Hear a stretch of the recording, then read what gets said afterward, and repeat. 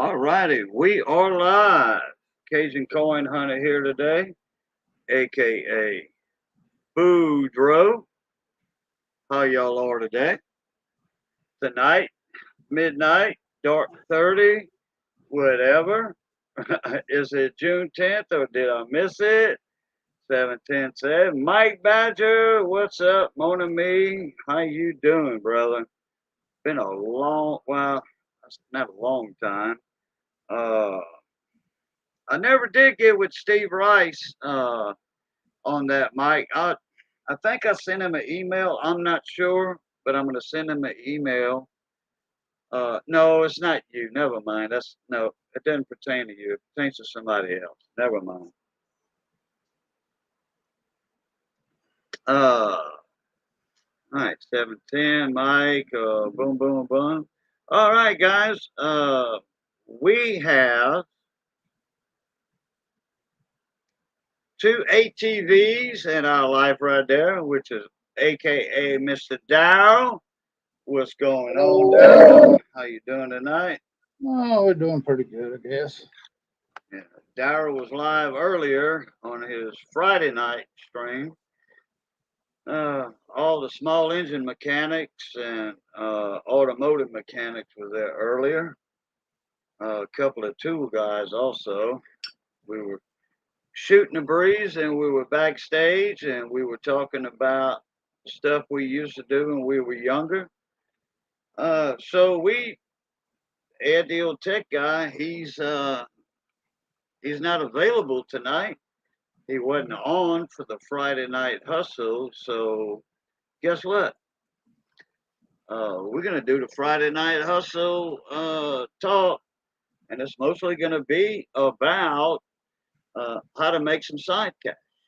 You know, how to make side cash, and uh, however you want to do it. I mean, as long as it's legal, naturally. Or a little bit of outlawing, a little bit of outlawing. Shrimping, crabbing, stuff like that. Yeah, yeah, we're gonna talk about that. Try again. How you doing? Seen that name before. And then we got Mrs. We got Our Life in here, which she goes by a different channel name. Yeah. That's What's Daryl's the wife. Yeah. What's the channel name? Yeah. Tax free money is my favorite. That's right. Yeah. Tax Well, free money is always the favorite of everybody. growing up in the '70s made you have to be able to do side hustles to to survive. That's right. David Carlisle, what's up, Mona Hey, Me? David Carlisle and Zeph Zephael. Zaphiel. Okay, Zephael. all right. Sorry if I screwed you that up, but Like Raphael, okay. Zephael is what he answers to. You know. He's a good guy. I've been knowing Zephael for a long time, quite some time. He's in a few different communities. He's in the small engine community. In fact, that's where I met him at, small engine community. And then I turned him on to the coin community. And just so happened he was a silver stacker. He's not an actual like per se coin collector. Okay, he's a silver stacker. Uh, yeah, he'll buy 90% silver. He won't buy slabs. Like 1879 Morgan dollar with the eight tail feathers. You know, no, he's not into stuff like that. He's into silver stacking, like investing for the future when the SHTF happens, when the shit hits the fan, stuff like that. Hey, Miss Canadian Scrapper, how you doing, Jack? Mrs. Big Silver Stackers in the house. Boom, boom. Let's go. That's right. She spelled it the right way too. Like go LSU Tigers. She's a Bayou girl. Remember we were talking about the Bayou area, Daryl, earlier Wait just a minute now, Casey. with Go Troy Cox. I got to Landry. say I got to go Cox now. I mean, I'm South Carolina, so Oh yeah, okay, yeah, yeah, yeah.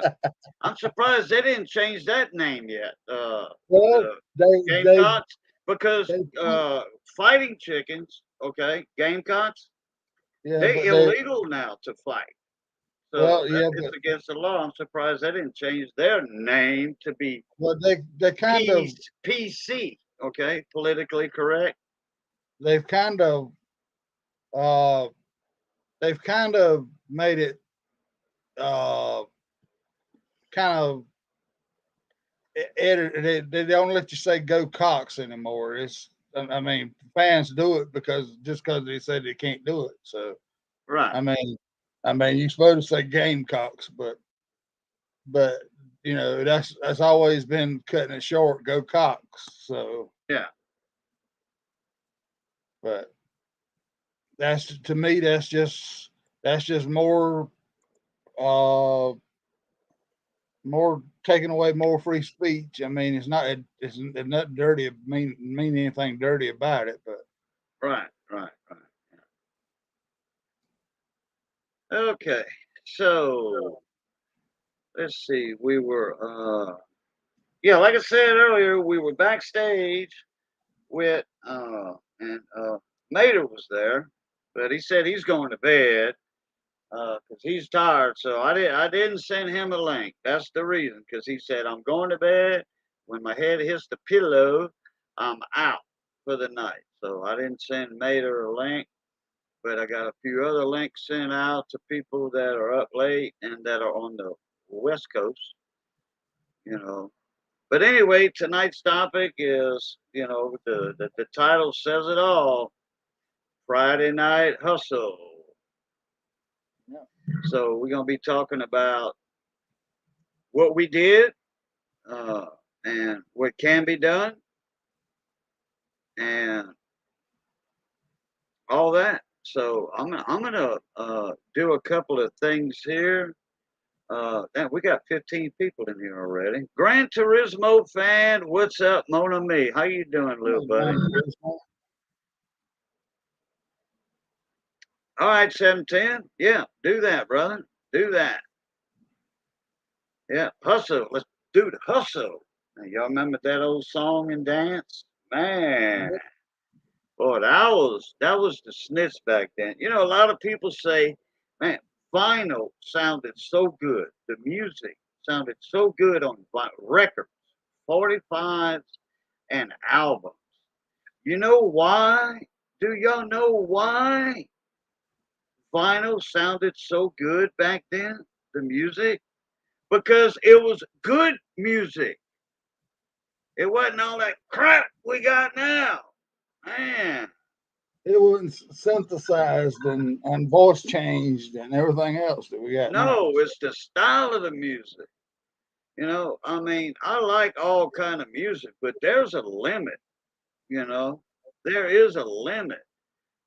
Country, like George Strait sang, you know, uh, Murder on Country Road, Yeah. Country Ain't Country No More, all them songs. Country Ain't Country No More. The song music, George Jones, Johnny man. Cash, Oh, that's all awesome. William Whalen, and You know, yeah, that's all good. Good old country right there. You know, they still got a few. I mean, Daryl Singletary, he died a while back. He had a chance to meet him down here at K-Bone, KBON. He was my cousin, the one that owned the radio station, Paul Marks. He would do phone interviews with Daryl all the time and met him in person, like I was saying earlier. And that guy, Daryl Singletary, he just died, what, I don't know, 5, 6 years ago, something like that. And man, hey, his stuff was country, real country. I ain't talking about all that other stuff. Now, Brooks and Dunn, boot scoot boogie, all that. That's awesome. I did like that. Okay, that was line dancing stuff like that. But there's a lot of country music now that ain't country. Raging Cajun, what's up? That reminds Hey, me. Raging Cajun. That Luke, reminds me. I forgot Luke to Duke send Outdoors. How are you? him one. Oh, Luke Duke's in the house. What's up, Luke Duke? Let's see if Luke Duke's internet is a little better tonight. That way, Luke Duke will probably join us. David Carlisle, you check your email. And Raging, naturally, you check yours. That's always there. Ah, okay. What the heck I was going to do? Okay, Darryl, you take over. Okay. Kevin Myers, what's going on, buddy? How you doing? Hey, Kevin. Yeah, we were just going coming back to some of the things we used to do to sell to make money back in the '70s and stuff like that. And And stuff that you can still do today. yeah, today, we, like we used to sell watermelons off the back of pickup trucks, and how we used to present our crops, like watermelons, or if you had uh, collard greens or something like that, you could always sell those off the back of pickup trucks, and or peaches. We like there's a peach farm down where I used to live at. The guy had his own brand of peaches and stuff like that he had patented. His peaches, you could kind of you just take 'em- could twist them a little bit down the crack, and they would bust open, and the core would pop out. So you didn't have to cut around it and all that stuff. And those type things we used to take them, put them on the back of a pickup truck and go down and sell them side the road, and uh used to take them down to Myrtle Beach, and by noon we'd be done sold a whole truckload of them, and we just had to wait for our ride because guys that I was helping out, they would have oh they'd drop us off with the peaches, but the truck was already sitting there that we used to. And so we'd unload what we thought was the sale, and usually by 12 we'd done sold everything and then some. So, but how you doing, Cajun? Raging Cajun? I'm doing pretty good. How about yourself, sir? Oh, we're doing okay. On this fine Friday night? Yeah, is you heading home, or is you found, are you, uh, or is you just riding till your weekend starts? No, I'm a truck driver. Yeah, that's what I'm saying. It's you just No, riding. we're we're pretty much on out time right now. Boom. You still We in ain't go- Laredo? no, no, no, no, no. Oh, okay. I All right. picked the load up this evening and started heading northbound. So Okay. if we can get this load delivered before midnight Sunday night, it's going to be a $12,000 week. Cool, Dang! cool deal. Now But Yeah. that's more than a hustle right there. yeah, is No, that that Well, is hustling though. That is hustling. Okay. You are hustling, but that's a little more than a side hustle. yeah, The well, side his Raising Cajun side hustle is when uh the I go company home. closes. No, uh it's the company's fault because they wanted it at a deadline that was impossible to meet. Okay, Uh huh. yeah, but his raging side hustle is when they can't unload him when he gets there. So he after so many hours, he's got to give them so many hours, I think. And Yeah. then after that, it's what? How much? 125 an hour or something? The way it works is When I get to the customer, they can't unload me, and it's not my fault, not my doing, 100% not my fault. I get $125 an hour for detention. Yep. If I have to sit overnight, it's an extra $75 for layover. And depending on if I can stay at the customer or if I have to go to like a truck stop and go back the next morning, that's an extra $25 for extra stop. Mhm. So Yeah. ultimately, their bill just went up probably another grand. Right. Yeah. So that's a nice side hustle for raising Cajuns right there. Well, Uh huh. Yeah. I, s- I spent 20 years of doing that stuff, so I know exactly what he's talking about. So, Yeah. Hmm. Yeah. I'll but probably be in another few. I'll probably be in a few more years until we pay the truck off, and I'm leaving. I'm probably going to be leaving trucking. well, as long as making that kind of money would is was that including for fuel or was that without the fuel? Nah, that's without the fuel. I mean, after the fuel and insurance and truck payment comes out, we may break half of that. Yeah, that's what. But yeah, I mean, Yeah. I used I used to work for. I've hauled some of them FEMA loads that I got $10,000 for my trucks just to sit there. I mean, for the Hmm. week.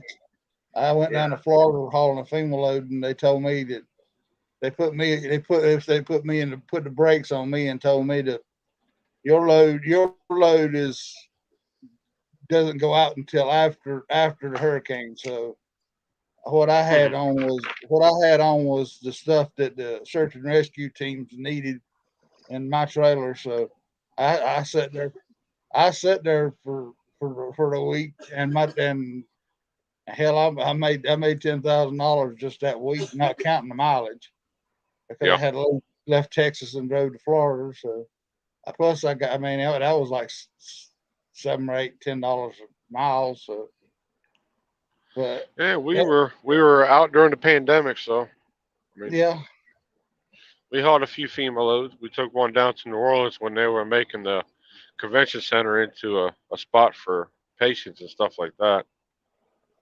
yeah, I had. Well, when Katrina hit, uh, I had. It wasn't one of the specially paid loads. This year was just a load of siding. We put it in I put it in a dry van, and had to haul that down to New Orleans because at the time right after Katrina, they had to hide everything hauled in there. Or you get robbed on your way in. So Hmm.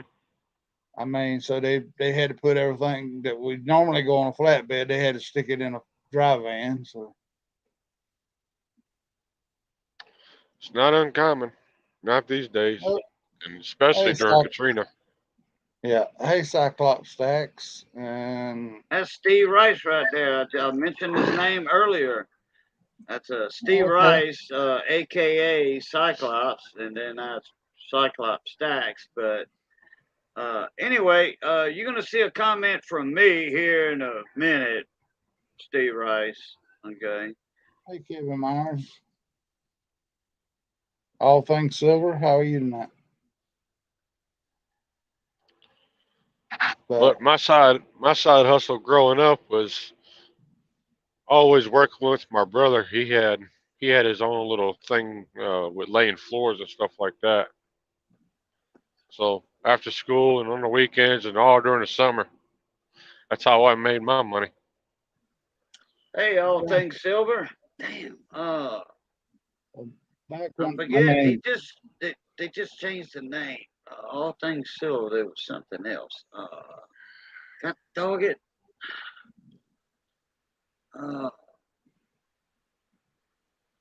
Uh, he'll mention the other channel name, I guess. Hmm. I've I mean I cleaned up kid cars and everything else back in them days. Just Hmm. anything that the tax man couldn't find out, that wasn't find out about. Yeah, All right. all cash money because I mean back in the 70s times were a lot harder than and I can see it coming back now with this all this junk going on now these Oh days. yeah. I can see it coming back quick, but I JC mean, Grows was my old name. I thought it was something else, another channel name, All Things Silver. Oh well, okay. I might be thinking of somebody else again, man. I mean, but there is still ways to get around some of this stuff, the hustle stuff. But like I Uh huh. said, but my granddaddy had a convenience store, and you know we were selling stuff at the store. But not only that, but then as I got older, I started moving out on my own, so it didn't go. Taking vegetables and selling them beside the side of the road and stuff like that. Yep. It was going to the pack house and buying direct, and then selling watermelons or something other all that stuff. And we was talking kind of about the presentation you had to do to make the sale. I mean, like Cajun was talking about taking a watermelon, cutting it open, and letting them pick the watermelon and cutting them open if he didn't have one already cut open, and letting them taste it and all that. And they'd end up selling twice, buying twice as much as they would if you hadn't had that kind of presentation sitting out there for them to look at, Oh yeah. all that stuff. So I like going to farmers markets and stuff like that, and them doing that kind of stuff. yeah, You get the freshest stuff at the farmers markets. yeah. I mean, but where but back in them used to, you could actually go to the pack houses where they before they even sent it to the farmers markets and all that stuff, and you just got it straight out the field or whatever else, Hmm. and cut out the farmer market price. So I mean, that was paying for your extra gas or whatever to go do it. So I mean, Yeah, I might be doing a little hustle. I kind of doubt it. I might be doing a little hustle this month at the end of this month. I kind of doubt it though, because I won't have the funds to do it. I do have some friends of mine though that I could get cash from to start it. It's watermelons. We remember we were talking about the Sugartown melons earlier. yeah, Okay, yeah. I've got I've got my 10 by 10 pop up, you know, and I've got my Jeep. I just can't haul a lot of melons at one time inside my Jeep. I think Hmm. I've got 80 melons in there one time. It's 70 melons to 80 melons. They were smaller melons. They wasn't the big Jubilee twos or the Jubilees, but Right. at least I can put like 60 Jubilees in there. But then I'll need to make one more sign, paint a sign, because one of my signs messed up. And I do have one sign, 4x4, 4 foot by 4 foot sign. I'll have to cut it down like the 3.5, 3.5, another one, which I think I got a piece of wood I can do one with. Uh, and put Sugartown melons on them, Yeah. and I've got two different spots I can go to and sell watermelons, and Missy can load them. I can load a couple, you know, but it's the heat, you know, Right. because hell, just a couple of days ago it was 100 degrees, you know. 105 down on Laredo today. But see, yeah, that's what I'm talking about. Yeah, Well, yeah. I got a creek down here below the house. I've been thinking about uh about getting me one of them copper pots to go down there just and sell it for high octane gas. And look, hey, they got Oh, a shortage of depth, yeah, diesel Well, exhaust fuel, you know. yeah. Man, that is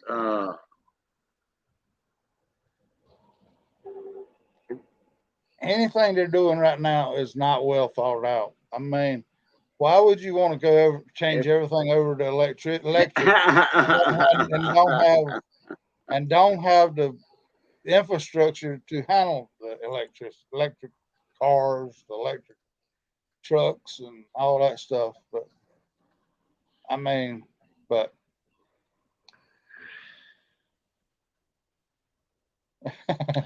I don't. you- too funny, Cyclops. Too yeah, funny, I see dude. that. You can use 40 skinny chicks. You can fit 80 melons in there. Yeah, that's right. Dang. Biggie Fitch, what's going on? What's happening? What's crack-a-lacking? Yeah, I might do that little side hustle. I haven't called my watermelon farmer yet.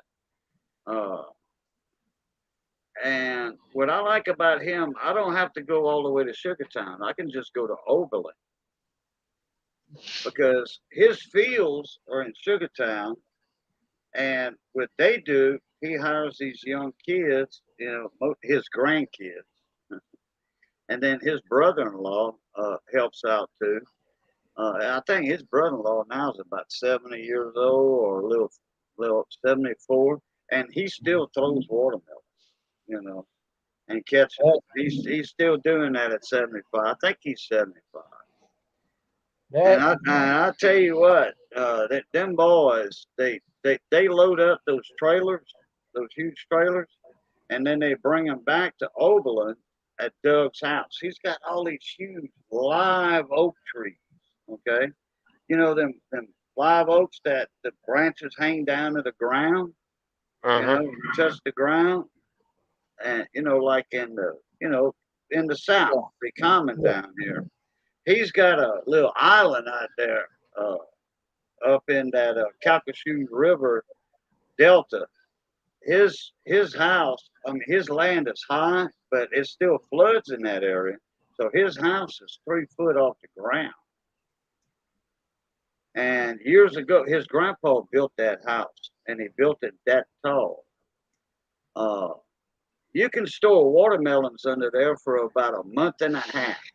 After the last melons are done and out the fields and all that, it's so cool under that house because it's nothing but shade trees all around it. You can put 10 watermelons. As long as the animals don't get to them, they'll stay good a month and a half under that house because it's so cool under there. So I might just do that. And what they do when they bring them back, they leave them in the trailers underneath them big live oak trees, and then all the peddlers and the watermelon buyers, they go, and then the kids load up their trailers and their trucks, or my Jeep in that case, and then I'll go set up a Tractor Supply or what have you, and then I sell watermelons. I make $4 or $5 on a melon profit per melon, or $3. Sometimes you know, like I say, I'll do $5 a melon. yeah, I'm paying $6 or $7, and if I get a huge one, because I'm buying smaller melons at smaller prices, bigger melons at bigger prices. Okay, because they got two separate piles, and they got separate piles of the different varieties, the Jubilees, and then we got the Delta Queens. Man, you talk about some sweet watermelons. Good. Uh huh. Oh, those are sweet. The Delta Queens, that's the sweetest watermelons I've ever ate in my life. And I can get $12 a melon. I'm paying $7 a melon. Okay? So I'm making $5 on a melon. And if I sell 30 melons a day, I'm making 150 bucks. yeah. I You know, mean, well, not making. Well, let me see. Okay, 30 melons times 30 times 5, yeah, it's 150 bucks. Uh, and naturally, I got my expense. You Yeah. know, Hmm. water. 'Cause, man, we drink a lot of water out there in the daytime. We do, man. And then I got the expense of giving Tractor Supply a watermelon every other day. You know, that's the deal. Yeah. But but well, I mean, just the thing about it is, the occasion that's helping you get a place to park, and the watermelon that you give them might be one that was left over from yesterday to load, and it's still good watermelon, but you could take it in there and after the profits and stuff like that. So Oh yeah, no, it yeah, don't matter if it's left over or whatever, you know. And I don't mind doing it. Like I said, I cut a melon every day. I cut a watermelon in half every day, and that's what I was getting at earlier. I give them a whole watermelon every other day. Every day they get a half. I bring it to them. They put it in the ice box in their break room. I usually go in their Tractor Supply's break room in the back, and I'll put it in the refrigerator for them. And then I cut the other one up, long like that. Boom, and then sideways. Now that's the half. That's standing up. If it was laying down, you cut it long ways, every inch and a half or so, and I give out samples. And then people say, "Wow, I wanted one melon, but after eating this, I don't want one. I want two." yeah, You know, just like y'all yeah, used to do with your peaches.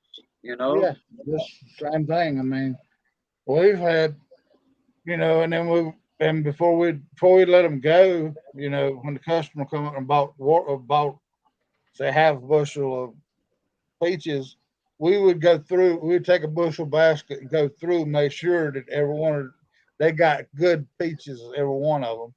Right. So they were, and then again, you got people that will come by and they didn't wanted those softer peaches. So you could turn around and sell those for extra money too, because all they were going to go do is going to make peach pies or jellies or something out of them anyway.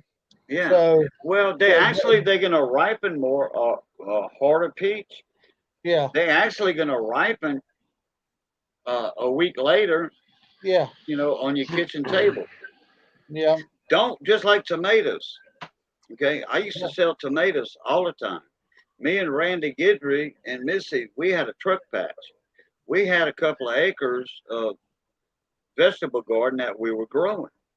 Okay, and we pick them when they break color.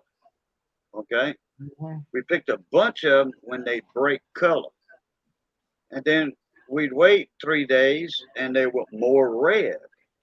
Okay, so we had a variety. We had ripe tomatoes, ready to eat right there on the spot. We had not quite ripe tomatoes, and then not quite ripe again, more green. And that's how people like to buy their tomatoes. Never put Yeah, a tomato on a windowsill, unless it's a north windowsill. We always put ours on the kitchen table. Never put them in the windowsill. That's an old wives' tale. That's a myth. They're gonna get red on your kitchen table or in a paper bag. I'd rather just put them loose on the table with, like, say, in a basket or something. Something where Hmm. the air can get all around them, underneath, uh, and all that. well, it's like in the wintertime, people don't realize it, but you can find tomatoes in the grocery store. But but by the time they ship it from California, they're pure green. And right before you make the delivery at Hunts Point Market or somewhere like that, you stop right before you get there, and gas and throw a daggum gas canisters in the back of it to go and make them redden up. So basically, they're like eating. That's why tomatoes don't have the same flavor as they used to either. So I mean, it's a lot of little things in trucking that Raging Cajun there probably could tell you too. But I mean, I don't know what kind of freight he hauls, but I've hauled, I I used to haul it all. I've kind of hauled it all. So Yeah, I did flatbed, I did stack deck, RGN, dry van, reefer, curtain side. I pretty much done it all. hey, Raging, What's up, y'all hear me? Randy Randy in there. Toraboli? How you Randy. doing? Randy Toraboli. That's the guy that's got the Red Fan videos. I didn't watch his latest one yet, but y'all check him out. He's got the Red Fan videos that work with no electricity to keep your house cool. Y'all go check him out. Okay, Steel Wool Queen, what's going on? hey, Steelwood. Well, SWK Q. Dog it. yeah, but I mean, the '70s made you become kind of more streetwise and how to make money, not to make money legally. That you know you didn't, because if you didn't, nobody would have. Through the mid '70s, there was no jobs. There was nothing. I mean, especially for younger people. I mean, the kid, the 16, 15, 16, 17 year old kids. I think I was on my first peach truck. I was like 12 years old. Just as long as I could lift a damn bushel of peaches, I was old enough to go work on the back of the peach truck. So, Yeah. I mean, And just like we were talking earlier about crabbing and shrimping, yep, okay, I did that for a long time, on and off though, okay. There's a lot of people that question me about what I did, how many jobs I've had in my whole lifetime. Well, you know yep, what? I worked for myself for a long time. I worked for other people, you know. Uh, the only job that I had, let me see, what's the longest job that I had in my lifetime? I'm talking about working for somebody else. I worked 2 years at a Exxon station. I was the manager, not at first, but I became the manager at a full service Exxon station. And we did the car washes, flat tires, brake jobs. We did, uh, front end lube jobs, pack bearings, oil changes, differential oil. We had a rack, spider rack, that was an in-ground cylinder.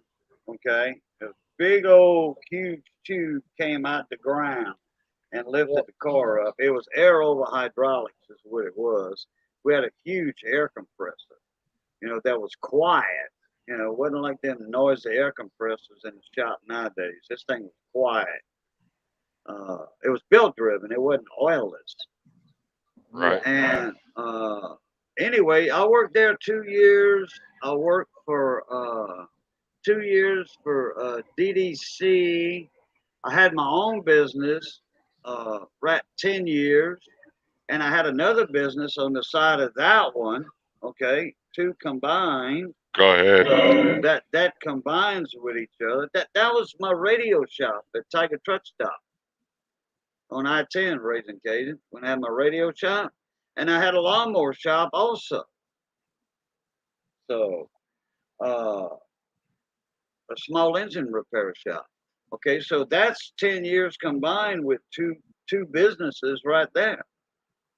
Hey, I worked for myself more or less my whole life. That's why I've did so many jobs: crabbing, shrimping, trapping, all of that. There's people that question me. I'm like, man, you must be old. You must be 1,000 years old having that many jobs. No, I work for myself. and I would do it in the season. I built houses in the summer. In the winter, down here, construction is slow. I go in the marsh. I go trapping. I go catfishing, running trap lines, hoop nets. It don't take long to run a trap line. Then we go run trot lines, stay busy all day. You don't want to work a half a day, then do nothing the rest of the day. I used to go run my crab traps. If the sea bobs are running on the beach in the Gulf of Mexico, I was running my crab traps in Upper Mud Lake and the Mermentau River. The Gulf was a half a mile south of it. If the sea bobs are running, I had my radio in my boat. I said, anybody out catching sea bobs? This would be in the fall, and the crabbing was a little slow. Man, we catching the hell out the sea bobs right off of Rutherford Beach right now, right on the beach, you know. And I'm like, hell, if them big boats are catching, well, guess what? I'm gonna get closer to the beach, pulling a 35-foot trip net with inch and a half webbing, and I'm gonna mop up. I'm just gonna haul the damn net to the shrimp house and let them unload the net. Pick it up with their winch, let them unload it, you know. And it's filled with clean sea bob, clean shrimp, you know. Let them unload it in their hopper. I'll go back. I'll make another 30-minute drag. I'll drag the net behind me. I'll let them pick it up with the winch. Boom. Yeah. Male gigolo. Just the gigolo. Like old, David Lee Roth used to sing. I'm just a gigolo. That's right. I've done that. I've done about everything except being the male gigolo. I mean, but Yeah. Well, yeah. No, I wasn't an actual per se gigolo, but I got a few ladies in my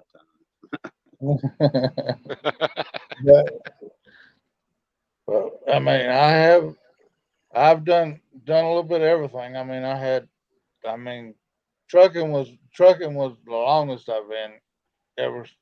I stayed with one company about 10 years, but I got tired of being having yeast infection. I mean, I had a dedicated run from Baltimore, Maryland down to Florida every week, and my truck always had a yeast infection because that's what I hauled was baker's yeast to these factories and stuff. So you So caught a yeast infection? no, I said I had my trailer had a yeast infection Oh, because your trailer. Oh, yeah not you. Okay. because that's what I always hauled. I hauled baker's yeast Yeah, I to know what you're these talking about. to these cooking places Mhm. like for the bread companies or to uh, Publix or these places that makes pies or Right. Keebler Oh or yeah, I know it. all Yeah, that stuff. I got a jar full of yeast in uh, my seasoning cabinet. I got a jar. I don't buy yeast, baker's yeast. I don't buy it Yeah, in them little Fleshman's packs or whatever the name is. I think it's Fleshman's or something. There's 3 packs. You buy them at the store, and I think they like $1.50 per pack. It's like I don't know, $4 for 3 packs, $5 for 3 packs. I buy the jars of the same yeast, jars of them, because I make my own bread. yeah. I make homemade bread. Oh yeah, This was, mine was refrigerated. You had to keep it at a certain temperature and everything else because it was because when it come out of that truck, most of the time it was ready to go. They had to go ahead and use it, all that stuff. So it was it was temperature controlled and all that stuff. I wonder why. What Which I they were mean, making with that uh, well, beer or what? it That was wasn't no, brewer's yeast. it was just yeast because of hey Mater, uh, Oh, there's made it. it was just Damn. Well, he proved me a liar, didn't he? He proved me a liar, didn't he, Daryl? yeah. He told us 2 hours ago he's going to bed. Yeah, 2 hours ago. He said, I'm going to bed. As soon as my head hits that pillow, guess what? I'm gonna be out like a light. Yeah. He ain't going to bed. Well, you know what? That reminds me anyway. Uh, I'm gonna do two different things here.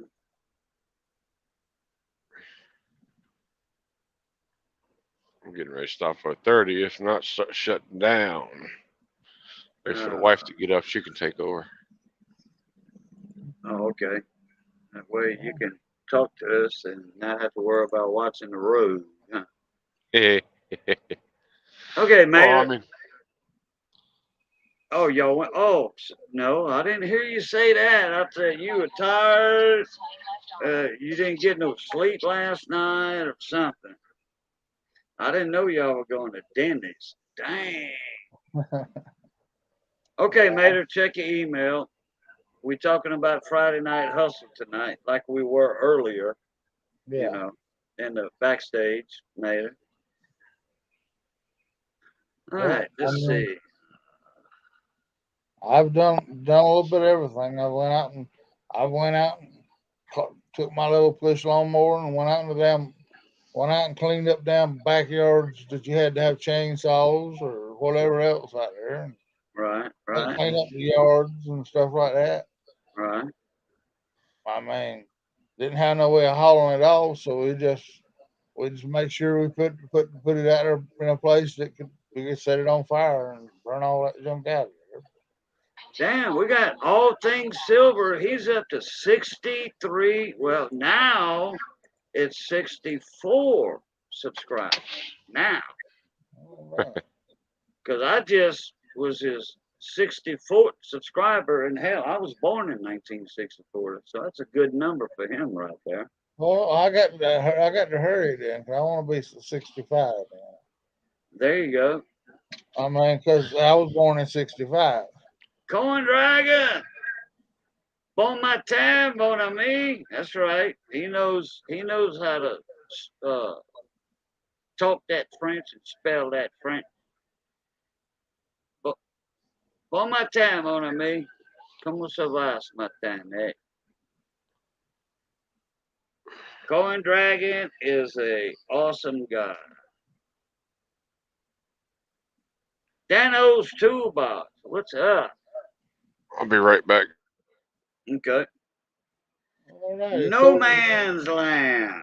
Metal detecting. That's another Louisiana boy in the house right there. We got Raisin Cajun. We got Cajun. Boudreaux. Tit Sava. Okay, yeah. Then we got No Man's Land. He's over there from the.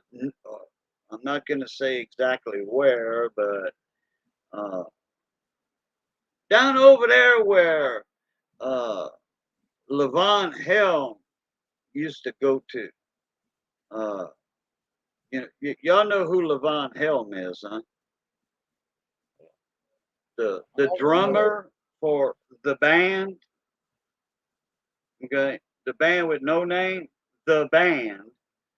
Up on Cripple Creek. You know, I know where when I get off of this mountain, I know where I'm gonna go down to Mississippi to the Gulf of Mexico, Lake Charles, Louisiana, to see my little Bessie there. Yeah. Well, that's where Levon Helm used to go to, is north of Lake Charles, to his girlfriend's house called Moss Bluff, Ragley, up there. His girlfriend used to live in Ragley. So that's the area that he's from.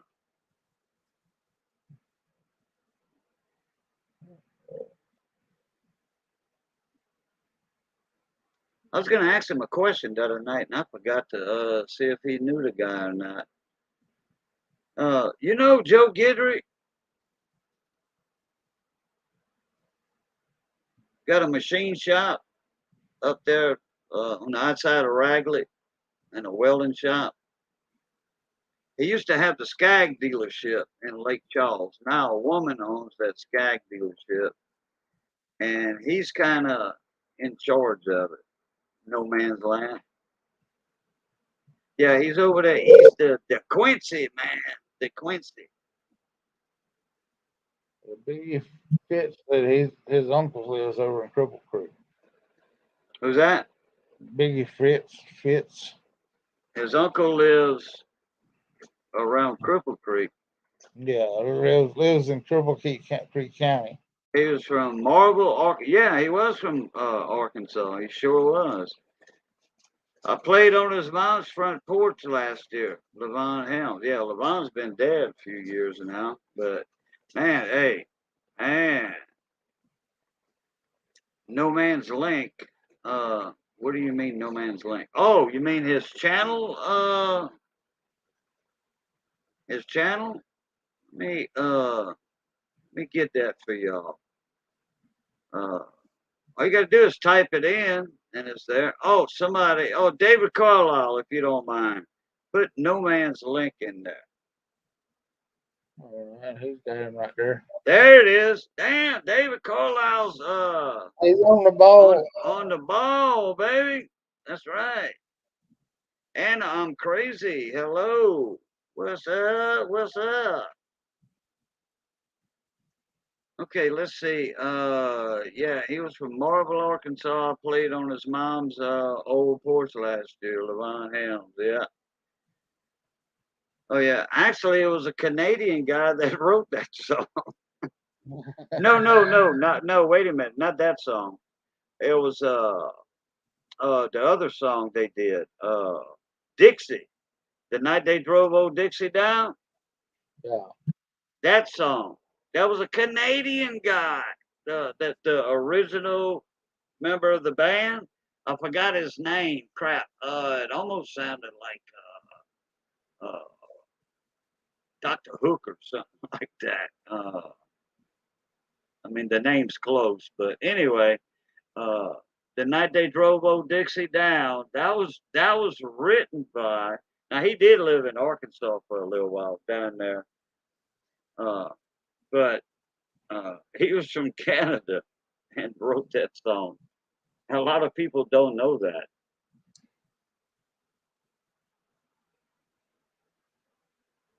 Yeah. Uh, Levon, not Leon. Levon, Levon. Levon Hell was the drummer, and he was a left-handed drummer too, which I know because I'm left-handed.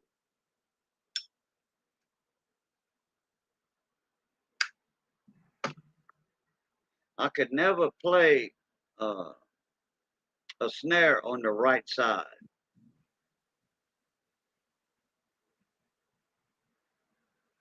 That or I was left-handed and I played right-handed, one of the two.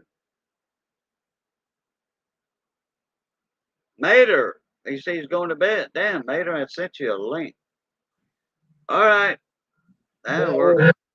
they said his name was Robbie Robertson there on that song where the night they drove old Dixie down.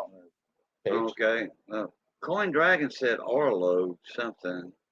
But I was talking about, I mean, I was mentioning the guy from Canada that actually wrote the song. They say this is Robbie Robertson. Robbie Robertson. Oh, okay. He was from Canada. Canadian. Yeah. Yeah.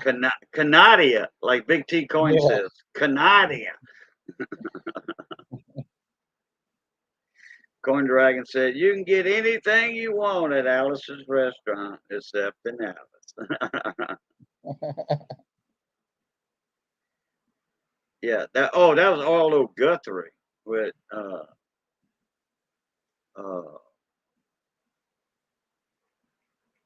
Alice's restaurant.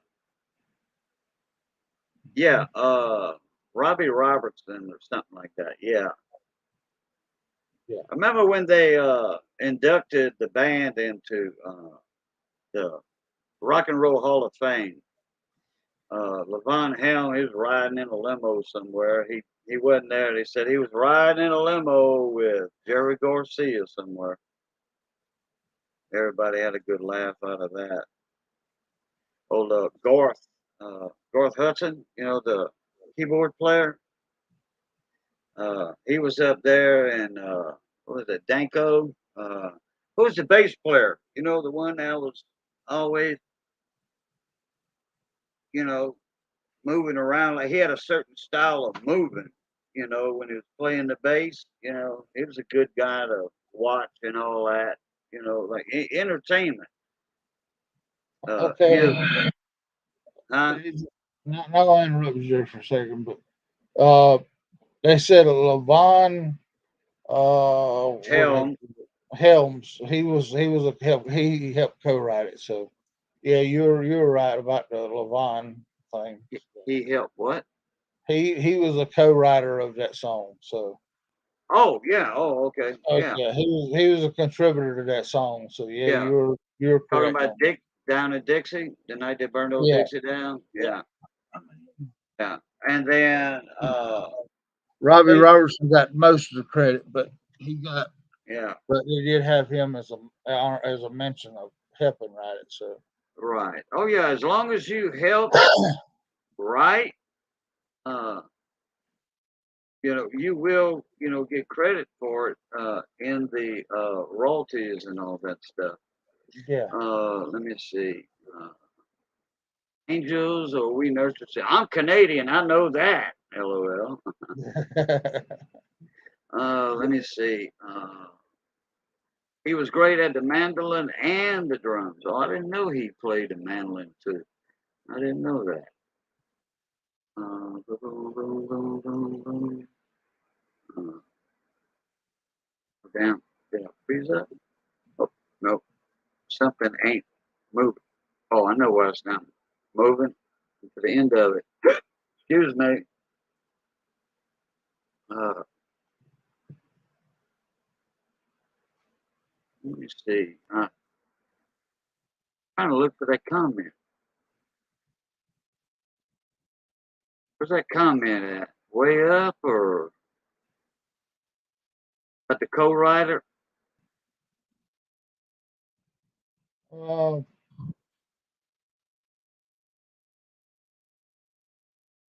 I think you couldn't remember what their names were, Cajun, and he was talking about I'm uh talking about Levon Helm. Yeah.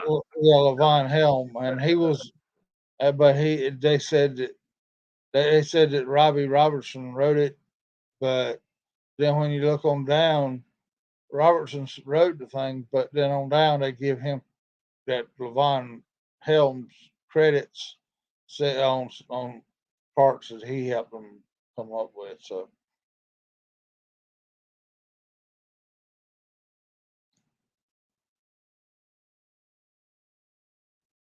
All right. Sorry about that, man. I missed almost everything you said. I was talking to Missy. She got out that's of bed. Let me yeah. see.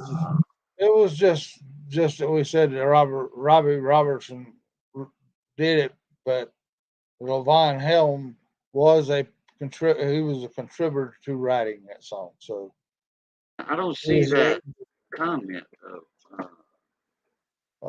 that was up a ways, I think. So Yeah, I'm live. Missy. Yes, I am.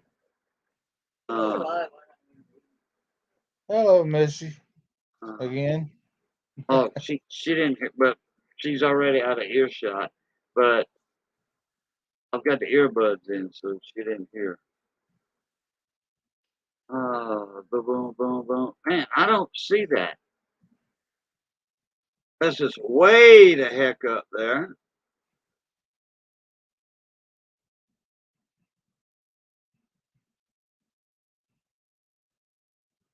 It was something about he was from Marvel, Arkansas.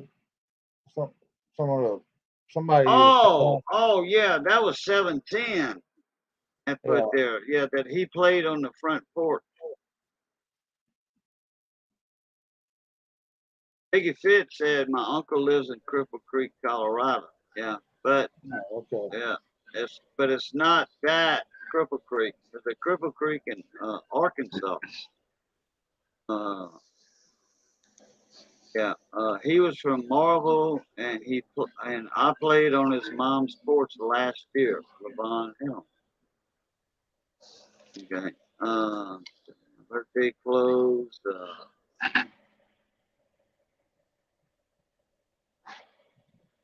Played with his daughter Amy. Oh, really? Oh, I didn't know that, 710.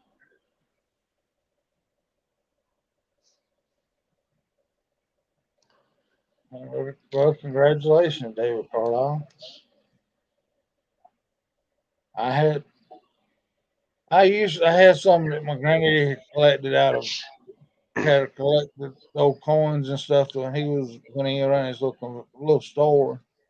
And of course I let I didn't worry about it, and I let my brother stay in my house, and he took all that with him whenever he left my house.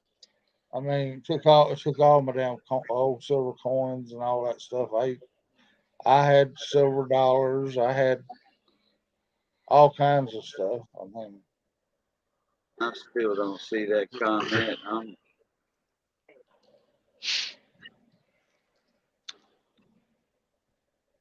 Hold on, I gotta mute myself again. Hold on.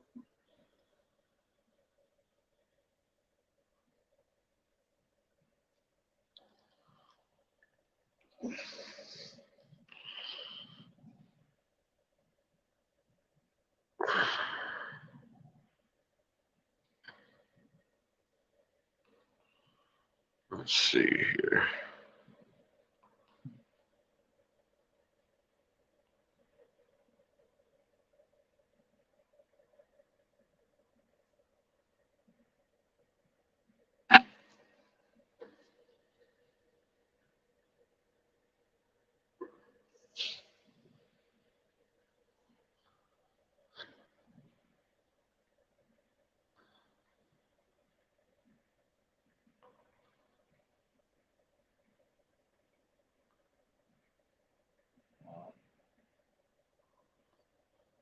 yeah, there was back years ago. There was all kinds of little side hustles and stuff that we used to have, we could do. So There still is if you know yeah, where if to you find just yeah, I mean, it's tougher to find them under the table jobs, but they're still out there. I mean, but nowadays like the little market stands like we was talking about with the peaches and the vegetables and all that stuff. If you do it Mhm. inside town limits, now you got to have a daggone permit and all that. You got to go pay the damn government before you can do that. Yeah, they want their share of the profit, that's for sure. Yeah, they want their part of it. So yeah, yeah, no man's land. Like I said, my grandfather had a big farm that he raised all kinds of stuff on. And okra was one of them that he and I hated going in that okra field because I knew for the rest of the day I was gonna be itching because That's why we wear long sleeve shirts. well, hey, I was lucky back in them days, Cajun. I was so country redneck that I was lucky to wear clothes, and I lucky I had pants on while in the day. Okra is itchy. When it gets taller, Yeah, real tall, like 8 foot tall, and you walking in there. I mean, every time you cut a okra, you always cut that stem off right there. yeah, You know, and then man, I'll get that cow horn get 8 foot, 9 foot tall. You'd have to bend down the plants and yeah. all that. I It was don't just eat like okra. it was just like suckering tobacco. I mean, you cut the top out of a tobacco plant too once it got to a certain height. And Yeah, because they'll go to seed. cut the flower off the top of it. Yeah, right, because they'll go to seed. You Yeah, ever seen tobacco seeds? yeah, Yeah, Man, those things, tobacco seeds. Okay, put it this way. If I had this bottle, this full, right here, with tobacco seeds, you know how many acres that little bit of seed could plant? About 20 or 30 acres, maybe more. They're just little tiny. Tobacco seeds are almost microscopic. Yeah. If you think you got 30 seeds in your hand, like right there, no, no. You probably got 3,000 seeds because that's what you can put in your hand. Right there is about 3,000 seeds. They are almost microscopic. Yeah. And that's why most of them they already had most of the time they already had started making they had already worked over the winter time to get the starts for the tobacco seeds to where they were up big enough that you could ride along behind them and plant the plants instead of waiting for the seeds to grow. So, Hmm. I mean, kind of like a tomato plant. A tomato plant's got small seeds too. Yeah, no, not that small. Not But small like no, tobacco seeds. no, Tobacco seeds are one of the smallest seeds on the planet. They tobacco seeds are 10 times smaller than a mustard seed, or a yeah, hundred times smaller than a mustard seed. Yes, sir. And they are microscopic, just about. yeah. You think you looking at some, if you got a speck, or if you think you see something in your hand, that might be a tobacco seed. It might be.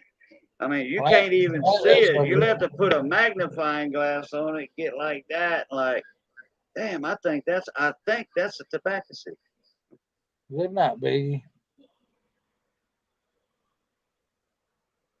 Hey, Biggie.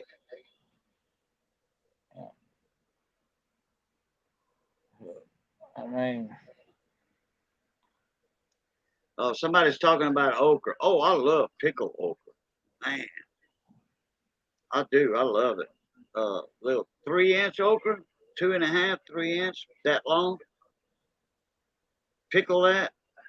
Oh yeah. man.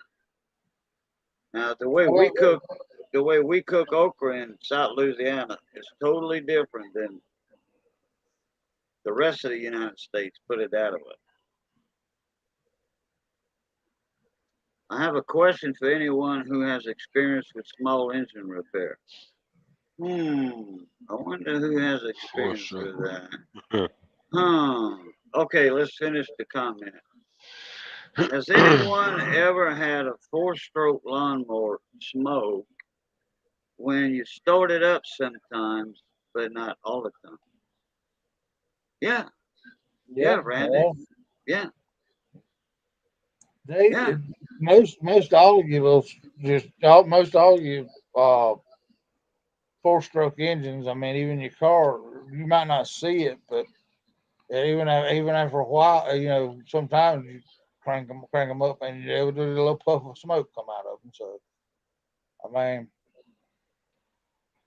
Metal Music Maniacs, what's hey up? man, Oh, pickled crawfish. Yeah, buddy. Hell yeah. Pickled crawfish. No, not trial and error. The Swedes, the Swedish, have been doing pickled crawfish for years. Years. We used to ship crawfish to Sweden, and they would pickle crawfish, whole crawfish. Yeah, buddy.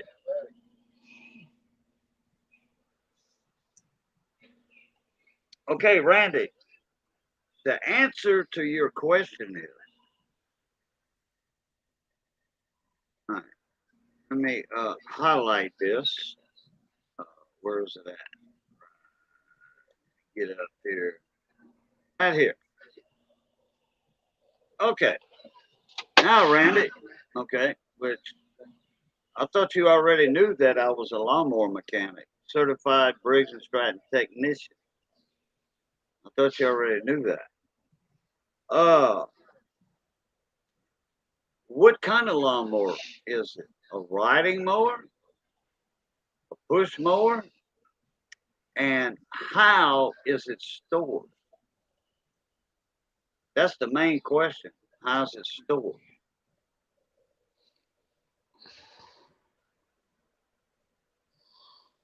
That is the question you have to ask. Yeah, before I can give you a diagnosis. Because there's a lot of people that have these lawnmowers that were made at one time. And it was a space saver lawnmower. It was a Briggs and Stratton engine, okay? And the handle would fold over, which you did.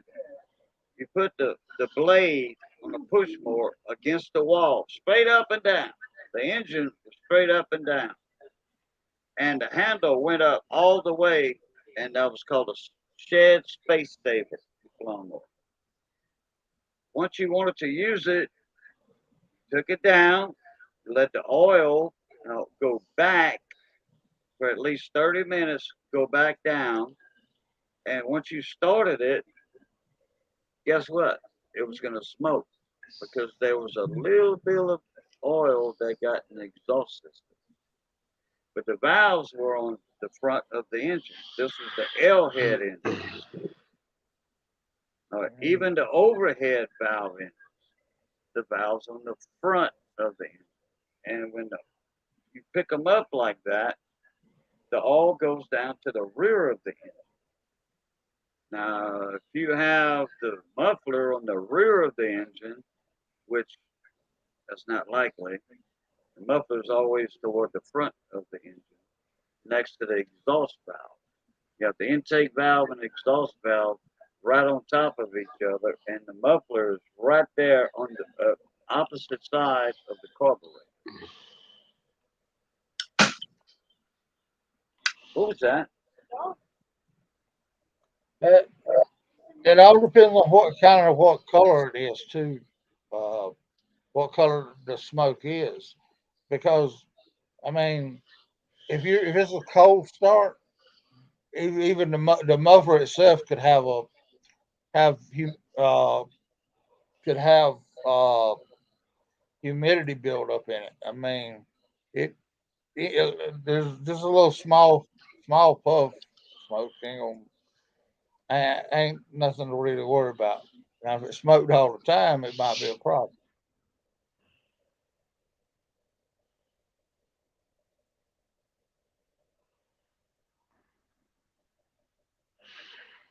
If you got one smoking all the time, you got to clean that carburetor out. Yeah, either the carburetor or it needs rings. Hmm. Like I said, it all depends on what color the smoke is.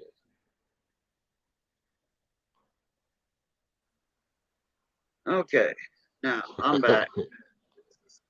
No. Okay, I was talking with my granddaughter. She's asking some questions and stuff. It's an overhead valve, a 159 Honda clone. Oh, Honda clone engine on a Craftsman M270, and it's blue smoke, but it's only for a few seconds. I wouldn't worry about it. You have a little off seepage somewhere or whatever uh, on a Craftsman M270. Okay. Uh, Gabby 710 said hello. 710 said hello, Gabby. Uh, Liver's right there. nasty. Ugh. So say hey, 710. Say hey to everybody. Hey, There's Gabby. my granddaughter, Beetlebug. Okay. Uh, I'm not familiar with that mower. I'm familiar with the engine. but usually Honda they made a 160, a 180, and a 200 GX engine. So the 159 Honda clone would be close to the 160. That would be like a 5 horse engine. Yeah, it's as long as you're not seeing the big drops from using it, big big losses of all in it, I wouldn't worry too much about it because I mean, Yeah, like I said, even humidity going into the muffler can yeah, right, cause puff. So right, I mean, right. so just in a humid area, I mean, it can be stored inside or anywhere else. Just as long if the humidity's up, the muffler will actually absorb humidity until you crank that sucker up. So It's good for bugs or it's good for killing bugs, the bleach smoke. It's good for killing mosquitoes or running away bugs. running them Running away. away bugs. Yeah, yeah.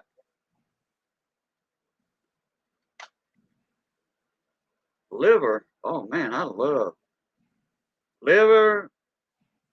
Well, chicken livers, fried chicken livers, like fried chicken livers, fried just like chicken, deep fried with the milk and egg batter and the flour. Man, I'll tear that up in a heartbeat. Oh yeah. Yeah, And then beef liver, beef hearts, and I beef had kidneys. We make a gravy with that. Rice and gravy. That we call that debris, yeah debris down here. yeah And I had oh my God, that is the best gravy you ever want to eat in your life. back when I was younger. I developed anemia, and that's what the doctor put me on was eating a liver to bring my blood back up to right. Yeah. Yeah. And We don't have a lot of anemic people in South Louisiana, Southwest Louisiana. We eat debris and bouillie, or some people in French. Okay, debris is French for the beef liver, hearts, and kidneys. That's debris for the beef. The pork, hearts, yes, liver, and kidneys. We call that the bouillie. Or some people call it, and it depends on what part of Louisiana you're in, they call it the fraiseuse. Yeah. And then the pork, you have what they call sweet meat. The sweet meat. That little tenderloin in there, that little tenderloin by the hind legs inside the abdominal cavity, that little tenderloin, we call that the sweet bread, not sweet meat, sweet bread. Oh man, that sweet bread's awesome. You deep fry that. Oh my God, tastes like cotton candy. Well, I'm only gonna say that. I'm only gonna say this. Only thing I use liver for is bait. that's what we was being. And No, that's no, Fred and Tim was just sitting there no. earlier, catfish bait. That's catfish bait. I don't eat that shit. I don't eat that stuff. No. You Uh-uh. talking? Wait, raging. You talking about the beef liver or what? Any kind of liver. Yeah, Oh no, I no. use We that. I use that as crab bait. bait. Crab bait. We use the beef melt. The melt. Okay. Some people put the melt, cut it up in small pieces, and put that in the debris. You know, hmm it's too chewy. No, it's too chewy. It makes a good gravy. It adds to the gravy, but no, it's too chewy.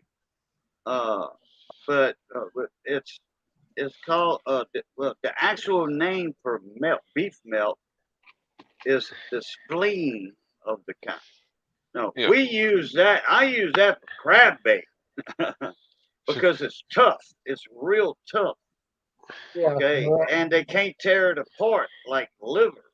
You know, well, like catfish, not catfish bait. Okay, that's what I wanted to Yeah. say. But chicken livers, you know, it's too easy to take off the hook. I mean, chicken livers. When you use it as catfish bait, it's too easy to get off the hook.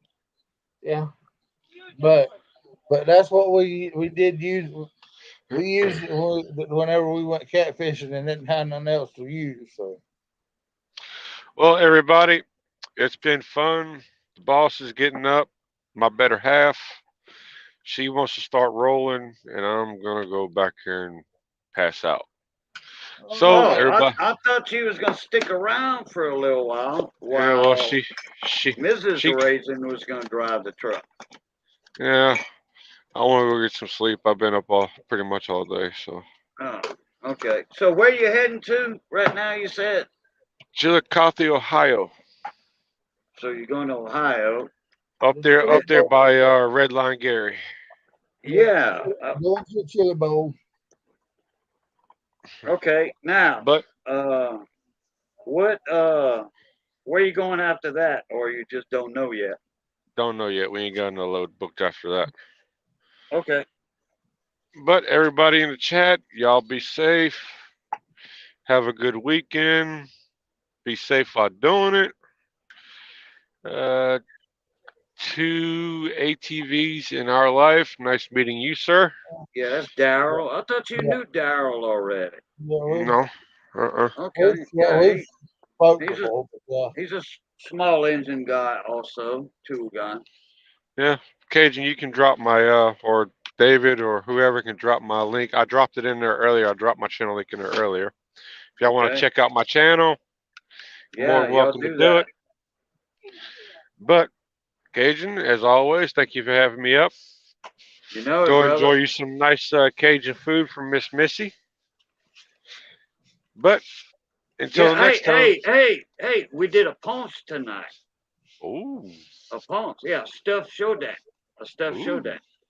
Yeah, you know what that is. Uh-huh. But until the next time, y'all keep those wheels spinning, your beavers grinning, and we'll catch you on the next one. The Raging Cajun is going to bed. Sweet All time, right, man. Raging Cajun. Have a good, safe weekend. All right, 710's got his link up in there. Y'all go check out Raising Cajun. That's my mon ami and cousin from South Louisiana right there. Actually, he's Holly's Gems and Coins. Wow, I didn't see you there earlier, Shy. Sorry I missed your comment, Miss Holly. Thumbs up. Popped in to say hi and hit the thumbs up. Love. That'll work, my friend. Love. Okay. Oh, y'all got to excuse me. You know, I've been busy with my granddaughter, Missy, and all that. I was talking with them earlier. I missed a lot of the conversation. I missed about 15 minutes total of the conversation. So, uh, and all that. What you doing, baby girl? Fixing you what? Some mac and cheese? Oh, you found the stuff Papa got out the pantry earlier? Yeah. Papa brought some out. Did you make it right this time? Yeah, you put water in it. You're not gonna burn the mac and cheese. Okay, good. Missy got a, you know, she's got some in the microwave Kraft mac and cheese bowls. Just you Yeah. know, pop the lid off, add water to the line, and microwave it for 3 or 4 minutes or whatever. 3.5. Oh, she's got that down pat, huh? Yeah, one time she didn't add water to it. Guess what? There was some burnt pasta and cheese in there. It didn't smell good neither. Oh yeah, you put the cheese in after. Yeah. And kind of like instead of, instead of popcorn, she had pop pasta. Right? Pop pasta. Yeah. Okay. Wait. Baby girl. What? 3.5 is 3 minutes and 5 seconds. 3.5 is 3.5 minutes. 3 minutes and 30 seconds. But I like my mac and cheese al dente. A little bit. I don't like them soft. I like them a little, not crunchy, but I don't like them soft. I like them medium. Yeah. Okay. Like my steaks. I like mine medium rare. Yes, Pink. Pink. Oh, I like my meat pink all through. Yeah. yes. Yeah. Still oil. He probably could have made all kind of mac and cheese on his lawnmower, but Oh boy, no doubt, huh? Yeah. Oh yeah. it got kind of toasty. I mean, I went live after that, or I was live with somebody else, and I was showing a fried crawfish tail. Missy had made some fried crawfish tails. You know, like fried shrimp or fried uh-huh. chicken or whatever. Missy had deep fried some crawfish tails, and I was making a joke, and I was like, "Here's what you get when you leave a live crawfish or two on the top that you want to show off on the camera how big our crawfish are." I said, "Man, these things deep fried right on top of the hood of the lawnmower. All I had to do was break the tail off, and I just took out the tail, and here it is, deep fried crawfish tail." Everybody got a good laugh out of it. I think they're talking. I think they're talking about when your tank caught on fire the other day. Yeah. When that Um, propane tank blew up on me, yeah, and when I was caught boiling caught the crawfish. lawnmower on fire. I Yeah, think that's what he's yeah. talking about. I left two crawfish on top of the hood, Oh, you did it. and Well, they got fried real crispy. But I was making a joke. A couple of days later, Missy had deep fried some crawfish tail meat, just the uh-huh, tails, the meat, like fried shrimp. yeah. And well, she did both. She did fried shrimp and deep fried crawfish. You know, fried shrimp, fried crawfish. So I was making a joke when I showed that. That's better than frying the eggs on your hood. Yeah. Well, Miss Holly, I don't know if you saw that video I made when that propane tank blew up in my face. You know, I You, lost a lot of hair, everywhere. A good thing not on my face, you know. And John Francis, there's another Louisiana boy in the house. hey, John Francis. How you doing, John?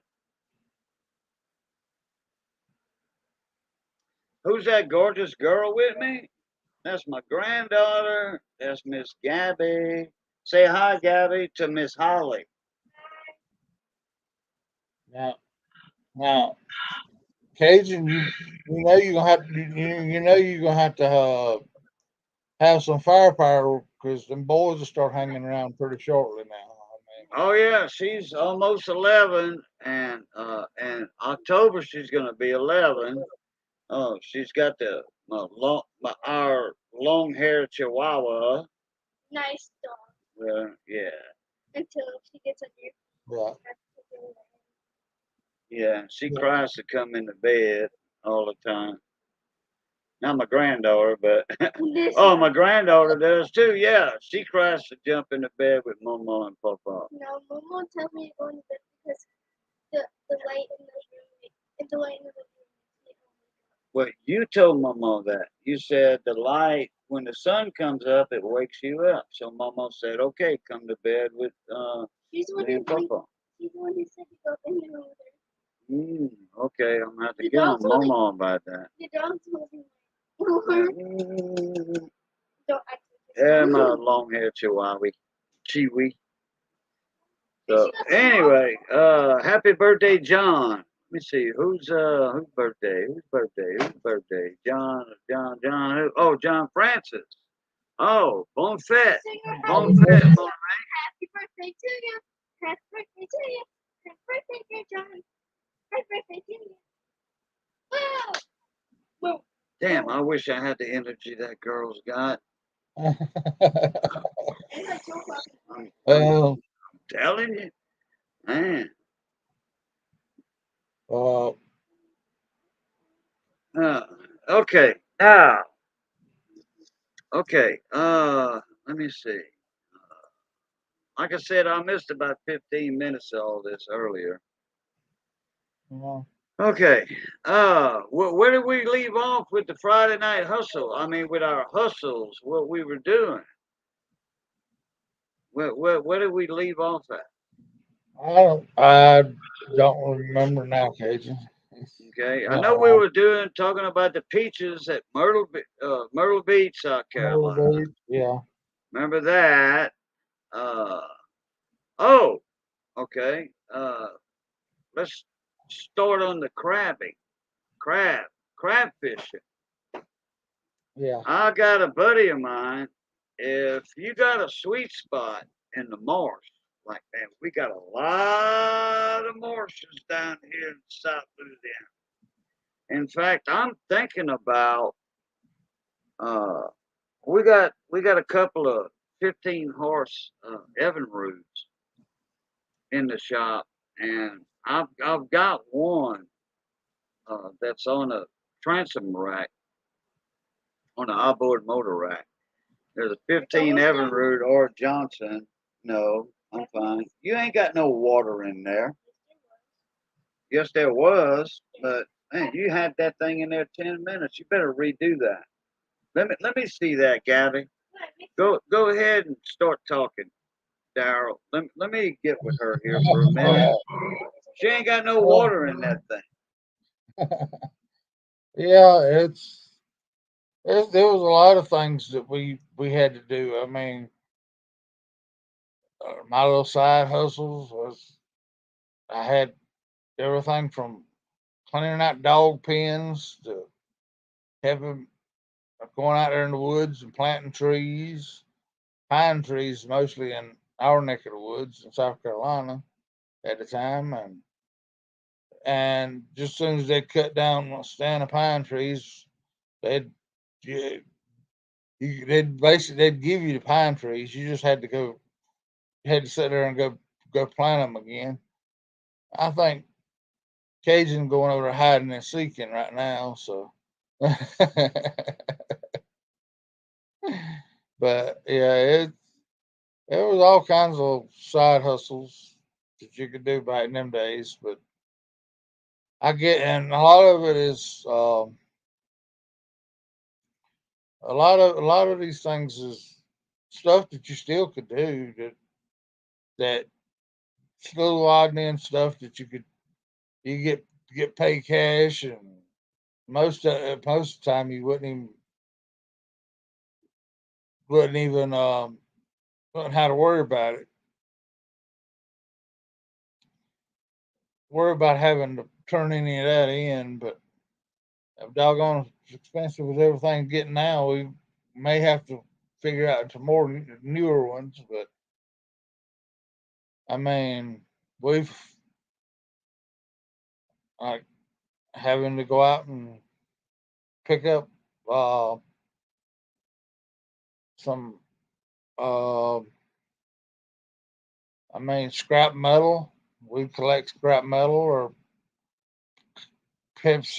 back in them days, though, you find Pepsi bottles, Coca Cola bottles, or anything else. And those were those were like nickel a piece back in them days. We'd pick up a whole, go out and where people throw them out the windows and stuff like that. And I'd usually take them to Granddaddy's store and cash them in. Shoot, they were, uh, so we could have. I'd always have a little bit of jingle in my pocket because nothing else. I was picking up Coke bottles, and Pepsi bottles, and all kinds of glass bottles and stuff. So, all right. Good night, 710. Oh, was you going or are you Holly going? Well, good night, whichever one of you's leaving. But yeah,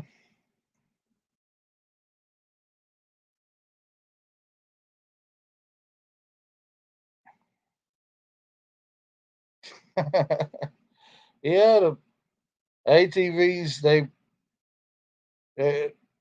they were good about they're good. Youngins love them to death. So I mean, we got a little 13-year-old neighbor. She wants to take ours and go ride it by herself. And me and the wife, we're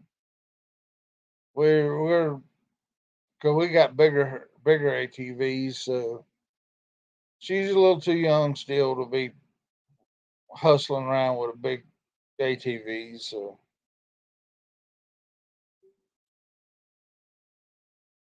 but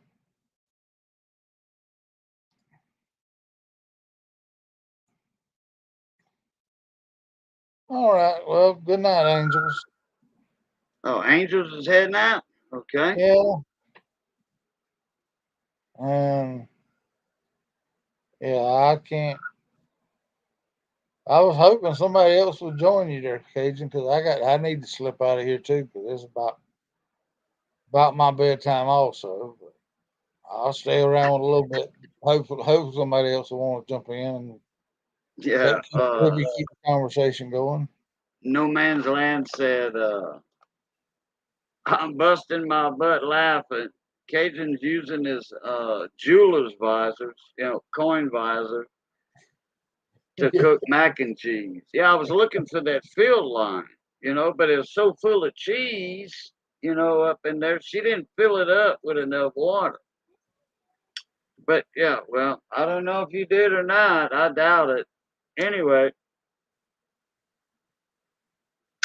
like I was saying earlier, where my cousin's from, that's on uh, swamp people, Pecan Island. There's a boat dock down there. There's a couple of boat docks that you can get in the inside marshes. Okay, that's all like the Miami Corporation land and stuff. Like a kind of like a refuge reserve type deal, Yeah. and you can get there now. Don't that look a little better? Yeah, I thought so, baby girl. Just add a little bit You're more supposed to add the water that I'm gonna show you next time you to open that one. fill You line. you show Papa, and I'll show you No, the no, no, to exact that fill fill line. line.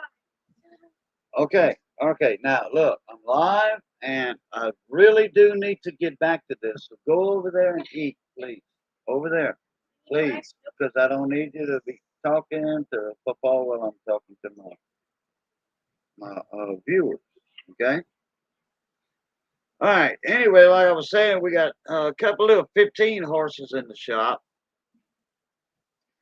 and one was like a porch motor. Another one, the guy brought it in. It got repaired. He was like, uh, well, no, uh, or it came in for a diagnostic or whatever. And the guy says, no, that's too much money. Just keep it, keep it for parts or whatever. Well, we got a couple in there, and that's going to be my little outboard. I'm going to do an overhaul on it, and uh, I'm going to get me a little 14-foot or 12-foot,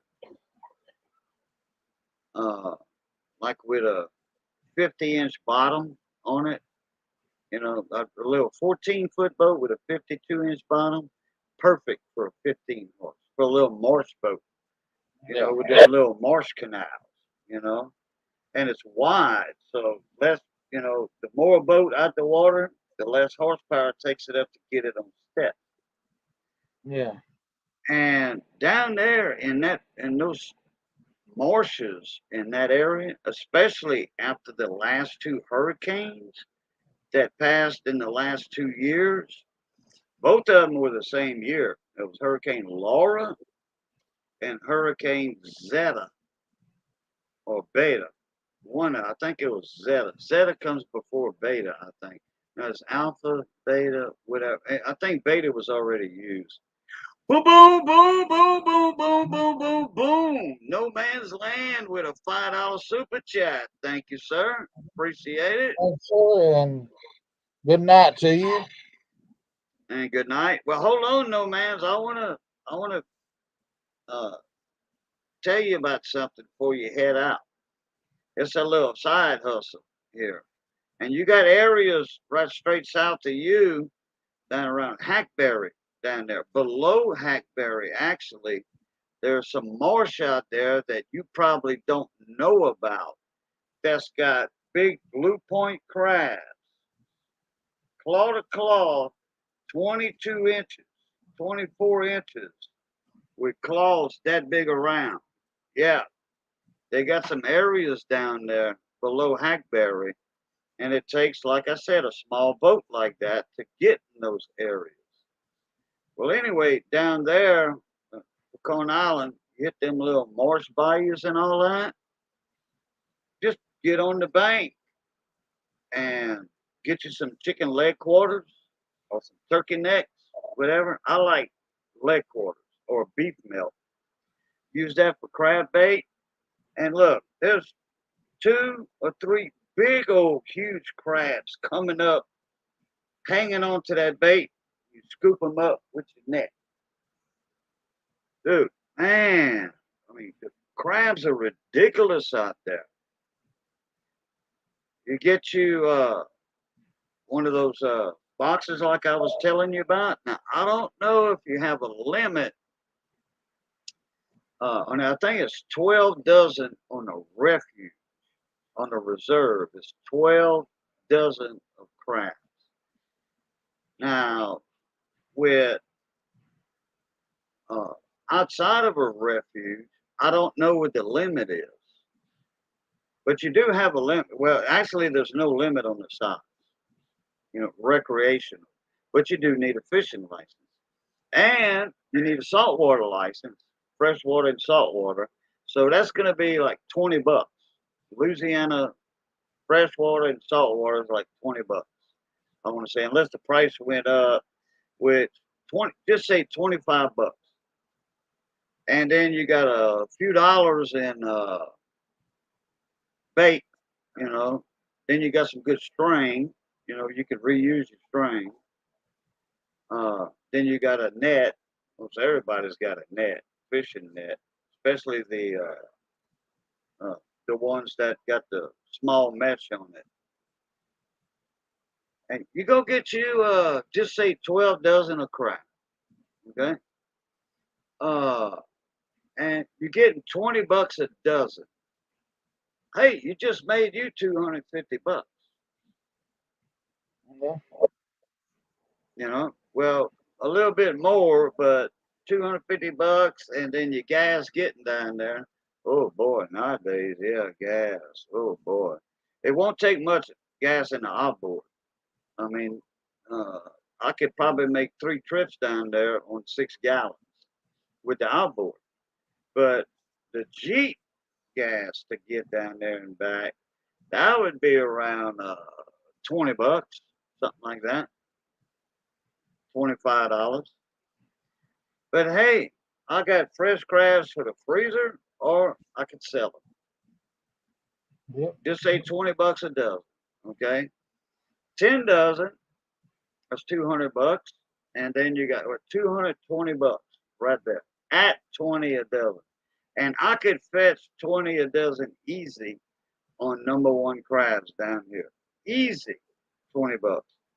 Hell, up in Maryland, you know what them trot line? You know how to trot line crabs? You ever saw that before, Daryl? Yeah, we used to do that with crawfish. Crawfish with a trot Yep. line, a big. Well, not a trout line, but we did it with fishing poles.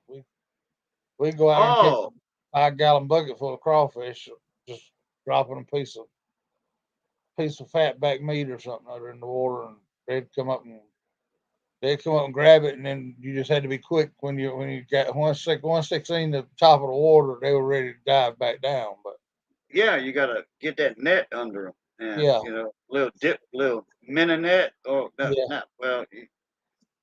It's on a 5 foot handle. It's about that big around, and it's a tiny. It's white with tiny quarter-inch holes in it. Right? You put that under the crawfish, you'll fall right in it. But we got crawfish nets down here. That you pick up with a pole, and they got 4 wires coming out at. It makes a square net. You throw your chicken neck on it, or a piece of that melt I was talking about, that cow spleen, Yeah. and put your little piece of that cow spleen on it about like that.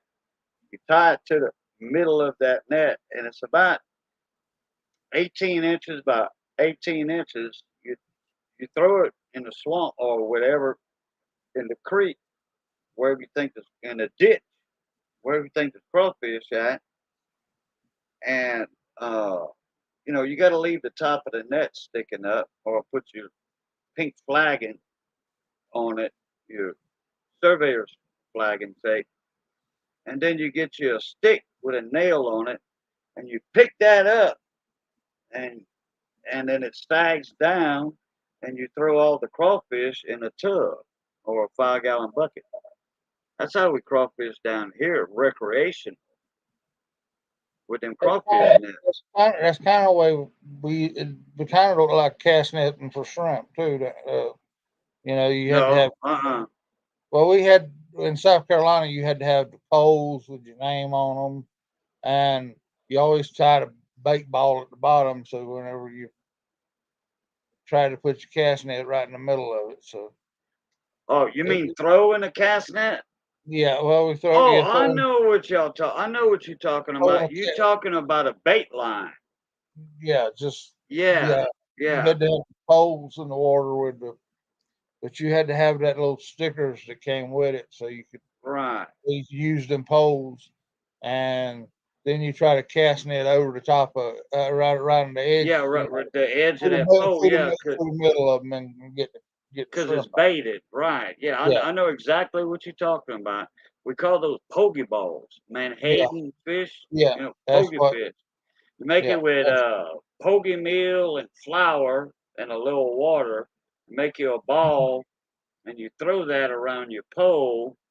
That way you know where the bait's at. And yeah, then you wait about 15 minutes, and you throw your cast net around there. And if you catch a pokeball in your cast net, you just throw the pokeball back out. Yeah, the shrimp come to it.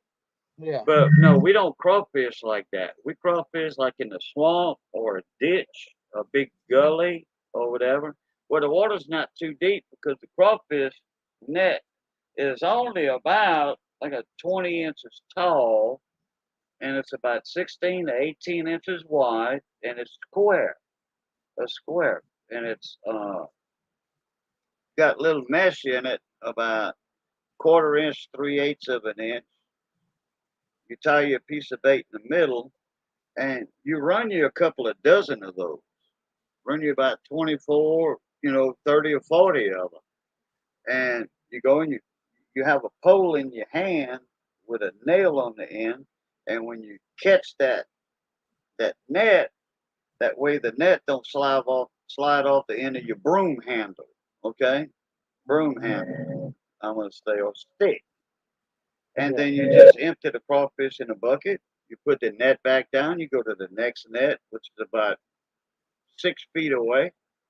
Grab the next net, empty it in the bucket, and before long, hell, you got a couple of sacks of crawfish.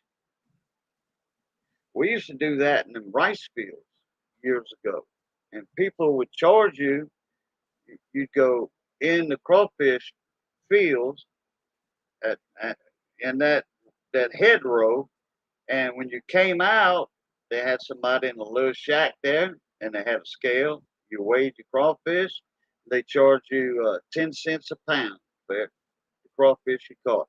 So if you had 50 pounds of crawfish, 2 sacks, you paid $5, and you enjoyed the day with the family. But it didn't take long to catch 50 pounds of crawfish neither. And you enjoyed the family with some bologna sandwiches, ham sandwiches, lunch meat, Coke, Dr. Check, whatever, them old Winn Dixie drinks. Yeah. Beer for the adult beverage. Yeah. Salt Yep. meat for crawfish. Yeah, that's right. The Cone 710. What's up, Mon Ami? I Yep. found hot dogs work real good for crawdads. But yeah, but down here we got crawfish everywhere. You know, everywhere. And when we get a Oh, on the edge of town toward my buddy's house, when they let out the when they drain the crawfish ponds to get ready to plant rice, everybody goes in those ditches and catch crawfish. You can catch 4 or 5 sacks in about an hour and a half. Big old crawfish. All the crawfish are coming out the pond going in the ditches. Farmers yeah. are getting ready to plant rice. But them crabs out in the marsh, oh yeah, that's where the fun's at.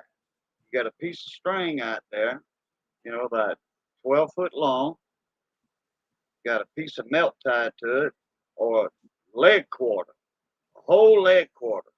Punch a hole through the leg quarter with the knife. Tied, knotted, in your string. Throw it out there.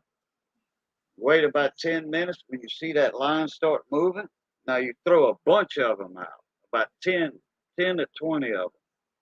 You start bringing it in slow, slow, slow, slow. Then you got your dip, your fish net, dip net with a 6 foot handle or whatever.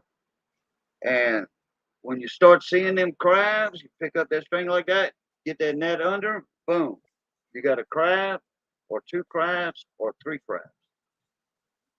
I'll Mhm. send you a link, Daryl, to a buddy of mine that goes down.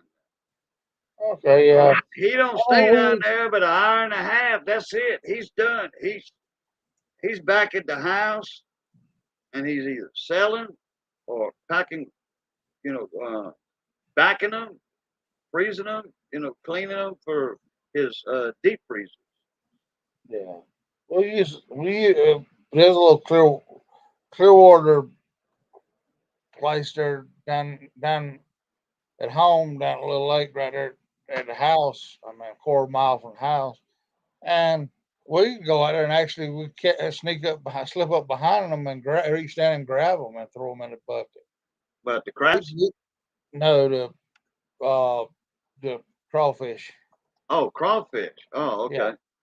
I mean we catch them by hand or either that or take a little piece of meat and stick it on it and sit around the pier there and just throw a line out. You'd Yeah, end up. I've never been in that area before, so I don't know uh, where, or now. Once I'm in the area, then I'll know where the crawfish at or crab, Yeah, But I don't know what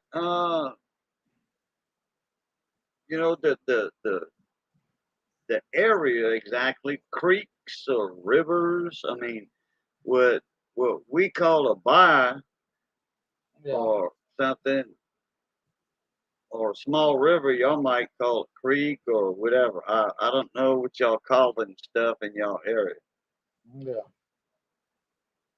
these. Still Wool Queen says, is it still skinny dipping if you gotten a little fluffy? Uh It's either skinny dipping or chunky dunking. I do more Chunky done. chunky Oh, then the cone said nope, that's belly bobbing. dunking. Okay. uh, Yeah, I do more. man. If I went down there and jumped in the creek right now, I'd be chunky dunking with no clothes on. Let me find that video real quick. What's this right here? Uh-oh. I don't know why this is not showing up. Am I froze? Yeah, I Mhm. am now. Nope, my picture was froze. Okay. All right. Let me find something here.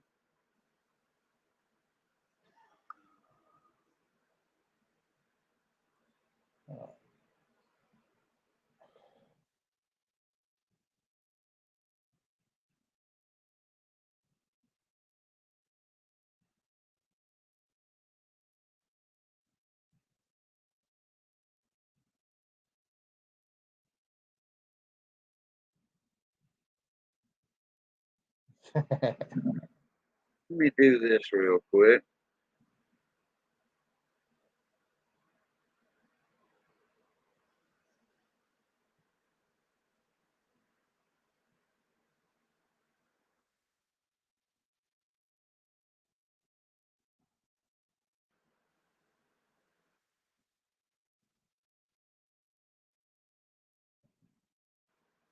Yeah. Well, if you can't find it, Rick Agent, No, I got it. No, I got it. Okay. I got it. I just have to mute this, and that way it wouldn't interfere. I just want to show a little bit of it. Oh, okay. This ain't. When did he do this one? Crap. Okay. Small screen now, big screen.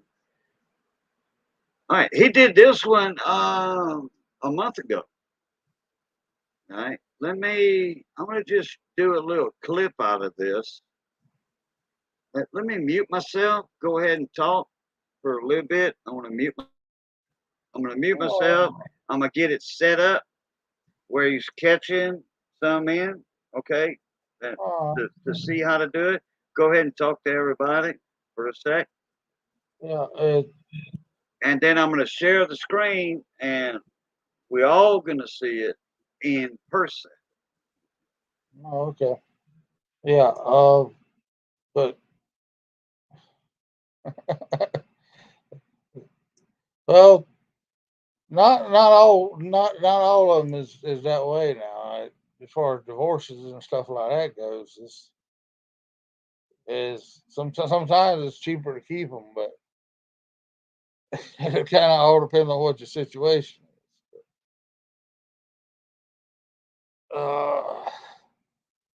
A snail is yeah, that's what a slug is.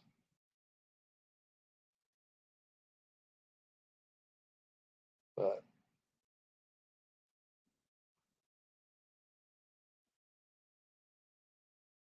yeah,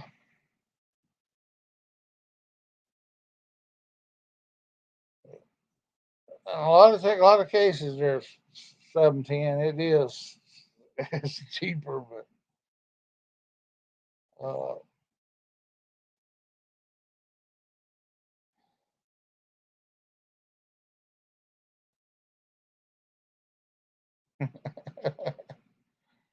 yeah, especially with kids.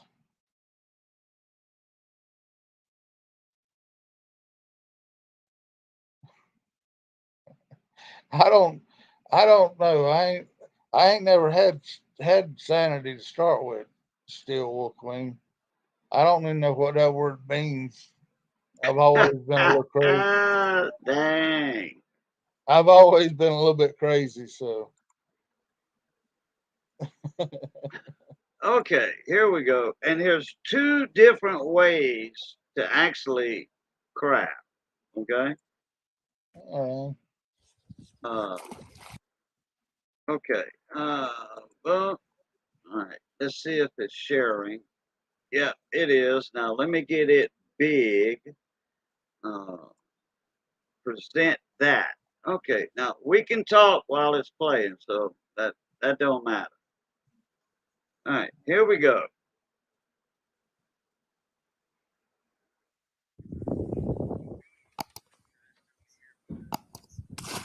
Seen that little net there? yeah. That's a little crab net. Now he's gonna Yeah. pick it up. Look at there. Look at there. Now those are smaller crabs because it's early in the year. There's 4 crabs in there. There's a chicken leg. That's that little net. Look at that. 3 crabs in that one.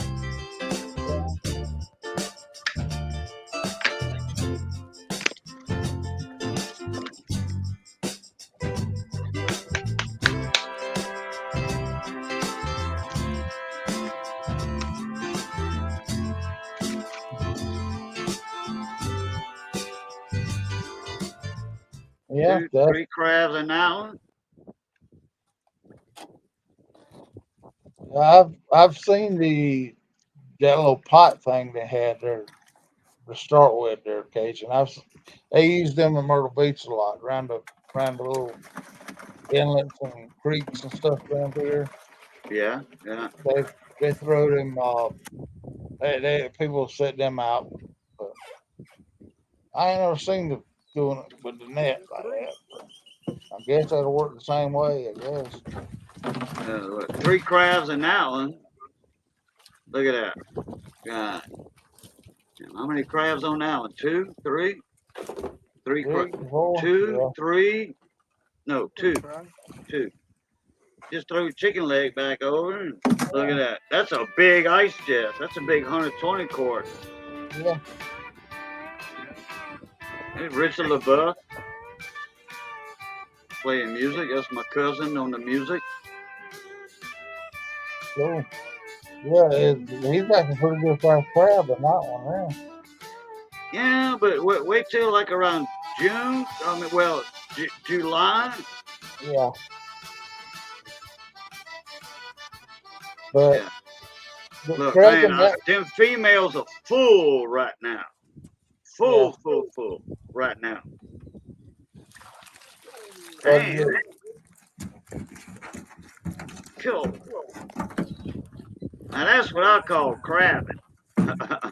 yeah, he's doggone sure into a bed of them there. That's for sure. No, they all over the marsh like that. They Yeah, I all mean, over. yeah, If he would pull a shrimp trawl in there, which I wouldn't because there's too much junk in the bottom of that bayou. There's too much junk. I think it holds about a case of beer. If you could pull a shrimp net in there, and it doesn't leak. you could only pull 15 minutes, and you come up and you couldn't pick the net up in the boat. Y'all want one of these? Yeah. Go see my boy Scott LeGrange, Swamp Gear. Just Google that. yeah. I mean,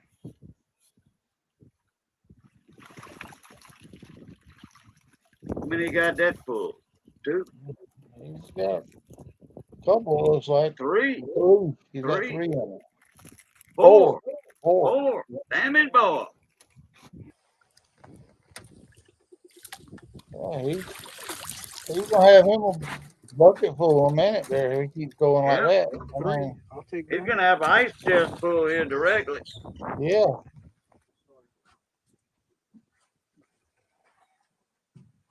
But I think Yeah. if you're doing shrimp netting and all that stuff, Cajun, I think in South Carolina, I think you can't keep the like stuff like crabs or any other. You got to either be crabbing or you got to be shrimping. You can't do both. Really? Yeah. You can't keep the bycatch? No, you can only like you got to throw everything that the net pulls in except for like if you're shrimping and dragging nets, and all you can keep is the shrimp or or the, Or whatever or, you're licensed or for. whichever one you're keeping. Yeah, you can't keep the crab and I at didn't least know that. at least Damn. at least that was about 20 years ago anyway. But I Hey, mean, Miss Rita Doyle, how you doing? yeah, I mean it. I mean, yeah, it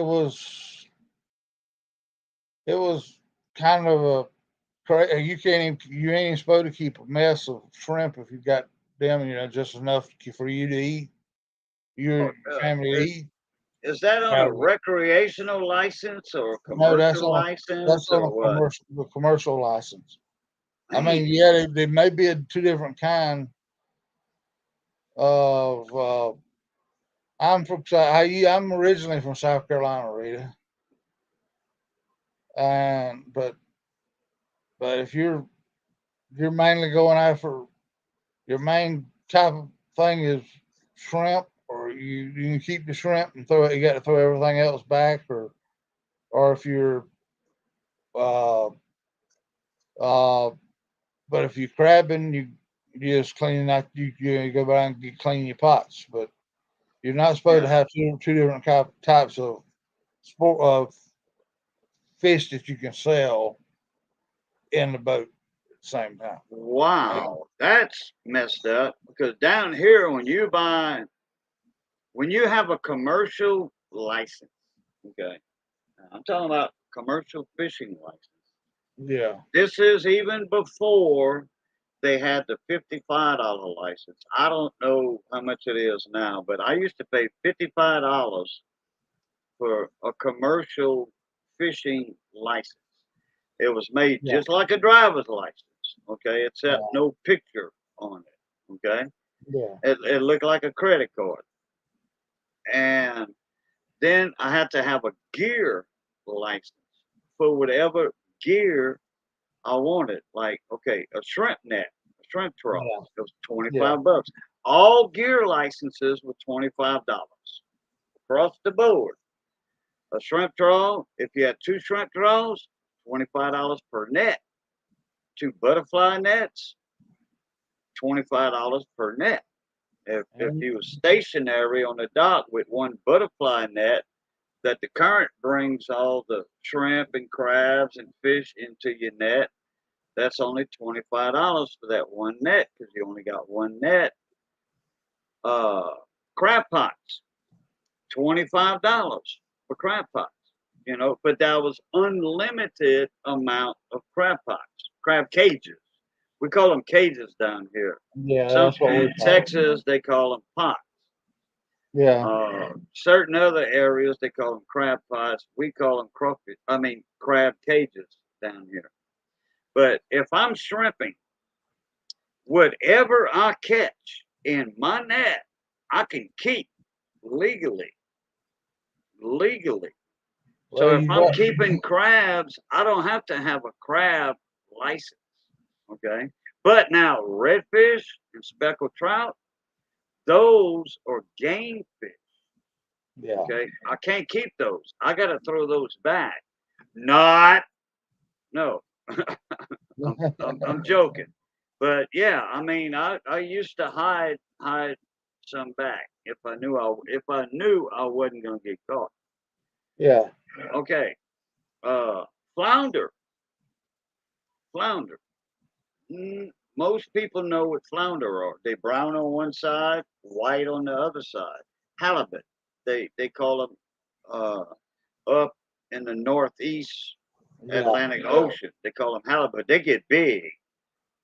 Hmm. Okay. Now we don't have halibut, but we got big flounder, huge flounder down here. So if I catch flounder, anything that's commercial, I can keep on my shrimp boat. I can keep pulling a shrimp net or a butterfly or a skimmer net. I can keep it shrimp, crabs, fish, croakers, bull croakers. Okay. Uh, I used to catch freshwater catfish in Vermilion Bay. Yeah, Freshwater catfish in the fall. I used to catch freshwater catfish. I'd keep all my freshwater catfish. I could keep those. It was legally. It was legal. yeah, Flounder. Uh, what else? Bulldozers. Okay, they are a species of lobster. I could catch. I could keep bulldozers. If they're a lobster, and they damn good eating too. You know, just like a Maine lobster. They call them bulldozers. Uh, yeah, that's how commercial fishermen make their money down here. yeah. Well, like I said, in South Carolina, you had to have certain size holes in the nets to let most of the fish get out. Yeah, over And here too, and you have to and have depends on the size of the net. yeah, 25 foot and under, you do not need a TED, turtle excluder device. You do not need one uh, uh, and because it's under a size. And in Vermilion Bay, you don't need a TED anyway because it's inland waters, and turtles don't come in inland water. yeah, Uh, down here. If you do catch one, you have to throw it back though. And we don't need a fish shooter neither. You know, a bycatch, the small Yeah. fish. We don't Mhm. need a fish shooter on top of the net, but that's easy to make anyway. You know, I can just unlace, cut the top of that net out because shrimp, when shrimp go in, they just roll in that shrimp trough. They roll until they get to the bag. Shrimp do not swim. They just crawl on the bottom of the seabed. Okay, they can flip back and all that, but they don't actually swim like a fish. So when they get in that shrimp trough with the water pressure, all they doing is tumbling. That's all they doing. Yeah. You might lose a few shrimp if they get toward the top of that fish shooter. You might lose a few, but I use a 2-inch mash net anyway. I'm not keeping them small shrimp, them little bitty shrimp like this. Yeah. And to a lot of people, that's a big shrimp. You know, a 70, 80 shrimp. Yeah. That's a big shrimp to a lot of people. To me, that's not a big shrimp. And I don't want no fish and them 2-inch mash net with the big holes in them. I don't keep no hardly no fish and no small shrimp. Yeah. I mean, we pulled the nets up on the sorting table up in the front of the boat, and he dumped that net out and everything that wasn't. I'm not saying that some crab didn't accidentally get loose in the boat, but he said Oh, yeah, right. you know, but you're only if you're out there pulling shrimp nets, then you're supposed to throw everything back except for the shrimp. And It don't make no sense. A that, man well, can't make a dollar like that, you know? that that was that South Carolina has some crazy stuff rules about that stuff, but I mean, but if you had you know, but you know, even the pleasure of shrimp, you had to pay like a $20 thing to go out there throwing nets. But I mean, but you could keep most anything you caught net Uh-huh. cast Cast net. Yeah. cast Okay. net, but not dragon nets. You couldn't. So Yeah. Miss Rita Doyle. No. All things silver. Nope. Good guy. Good guy. yeah, Yeah. All things silver is a good guy. He had about 70, about 70 subscribers now. yeah. He had about 50 when he came up in here. Now he's got about 70. He gained about 15 to 20 subs tonight. Well, I think I was 65. So Yeah, you were number 65. I was number 64. You were 65. And I'm pretty sure somebody else got him also.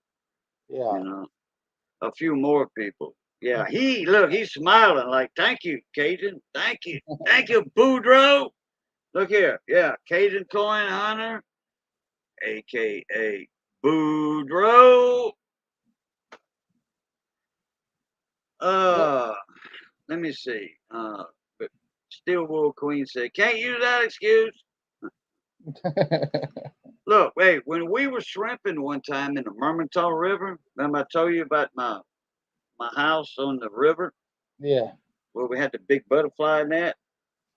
We were shrimping in my buddy's Lafitte skiff, and this was in the fall.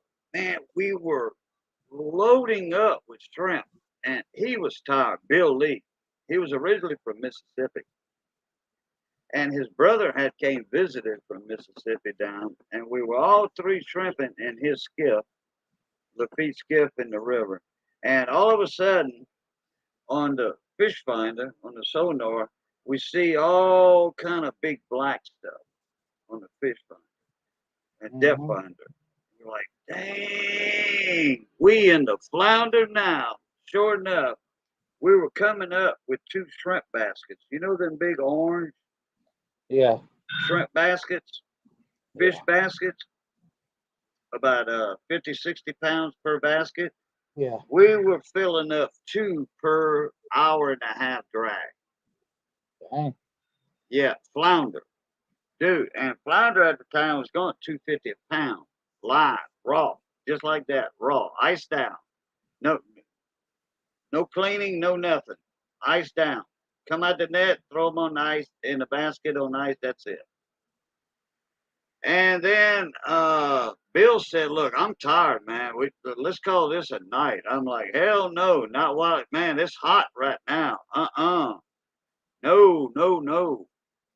And I said, "Look, let's go back to the dock. Let's pull in the net. I'll drop you off, okay, and I'll run your skiff tonight." Well, me and his brother went out. We made a couple of more drags, and I said, "Hell on this. Let's go get the big net." We had a small 30-foot net. Let's go get the 40-foot net. Yeah, right. I had the bright idea of doing that. Yeah, we loaded up. We couldn't even get the damn net in the boat. It was too heavy. The winch couldn't even handle it. And then on the way in, we had the tail bag just hanging, okay, floating in the water. And when we got it to the dock, we was going to tie the boat up and then manhandle it. We was going to wake a couple of friends up and get it in there because it was about 4:30 in the morning. People were starting to wake up about that time, drinking coffee. Well, we hit a damn boat, a wooden boat. It was a homemade boat, and it got under the boat and it knocked out the cutlass bearing and bent the damn wheel on it. Now this was a through hull diesel engine, okay, with a through hull design, with a rudder on the back underneath the boat and all that. Yeah. It messed up the cutlass bearing and the strut and bent the wheel. People call them a propeller on the outboard motor, but it's a wheel, and it was about that big around. There's a 300 horsepower Volvo diesel engine in this boat. Yeah. And, oh man, Bill's gonna kill me and you. And I'm talking to his brother. Why? Because we went out and we switched nets. That's why. If we wouldn't have switched nets, we wouldn't have hit this damn wooden boat that's halfway sunk in the river because the boat was sunk, you know. Didn't see it on radar, didn't even see it with the lights. It was about that much of the gunnel was sticking out the water. It was a wooden boat. And it was, Wow. yeah, I mean, a wooden boat's going to float. It's not going to sink all the way down, you know. Well, this one didn't anyway. I don't know if it had, and it wasn't tied up to the dock. It came loose some kind of way, and it was underneath the damn boat. And I'm like, oh god! And sure, it cost $180 for the repair. There went my share. Yeah. Well, part of my share. Okay, his brother hauled booty. His brother, when we got back in and put everything on the boat, we took a nap. We woke Bill up and all that. He said, "I'm gone later. Bye." He went back to Mississippi. He left me holding the bag. That's usually the way it works. Okay. So I lost part of my share on that. And we had a Yeah. lot of downtime too. We Yeah. had four days downtime. Good thing he had another wheel, but we had to pull the skiff out with a big ass trailer, a huge trailer.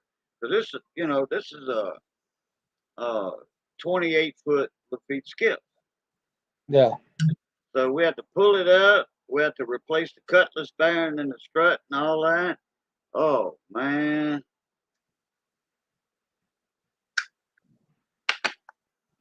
So, like I said, I lost probably 50% of my pay on that trip right there.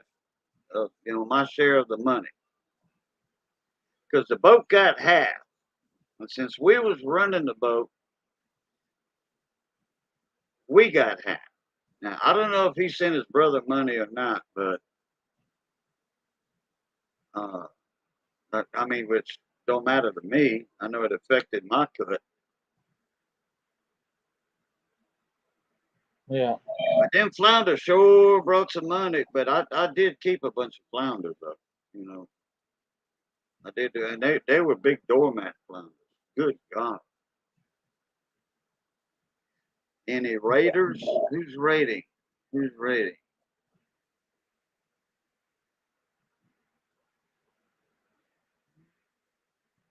What's that, David Carlisle? What Raider? Where are the Raiders at right now? Anyway, Las Vegas or something? Oakland Raiders football team. Where are they at? Vegas? Vegas, I think. Yeah. Yeah. Oh boy. Yeah, flounder. That's right.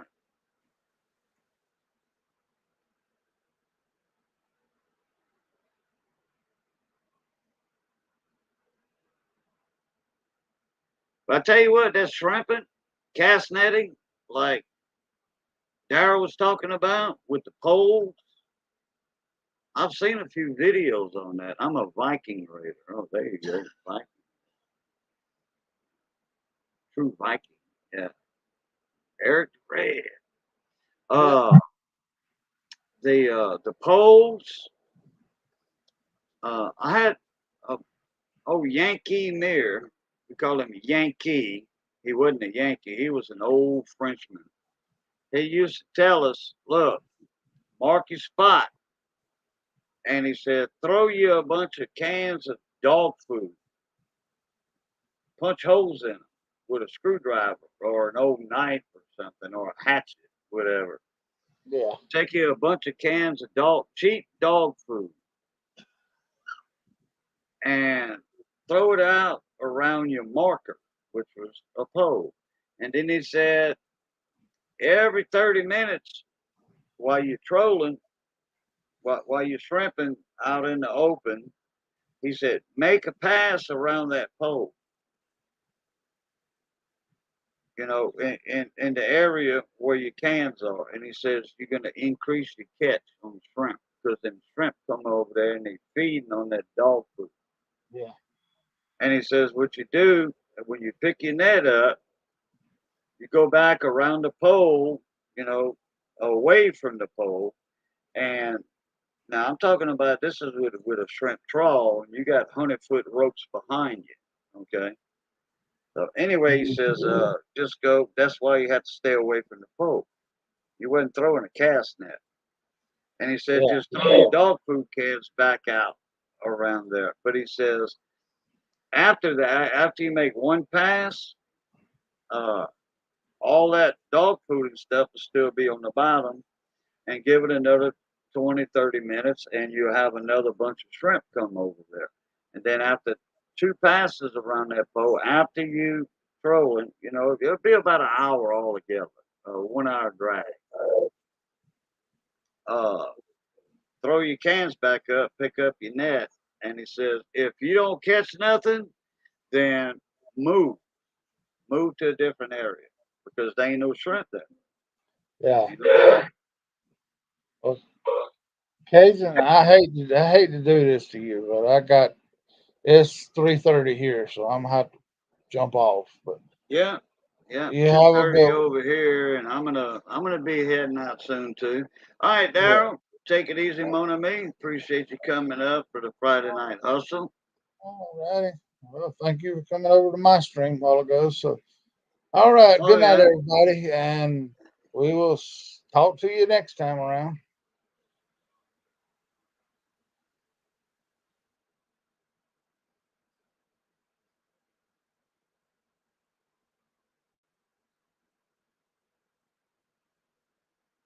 Uh oh, I'm froze up here. Hold on a minute.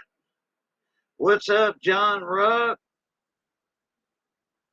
There we go. John Ruck said, free. Likes are free. Hit that like. Hit the notification bell. Show some Cajun Coin Hunter love. Then sub. Become a big old friend. Thank you, John Ruck. Appreciate it, buddy. Appreciate that big time. On the beach. Uh-oh. Talking to somebody over there. Handy Andy Raid. There, Chicken City Live. Oh, there we go. Handy Andy is giving us a raid. What's up, Handy Andy? How you doing, mon ami? Appreciate you coming in, buddy. And the Raiders. And the Raiders. Welcome, Raiders.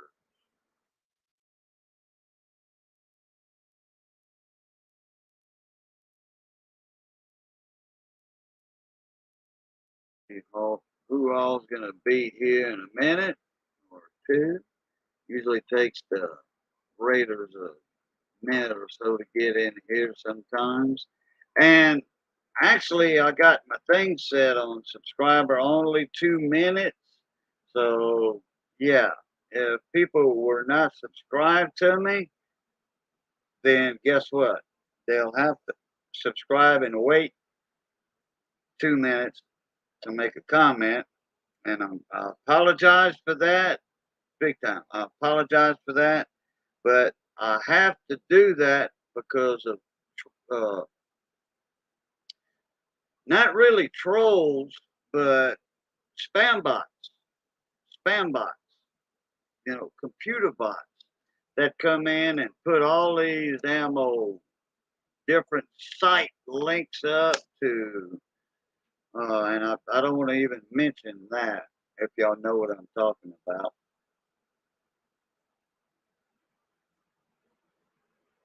Yeah, the X bots, correct. Thank you, John Ruck.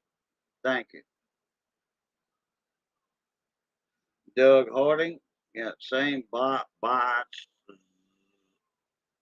Yeah, so, but anyway, uh, it's only 2 minutes. It's not like it's like 3 weeks like some people do. I don't know. Some people do 3 weeks. You have to be subscribed for 3 weeks to make a comment. That's a little too much. They say, yeah, but I want to make sure that they are a true subscriber. Uh, Now, I just do 2 minutes because the bots, well, we don't get them. The minimum uh, standard is 5 minutes, but I customize it to 2 minutes. So, what concert did you go to?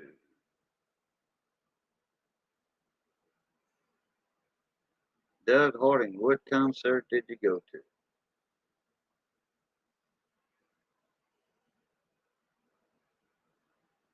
Okay, wait, I'm seeing something here. What's going on here?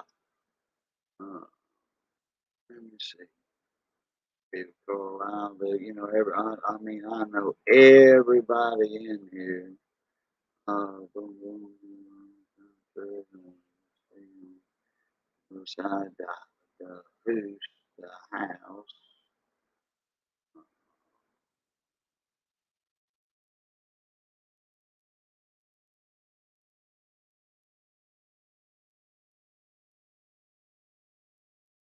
Chummy, chummy, yeah, chummy, yeah, chummy fish, offshore fishing, yeah, chummy.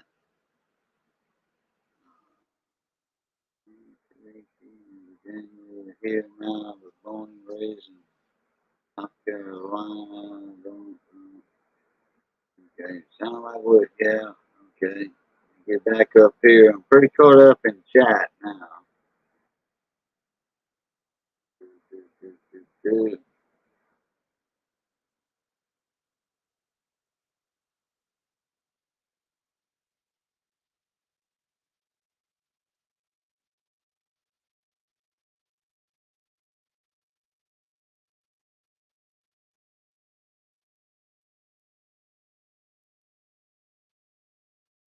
Okay, I missed something in the chat, but I'm catching up to it, catching on to it, I should say.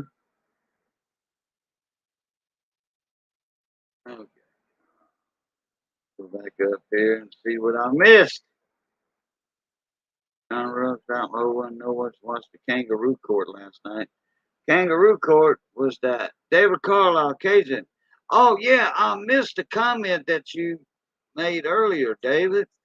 I think that's when Missy and my granddaughter was talking to me and kept me away for about 10 or 15 minutes. I got an 1885 New Orleans Mint Morgan dollar on Handy Andy's 73 channel. Wow. Okay. I think you said it was a giveaway earlier. I think David Carlisle. Is that what you had said?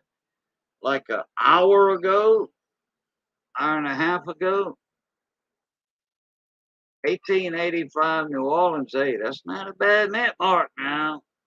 That's a down south mint mark. New Orleans mint.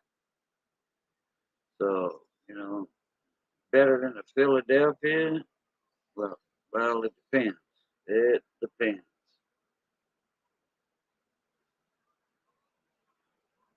Rita Dahl said, good, help me clean 4,200 square feet of house. Okay. Tell you what, that's not a bad price for 3 nights and 4 days of vacation on the beach. Dang. 500, what the hell?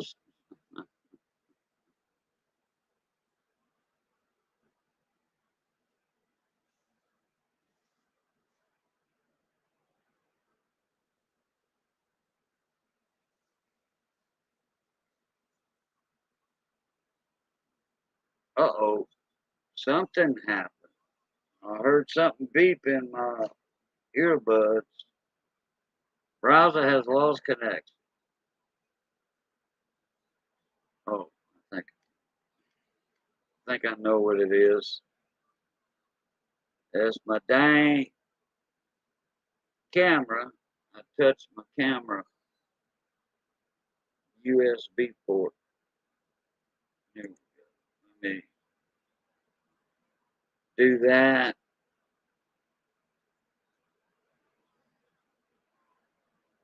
Come on, come on, come on, come on.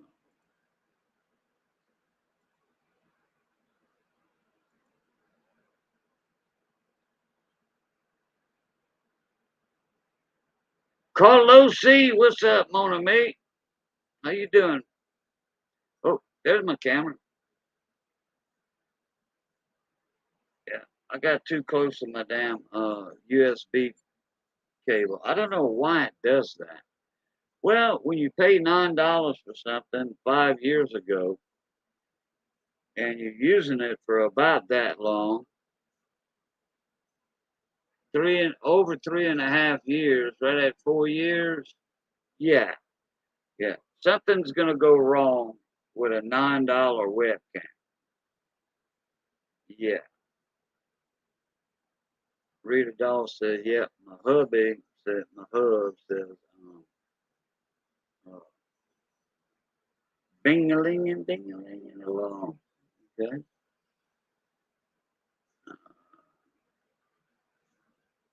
Yeah, you make bank, B&B. Airbnb, no. Gonna do a gator wrestling this weekend. Come on, Carlos Z, really? Wow.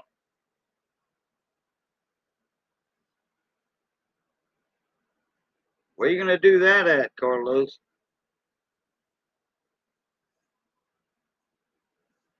Let me see what I missed up here. 5 hours watch time. What's 5 hours watch time? Watch time hours. 500.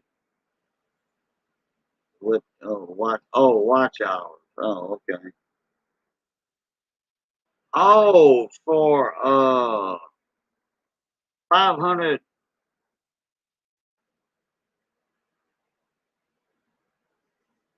500 watch hours, or was it 500 subs for a community tab?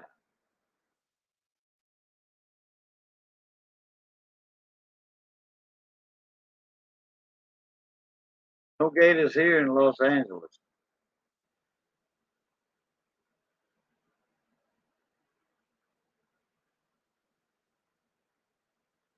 Gonna do a gator wrestling this weekend. Wait, where's that gator wrestling gonna go on at, Carlos? Now, where is David Carlisle? Send David Carlisle a link to join in the panel, and he doesn't show up. What's that? Still Wool Queen, you want to jump up in here? 500 subs for the community tab. Just got the dudes there. Oh, okay. Still Wool, you want to jump up in the panel?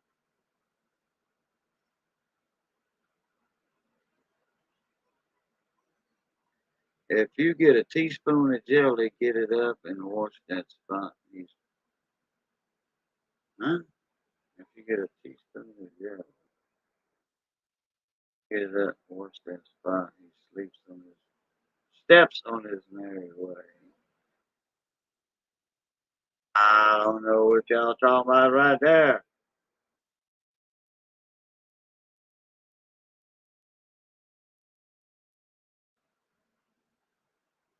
Oh, I got to get some food in my belly and get some sleep. If somebody drops jelly and don't clean it, we're gonna have a problem. Oh, okay. Yeah, well, butter and jelly on toast, and I mean real butter. Okay, real butter, not margarine, not the fake stuff. Real butter on toast or biscuits and jelly. But I just rather biscuits than white gravy, sausage gravy. Yeah, oh yeah, rather that.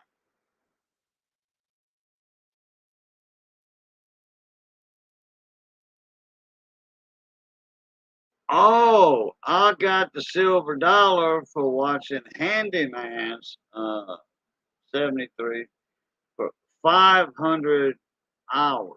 Okay, I got it. I got you, David.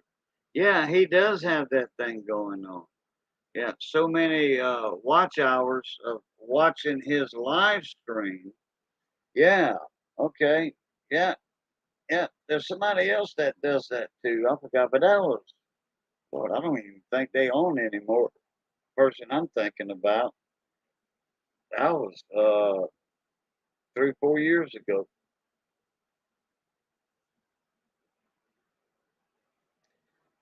Back surgery is no excuse.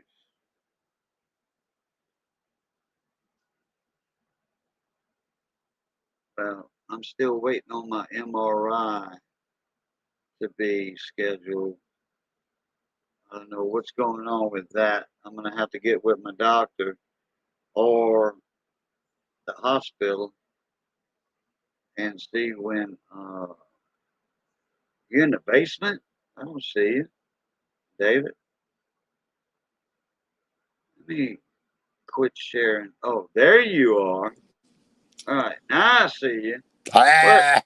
What's up, David? How you doing, mon ami? How you doing? Oh, I can't complain, buddy. Can't complain. John Rock. Here's how you grow a beard. Yeah, that's how you grow a beard. There you go. Then you got your earbuds in, and it's all mixed up in the hair right there. Yeah, a little bit. Yeah. Uh, I yeah, got my. I was wondering where you were 2 hours ago.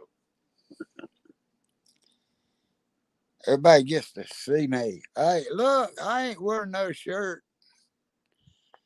It don't Yeah, matter. You're a man. You're not a I'm woman. saving. I'm saving money on air conditioning. Yeah. There you go. Yeah. But let me see here. Cam. Oh, there you go. Yeah, I got my old phone that's got to stay plugged in all the time. I'm looking at chat on it. And yeah, I got my earbuds in. I'm on my good phone that'll hold a charge for an hour or two. Uh huh. Yeah. And don't get all hot like the old one did. Uh huh. Right. Well, why don't you keep it plugged in? That's what I used to do with my. Remember when I used to do my Wheel of Silvers? Yeah. 3 years ago, I'd do my Wheel of Silvers, and I'd forget uh to keep my charger on my phone or to plug it in, and all of a sudden, I'd be like I am right now, but this is a webcam, a different device totally, and all of a sudden, I would see my frame go up like that, and I'd be up sideways, and I'm like, I gotta hurry up, and plug my phone charger in, and if I couldn't get it plugged in time, well, Yeah. guess what? Uh, I had to wait. I mean, I could still type. JCT.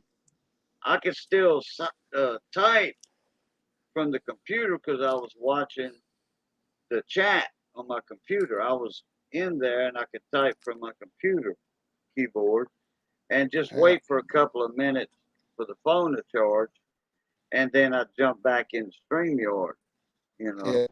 with that. JCT, how you doing? Yeah, what's up, JCT? How you, buddy? Yeah. She don't know what I look like. Uh-oh. Let me do this. Give her. I hope I don't run her off. Okay. Who don't look? JCT. Oh, JCT's a girl? Well, I think so. Oh, I don't know. Let's see. Yeah. Well, I don't see where they made that comment. Oh well.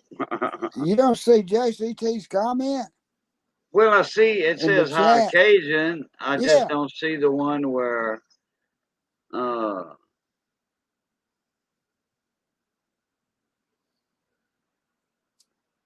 I don't see the one that says I don't know what you look like or something. No, no. Look, hey, Oh, okay. You was just adding to the okay. Gotcha. Oh, okay. Well, got this. what in the world? YouTube done unsubscribed me from JCT, and I ain't subscribed to JCT for a long time. What is up with that? I don't know. Dadgummit. Okay, there we go. I'm subscribed again, and I will watch a video. Oh, maybe I didn't watch a video. Probably. Never No, know. well, no, I'm pretty sure I have, and commented, and I know what to do. Yeah. JCT. Yes. A video. Come see. Yeah. That's a southern saying right there. Come see. Huh? Rated dog. That I means am. that means come over here and see what's going on. Oh, I see. Rated dog ain't got no videos, but I'm subscribed to Rated dog. I ain't got the bell rung, but maybe I'll ring it. I'll see later, but no videos. All right. But no, Yeah, no, not me from Jimmy, Caden. yeah, she's talking about You know me from Jimmy. Oh right. yeah, Jimmy C. Yeah, Jimmy C and friends, exactly. Yeah, Yeah. yeah. Okay. Yeah, But I don't know if it's the same name. Is it the same name, JCT, or is it a different yeah, channel name or same name? she What? had the same name for years. Okay. All right. All right. I think I remember JCT now. It's just Hmm. that JCT is not on like every live stream, like if I'm in the panel or whatever, you know, like sometimes JCT will be there, sometimes not. Yeah. Yeah, I go on Jimmy C and Friends about, I don't know, what, once a week, something like that. Once a week, once every week and a half or something. Yeah. Hmm. All right, Miss Rita. Thank you for coming in, Shy. Appreciate that very much. Yeah. Good night. Yeah. 60K, live stream I had that you didn't go to this year. Yeah.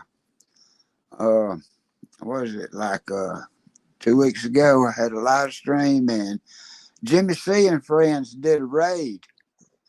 We wound up having like 45 people in there at one time. Well, on Jimmy C's or your live stream? No, my live stream. Yeah, I didn't even know you were live. Well, it wasn't like I could give you any warning because I just did it at a spur of the moment. It would have been Oh, it would have been earlier, but I was having trouble going live on my new phone, and okay. yeah, I was in Big Red Bullion's channel. He was live, and I said, "Hey man, I think I can go live here in a minute. You gonna read me?" It was sure, David, and man, he was quit for a long time before I went live. It took me a while to go live, You were on a big redneck stacker. Big Yeah, red. yeah, Yeah. Good guy right there. yeah, Awesome guy. Love him to death. yeah, I do. He's a good friend of mine. Love him to yeah. death. Well, we met him about the same time, back when he was a small channel, and now he's done outgrowed both of us put together. Oh yeah, he did. I'm pretty sure you knew him before I knew him, though. I'm pretty sure you knew him before I. Maybe a little bit, not much. Yeah, probably about 6 months, a year or so. You Well, knew I him for. saw him on scrapping channels and stuff that you can go to, and that's before he was on that other channel that don't exist no more. Yeah, I know it. Yeah, I know which one you talking about right Yeah, there. Yeah, I think that's where I met him at. I I think. believe it was. Yeah, probably. Yeah. Yeah. Yeah, that channel is non-existent. No more. No more. No more. No more. Yep. But anyways, I donated like $40 tonight to get rolls. Um, cornrow hunting. And then the 736 channel. And man, I got more $40 tonight, but it was other nights that I donated money and didn't get as much as I do. But man, I did good tonight. Yep. I got in the stream. It was 2006 PCGS proof 69 Westwood Journey nickel. Excuse me. Westwood Journey nickel. You know what them are. Yeah. Yeah. But it's graded PCGS slab. That was in the What's stream. up? What's up, Terry? Tarek! Happening? Hey, that's his other name. Oh no. Yeah. That's You his know other who? channel. Other channel. No, yeah, that's his other one. Well, he's using the same profile pic. Hold on a minute. That's right. Gabby got to go to bed. My granddaughter got to go to bed. Tarek said, "Hello, everyone. I just got my allowance from my dad, and I'd like to share it with y'all. So go ahead, do a super chat there, Tarek. That's Man, look, hey, him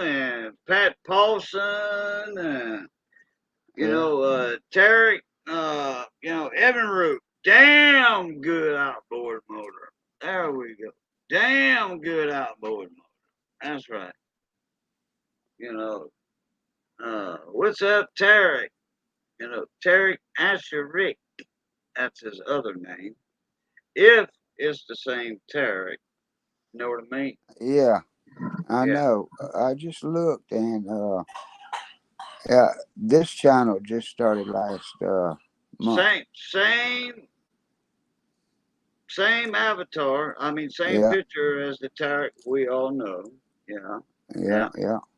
Tarek's the one sent me the bibs. You know, the farmer's bibs, the overall, Yeah. uh, yeah, overall, not coverall. You know, the bib, farmer's bibs. Yeah, the one that I Now do I my know Terry the for a one that long I do time my too. water boy thing on. I used to run into Tarek in live streams a long time ago. Oh yeah. Yeah, yeah. So, what you been up to, Tarek? Let me do this right here. I tell you what, I'll find out. I'll find out real quick. Ask me how I know. Oh, wait a minute. I can't do it like that. I gotta do it like this. Can't do it like that. I gotta do it like this. And I'm crazy. Hey, yeah, yeah. She's back. She was here earlier. She's Yep, yep, still yep. lurking around there. Yeah. Uh,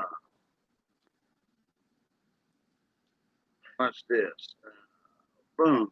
Okay, well, you can't watch because I'm not showing. But anyway, Tara could show it. Anyway, that's a joke. Okay, all right. I'm glad you like the bibs. Oh, yeah, okay, not a problem. Tarek, check your email, brother. Yeah, I didn't have them on Thursday. Hell, it was kind of an odd, it was late. Rick G, Profit Coin. All right, What's Rick G. up? Profit Coins. What's up, Mon Ami? Man, I'm glad you could make it. I hadn't seen you in my live streams in a little while. I was in yours a while back lurking, but that was a while back. I hadn't seen him in notifications live in a while. Have you, Uh, David? Not often lately, but last time I went to one of his videos and went to do a comment. He had some spammer trolls in his comments, and I let him know about it, and he took care of it. He Oh, was grateful. Yeah. oh, okay, okay. You Yeah, know them bad kind of trolls that yeah. leave The one links that you don't want to go to. with the XXX Well, they bot links. probably, yeah, yeah. Yeah. He said, "My brother, I'm getting up and I'm ready for a little Saturday work. That'll Okay. work. That'll work, Rick G. Is Or this a side job? Because check out the title. Yeah. Rick G, you need to Pat just told me a joke today. Okay, yeah, that is well I think I'm Uh-oh. pretty it was hilarious. It was a colored people joke. I love that stuff. No, yeah, but we don't it was a colored people joke. Colored No, people joke. My no, we my ain't my doing that. daughter is colored people. She colors coloring books, Yeah, like that. Coloring books, red, blue, green, yellow, orange, red, uh fuchsia, Okay. cyan, all that stuff. Yeah. Okay, that one there I'm just gonna have to remove that one, Tarek, if you don't mind there, sir. I'm gonna remove that comment. Can't have that. Sorry. I mean, I really didn't get the punchline on it. Yeah. You know, no, I can't. No, I can't put a comment like that in mine. No. Terry, check your email, and then you let me know if that's really you. You know, because I did mention a name, and well, that was mentioned too. So, okay. My side job today is from my regular job. Oh, my side job today is from my regular job. Okay. Okay. No And side that is job. not a problem. Side job is my regular job. But you know, a lot of people, they have a side job with their regular job. Know what I'm talking about? They'll get a side job from their regular job. Well, I'm glad Rick G. Profit Coins is here. David, can you do me a favor and drop Rick G's link if you don't mind? Please, Well, sir. yeah, it's right there. Look. Oh, you got it already? Well, no. No. Oh, okay. Oh, here we go. Uh,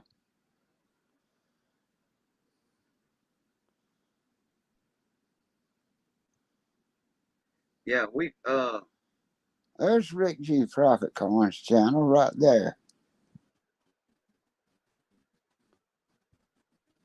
there it is. David Carlisle, put it up. Thank you, sir. Yeah, we were talking about the Friday night hustles and all that. Like, Ed, the old tech guy didn't show up for it. Let me see. My mom has my email locked right now. She accidentally. I've had a message. Well, guess what? Yeah, no, no, no. That's not the real Tarek right there. That's not the real Tarek. Sorry about that. Mm-hmm. If I see another one like that, that'll be strike 3 and you are out. Strike 1, strike 2, right there. Strike 3, you out. And it'll be done from side to side, up the back, down up the front, down the back, in between, straight up, and done, and done, and done worse than a well done freaking ribeye, which I hate. I'll feed that to my dog first. I've been missing a lot of Rick G. Profit Coins.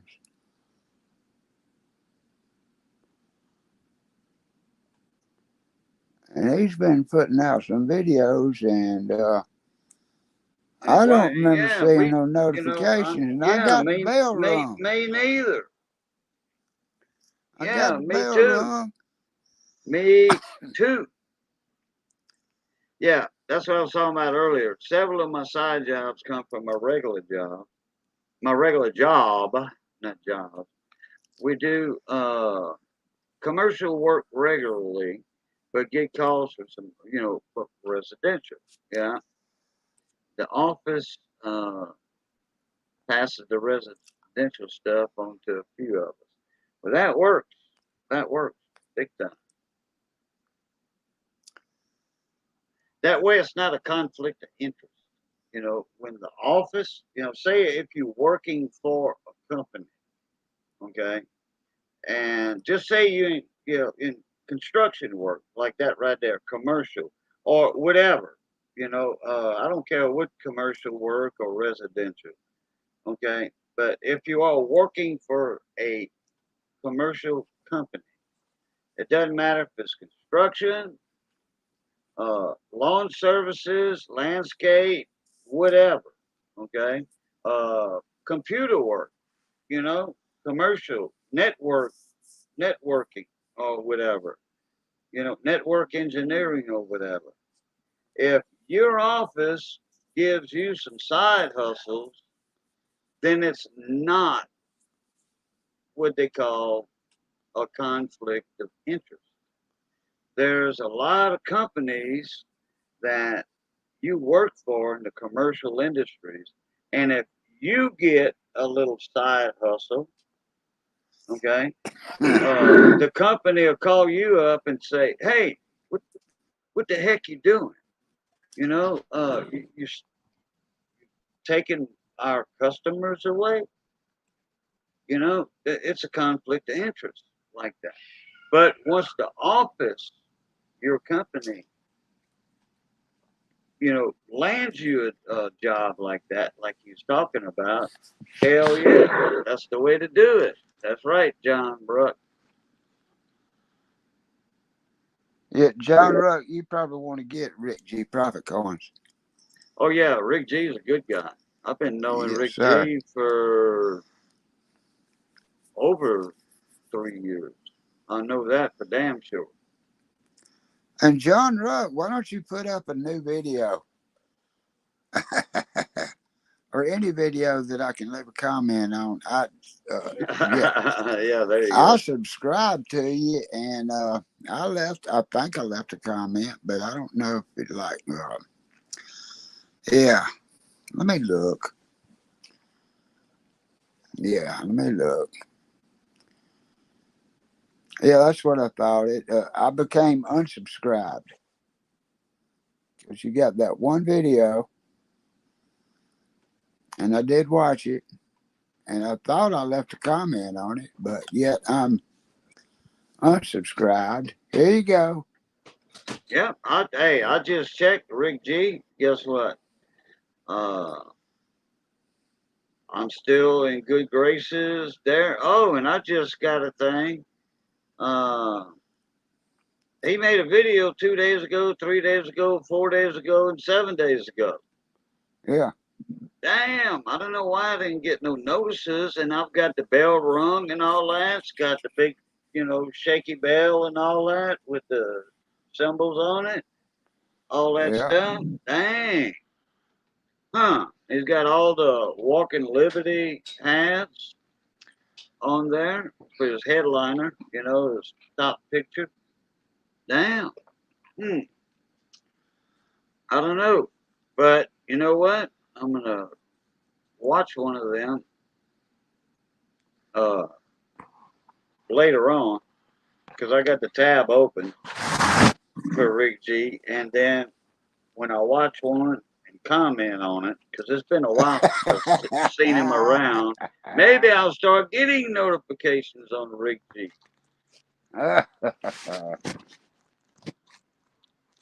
Man, you know what, Rick G, you're a great guy in the community. You are. You are. Man, me and you've been friends for a while, and I've never heard you say a bad word about anybody. Never. And I very rarely say a bad word about anybody, in public. In public. I'm picking.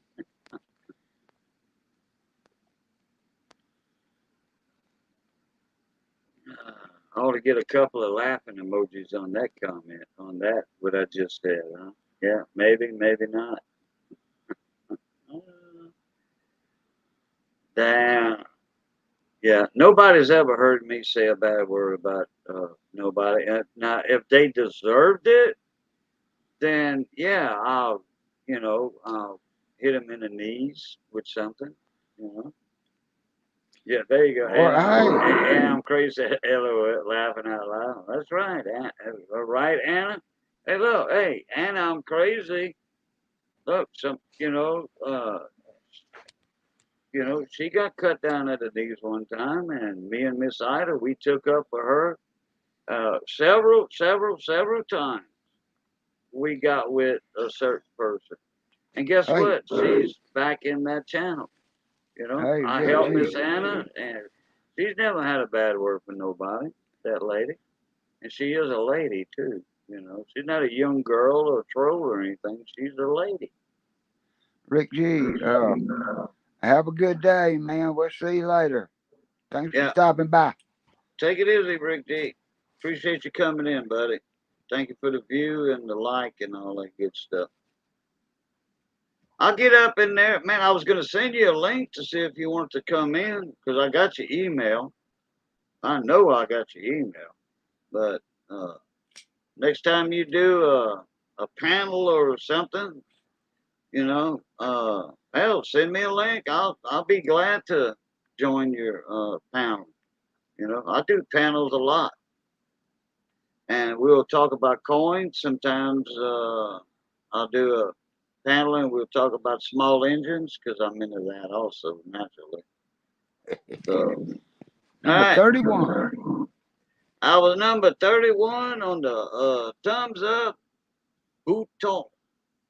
That's right. The butt. Coon ass for butt bouton. And I'm glad you got to see me, Rick G. Yeah, I'm glad I got to saw you. I'm glad you got to saw me. Good time, Monet. And remember, it's good being north of the grass. I need to get a hold of my buddy over in Alabama. Me and David Carlisle's buddy. Curtis Lowe. I ain't seen him long. You need to, because I ain't seen him on Yeah, YouTube at all. he got with me a while back. We talked just for a little bit, in an email or something. But I need to get with Curtis Lowe, man. He said, well, he was sick one time and all this. He was in a hospital for a week or so, and then he was busy at work and all that. So I need Well, to hey, call him up and say, look, dude, get out the dark, come over here, jump in the panel, and let everybody know you alive, you know? hey, Cajun, do I need to turn my mic down? Why? Well, it sounds like I'm too loud when I say something sometimes. Sometimes you hear yourself echo Y- a little bit, reverb. yes. Well, I do not hear it. I do not hear that. Well, cool. Are your It's working. earbuds in your ears? Yes. Are your earbuds plugged into your phone all the Yeah. way? Yes. Yes. Well, I don't know why, because my earbuds are in my ears and I hear no reverb or small echo or nothing. Nothing. Well, you know Nothing. what? You know what, Cajun? Since we're talking about side jobs, I need them boxes, and I hope you found some boxes. And since you Okay. found some flips, we can just go ahead and stick a few of them whatever flips. I don't know how many flips you got, but I know 3 boxes fitting a flat rate, and if I get like 150, that'd be pretty cool, right? I don't even think, no, you can't put 3 boxes in a small flat rate. No. The flat rate box is shorter than the No, the flip box. envelope. No, the boxes will not fit. Oh, wait a minute. Wait a minute. No, no, no, no. Oh, wait a minute. You talking about the that that that big bubble envelope? That's not a small flat rate envelope. That's I think that was like $9 or something. It's a medium, ain't it? Uh, Now I mean I can, whatever I get it for $12. I can send you whatever the hell you want for $12. Uh-huh. The boxes, the flips, the nickels, quarters. I know I got a lot of nickels. The cardboard flips. Like these right here, like that. Uh, That's yeah, a nickel flip. That's a nickel flip. I got a penny in it. Indian head penny. I got a bunch of those nickels, and the boxes, you know. Uh, and it's $4.50 or $5 for a box of nickel clips. But I And don't. and it's $10, I think. Yeah, the price went up on that stuff because I just ordered some a while back.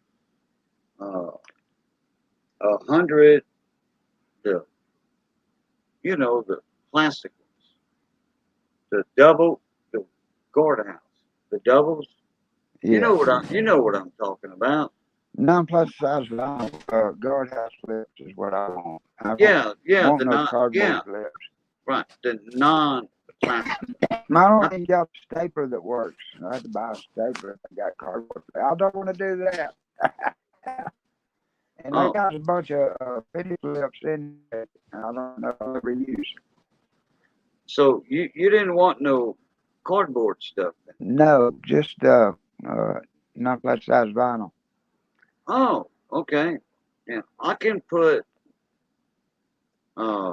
Yeah, I don't know why I thought you wanted some nickel and quarter and $half flip.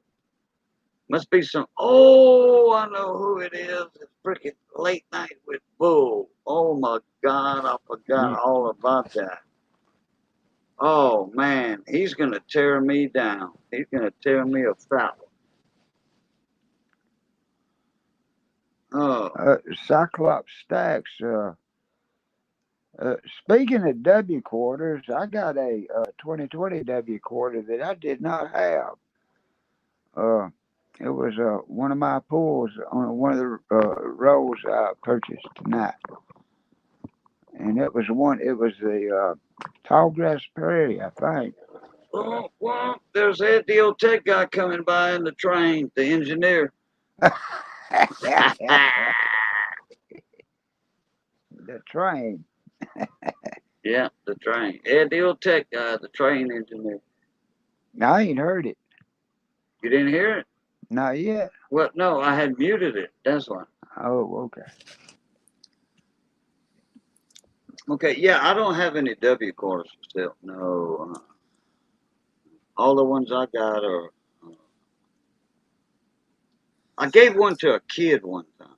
A young coin collector. I gave a W quarter away to a kid. Uh, a young coin collector. Uh, he already had won some stuff or what have you. He already had stuff coming to him. So I threw in that W quarter for a surprise. And he did make a video on it. So mail call and all that. I do have but it's sticky. This is a Maya Angelou, I think. It's the 2022 Philly. Philly. See, a lot of people say, "Oh, you get Denver since you on the west side of the Mississippi." Okay, No. this is a Philadelphia. I get both. I get Phillies and Yeah. Denver. I think this is a Maya Angelou. This is the one where George Washington looks like a freaking wrestler with his big thick neck, on steroids. Yeah, George Washington's on steroids. Johnny Best had left it over here. I think it's a Maya Angelou. Wait, what is it? Let me see. No, got the moon and wait, hold on a second. I gotta put on specs for this.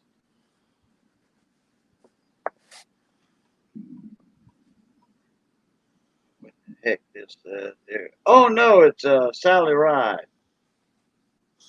I remember her. Sally Ride, the astronaut. That's what it is. 2022, Sally Ride. I ain't got one of them yet. Yeah, but this one's sticky. It's got coffee on it. A couple of weeks ago, I was live on Field Guy 316's panel, and And you spilled coffee. I had a 3/4 full of mug of coffee, and I was trying to do something with my wire on the left side of my computer.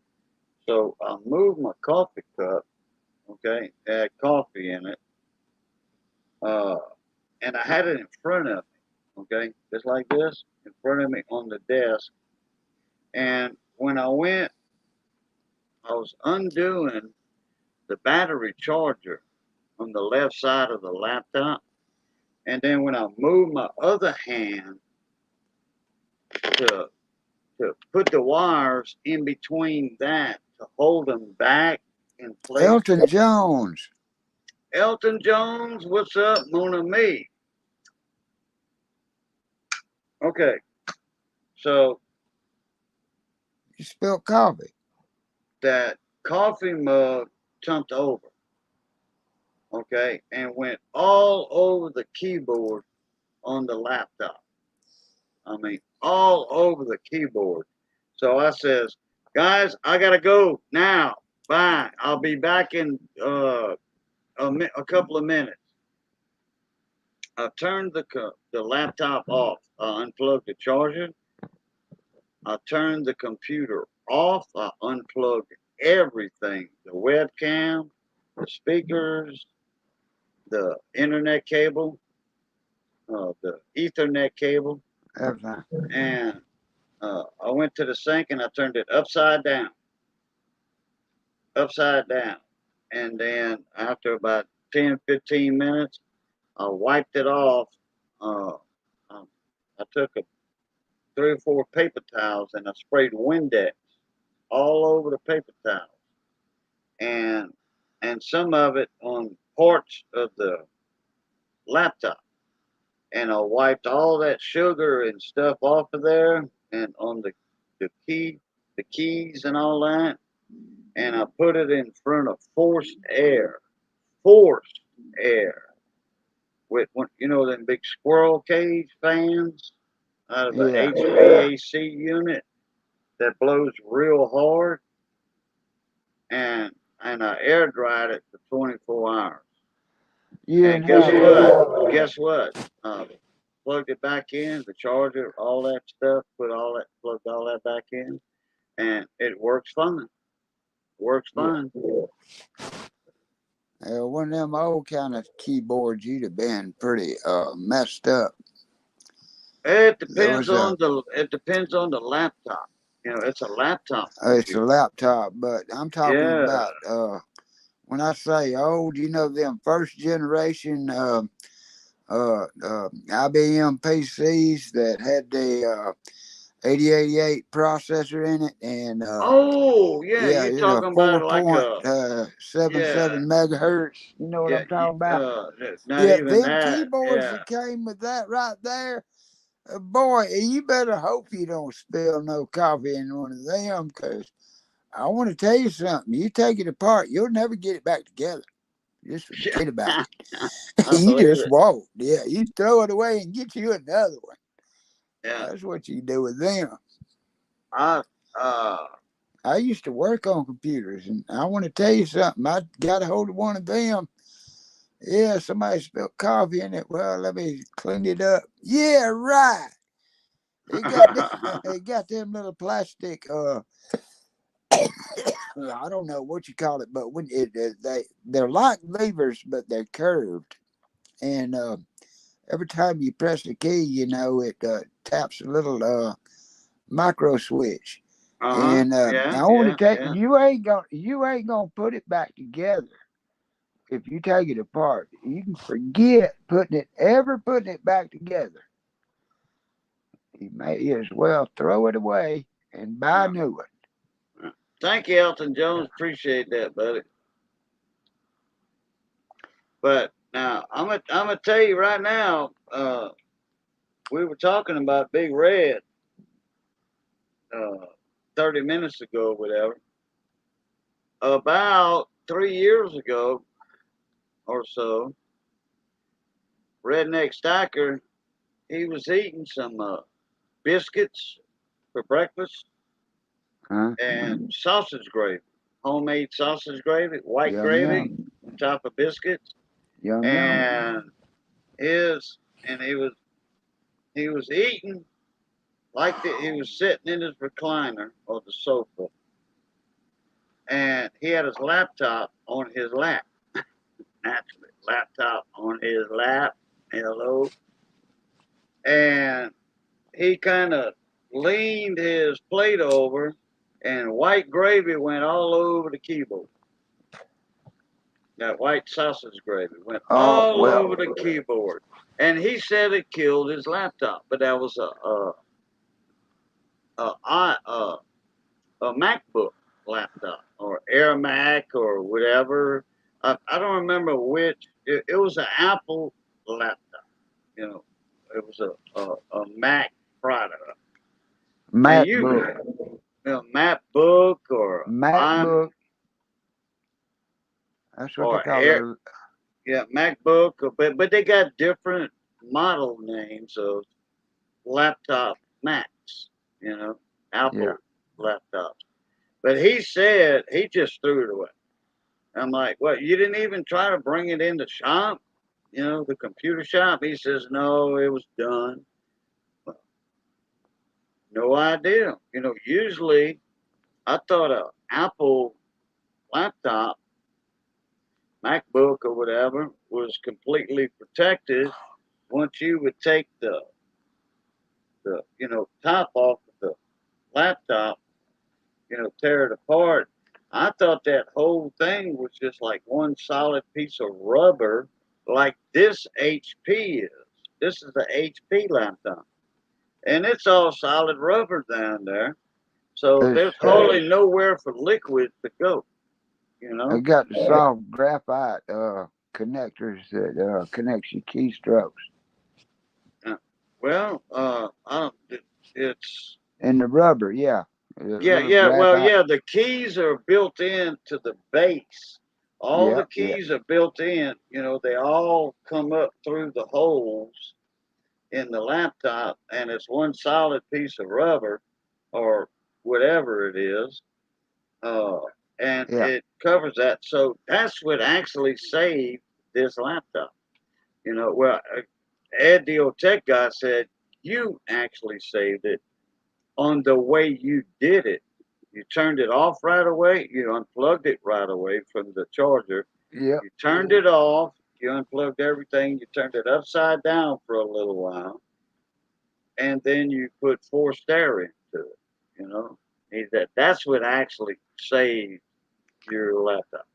Yep. Okay, but just like a cell phone, if you drop it in the toilet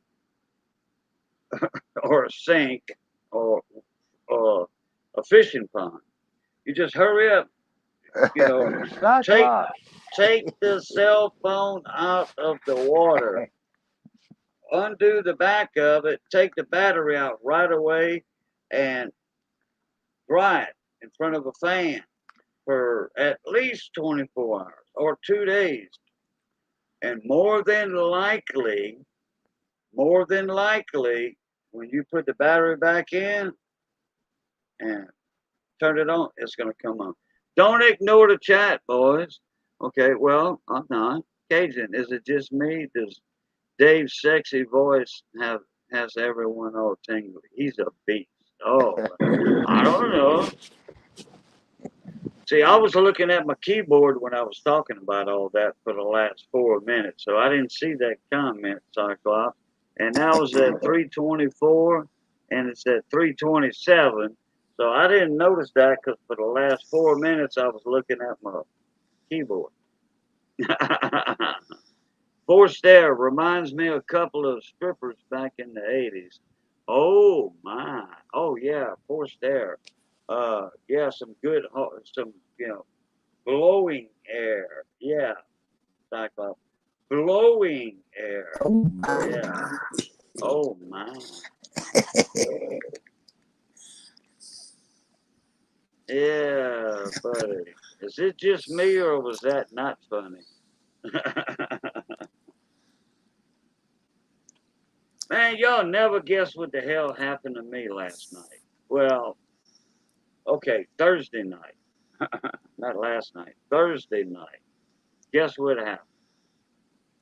Uh, uh, Alright. I just spent $300 on my windshield for a brand new windshield. Okay, my Jeep was due for an inspection. You know, brake tach, lights, horns, stuff like that. It's a crack windshield. it's a Louisiana thing, and a Texas thing. I don't even know if Texas even does inspections anymore. But anyway, in Louisiana, you have to have an inspection done on your vehicle. Well, and in certain big cities in Louisiana, like Baton Rouge, New Orleans, uh, probably Alexandria, they check for emissions. You have to have that emissions sticker also. Well, out here in the country, in the rural areas, we don't have to have that emissions sticker. When a gator dove in my pot. No, if a gator dove in my black iron pot, he'd be stuffing. No, no, and a gator wouldn't dive in my pot. I would have to give him some help, with like swamp people do, like that. Because I don't want no gator with his clothes on in my pot. I want skinny first. Now, that gator gonna be naked. Okay. Anyway, uh, like I said, we just spent $300 on a brand new windshield, and then Johnny took the Jeep home that night. So he goes, he does all this stuff, what he has to do. So we told him to keep the Jeep because his truck broke down. So Thursday night, somebody has a bright idea to take a cordless sawzall, which is also known as a reciprocating saw, a long saw with a long blade on yeah, it, well, yeah. and goes and cuts my catalytic converter out of my muffler exhaust system. Oh boy. Yeah. Johnny Hmm. starts it up today at about 12 o'clock, he said. And he drives it over and he can hear some noise. He heard the crop duster noise. You know, when he started up, he was like, yeah, something's a little up here. He drives for band practice. And Missy goes with Gabby and to check to go see the band, go live music. She walks over there and then she sees that exhaust system hanging to the ground. Oh boy. Oh boy.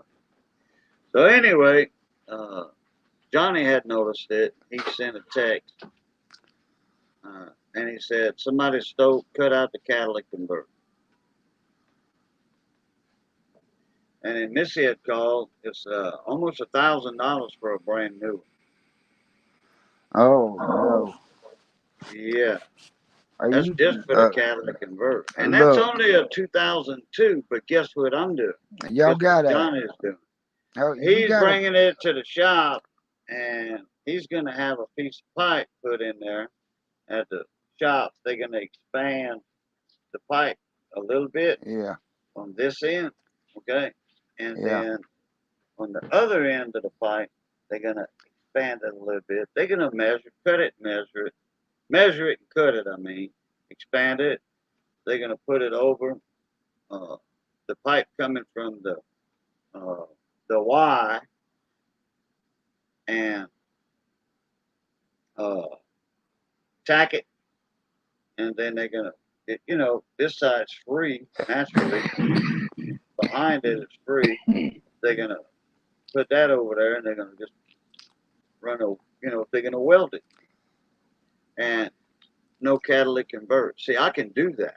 I mean, we can do that down here because we don't have the emissions test. And the Jeep's 20 years old anyway.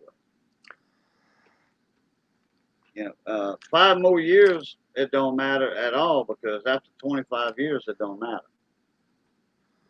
Well, I was going to ask if y'all got a pull apart, you get a used catalytic converter, replace it. But you know, you Yeah, just gonna take catalytic. They want $200 for a used one, but guess what? It might be stopped up. Well, yeah, that's a risk you take when you buy from a junkyard. Yeah, because you don't know how many miles But the dealership, man, they don't even got them.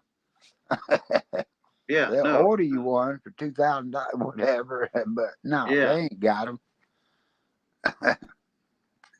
So Nobody buys them from the dealer because they're too high. yeah, well, actually, the dealer sometimes they go to Napa and get one, or O'Reilly's, which the dealers, a lot of dealerships go to the local auto parts store. If they don't have them in stock and can't get them, the dealer will go there and then charge you dealer price. Uh-huh. Yeah, like O'Reilly's was 1,000, almost 1,000. Johnny said, put it on my, just go over there, put it on my account, on my commercial charge account. I'm like, no, I ain't doing that neither. Hell on that. Don't need the catalytic converter. Ain't no use spending $1,000 for a catalytic converter. No, hell no. It's not Johnny's fault. He apologized to me. He says, I'm sorry. I'm like, why are you sorry? You didn't steal it. You got to He said, fake I'm off sorry it the happened. So, but anyway, he's just going to bring it to the welding shop, muffler shop, I got whatever, a and then question. put a piece of pipe in it, and that's it. And they'll probably make better gas mileage anyway.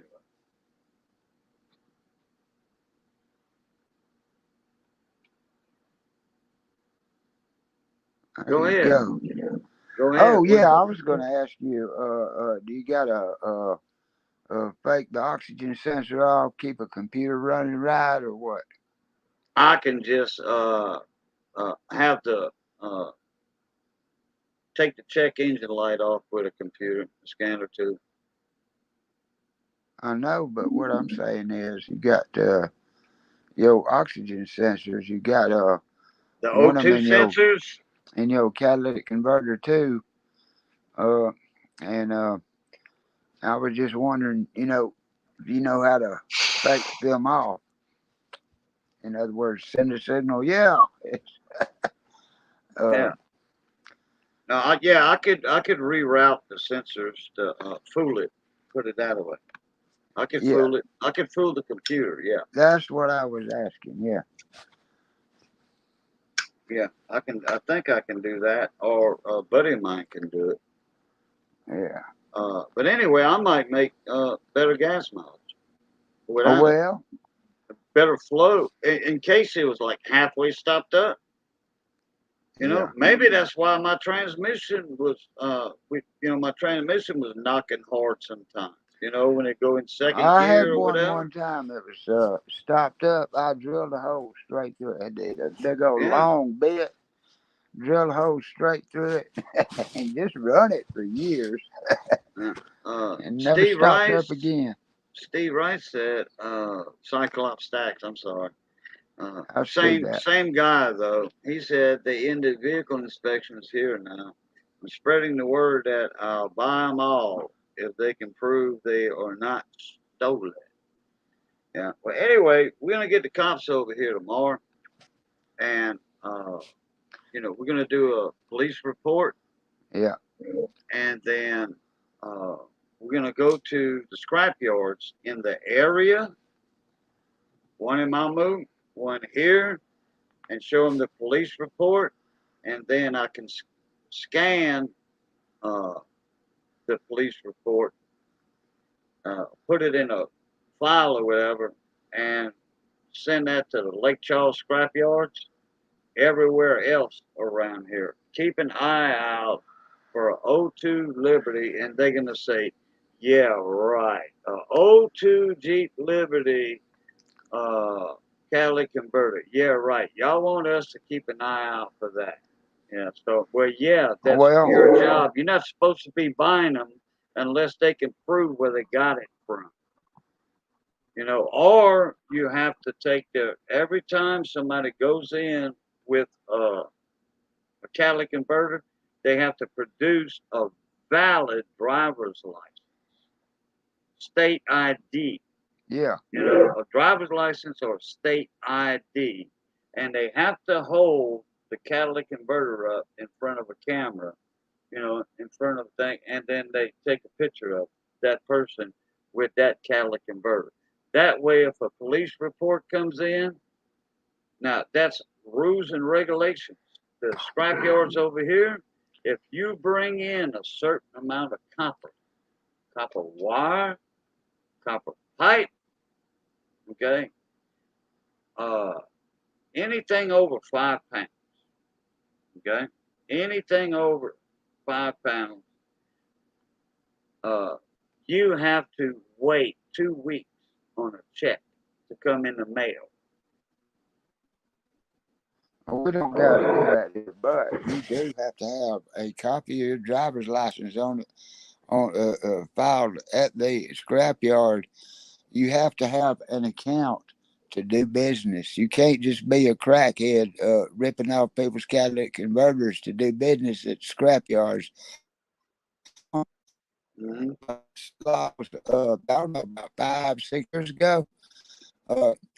You can't. It is illegal for a scrapyard to buy burnt copper wire anymore. That's outlawed in Alabama. No burnt copper wire. You can forget about it. It's illegal to burn copper wire to sell. Yeah. Down here too. Yeah. Down here Okay. too. They won't. They If will you not sell, buy burnt wire. listen to me. I'm going to tell you that if you sell automotive parts, you need to be a mechanic or a dealership that does work on cars to sell anything like radiators, catalytic converters, uh, uh Mm.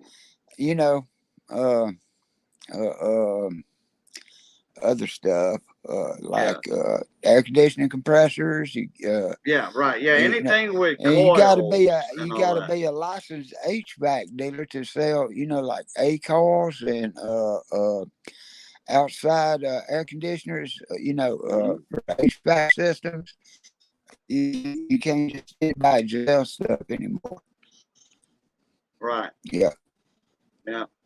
Yeah. There's a lot of that going on now about that type of rules and regulations with the licensed contractors. Yeah. Yeah.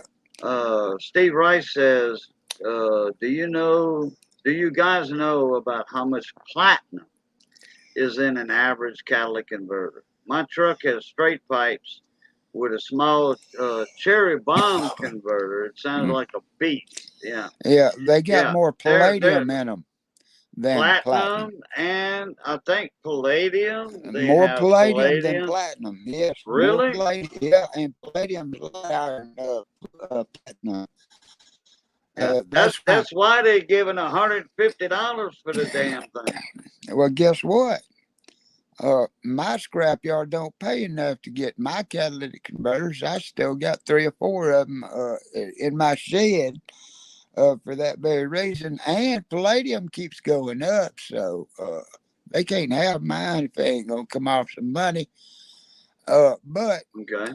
the guy would take them from me, a few, without being, a licensed mechanic. Well, he knows But he you. ain't That's paying why. enough to get mine. Yeah. I'm sorry. He Yeah.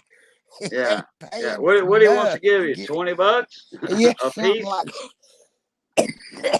something like $20 or less for a catalytic converter. You can forget about it. Mm-hmm. Now I'm just what I'll do is I'll knock that honeycomb out of there and save all the platinum and palladium and all the good stuff. See, and then I'll sell him the rest of it for stainless steel. Yeah, I We can do thought business like palladium that. was in the diesel engines also. The palladium. Yeah, palladium's in all catalytic converters. Well, I know platinum is for sure. Well, look, when palladium gets too high, they start putting more platinum in them. But yeah, palladium is Palladium's been expensive since it uh-huh. came out. Yeah. I'll take it all in poor bars. Yeah, but it don't have that much palladium. Well, You know, you'll yeah, have to it don't. refine it. You'll have to refine it with Well, chemicals and stuff. And look, it's sometimes it's not worth it for the cost of Cyclops the stacks. chemicals. Listen I to gotta me. go. Hey, wait, hold on. Okay, I gotta go lean off the dock. I've been trying okay, to say this for 5 minutes. I gotta go lean all off the right, dock. I'll be go. back in a minute. But Yeah, keep the conversation going, I'm David. all right. All right. Yeah, Cyclops stacks. You can get on YouTube and you can find videos how to refine platinum or palladium from catalytic converters. And yeah, it ain't that easy, buddy. That's just got a small little bit of metal that is on that ceramic honeycomb material that's inside a catalytic converter. And yeah, separating it's not easy. But what you can do is bust all that out and heat it up and burn the old hydrocarbons that left over unburnt fuel crap. And you burn that off. Now your palladium and platinum and your honeycomb will be clean. Yeah, you can sell that to the refineries. You know, they'll pay more for that than they will for the raw catalytic converters. That is a lot of work. It's a lot of work. I got a lot of time. I hear you. I just have a few catalytic converters, but as far as I know, I'm just going to keep them because scrap yards around here won't pay me for them. Yeah, I know more about it. I know more about what they're worth than what they're willing to pay. So, yeah, I still got my catalytic converters.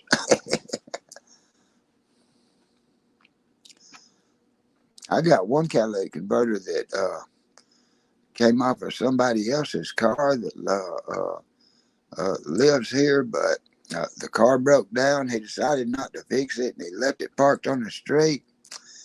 I said, "Well, what you gonna do with that?" Oh, I don't know. I guess I'm just gonna let the city tow it off. I said, "Well, wait a minute. That's got a radiator and battery cables. Let me get all that." He said, "You can have anything off of it that you want off of it." And you know what? He shouldn't have said that because I took everything. Everything is worth anything I took off that car. Uh, I took the wheels and tires off that car and put donuts on it. And when they come to finally come to haul that thing off, uh, one of them was sitting on bricks. It didn't even have a donut on one of them wheels. And I took the catalytic converter, and this thing had long battery cables. Wee doggy, a lot of copper in them. We don't. Yeah, and Well, doggy. had a gas battery too.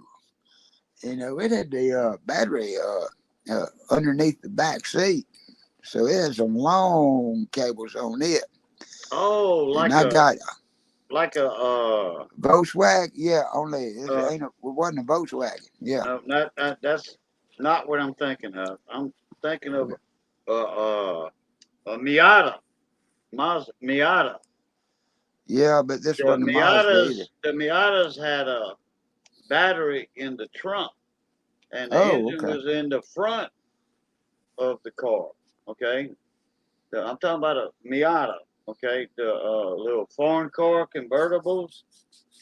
The engine's in the front and the battery's in the back, and so you got what 8 foot of battery cables that big around. Yeah. Yeah.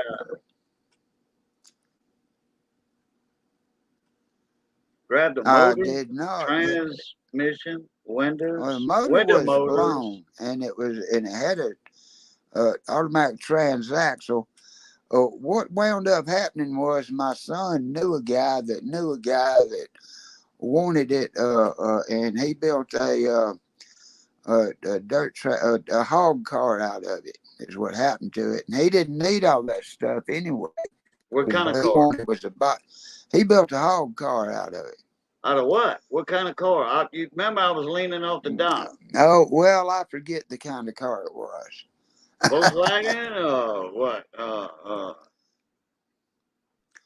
No, I don't know. I missed the whole damn conversation. I'll yeah, it have was to a watch Mexican the car. video later on.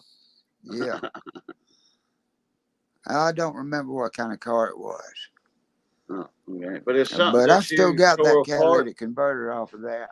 Okay. Yep. Still got that Yeah, catalytic well, they converter. got mine, and I think we were talking about catalytic converters earlier in the week. I was on Railford's Rides. Okay, he's a good-sized YouTube channel. He builds the Fox Body Mustangs. Okay, now he's in the armed services. He's a Marine and all that, but still in all, he builds the Mustangs. Yep. Fox bodies with the 302 bosses and all that, the old Mustang. You know, he's in the Ford big time. And man, Cajun turning those blue crabs yellow again. Oh, man. Uh, uh, he was saying that he had got one and he could smell something funny. It was sitting for 3 years, and there was one with the 302 boss in it. Okay, it had the 302 boss sticker, on the side of the Mustang. Yeah. That was one of the, the true blue 302 bosses. Okay, they were a high output engine, high perform HP or HO, and they did make the 302s and the HP high or HOs in the '85 Lincoln Continental. It wasn't the big, long Lincolns. It was the shorter type of Lincoln in 1985. Yeah. But they had the 302 high performance, high output 302s in those cars. And an 18 wheeler climbed on the back of one of them in my town. And the junkyard, Frank Abster's, F and J, Frank and John's junkyard, got that car. It was their turn to go to the tow after the accident, the wreck, after it was investigated. I bought that engine out of that Lincoln Continental from my Ford 68 Ford pickup truck.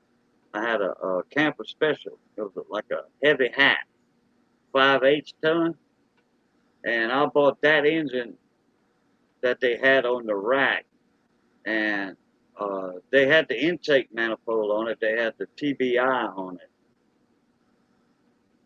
and it was just a plain block.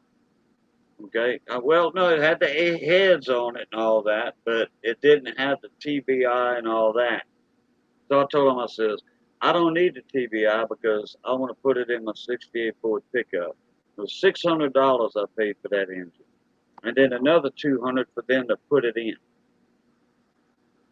Okay.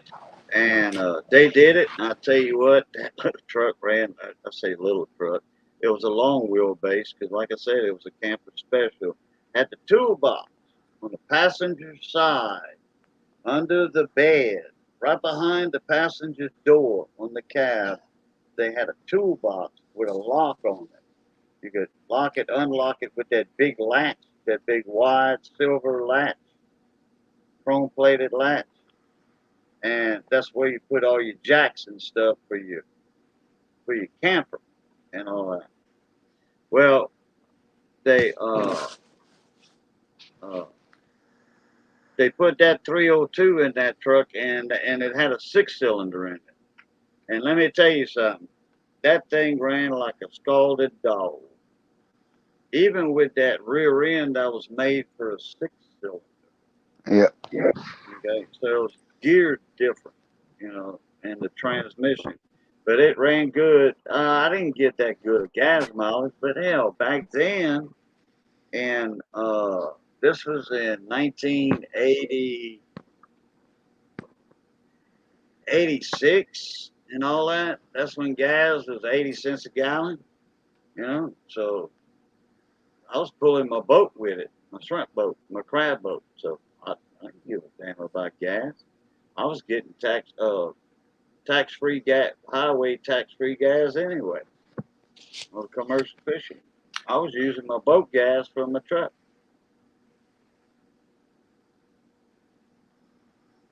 I fill up my truck at the marina with non-tax, no highway tax fuel gas. Yeah. Yeah. My dad had a Lincoln with a HO 5.0. HO50, yeah, that's what it is right there. That's the 302, the HO50. Yep, that's the one. And he always wanted to race my 50 Mustang. He lost every time, but he kept coming back for more. But you see, he had that Lincoln, and you had a Mustang, probably a Fox body, Foxy front end on it, Foxy front end, yeah. Water boy, water boy.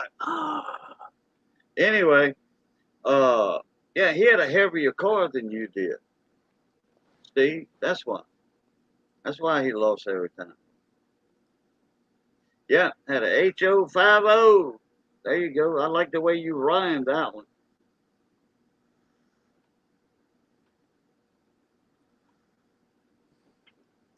Let's see. Oh, that was the only time we ever got along.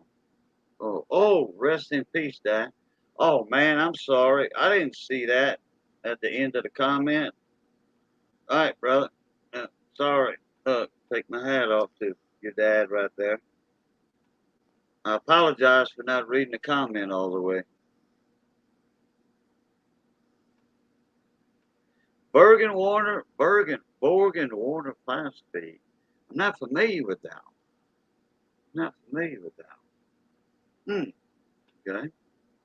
All right, let me do something here. I want to share out a channel. Okay.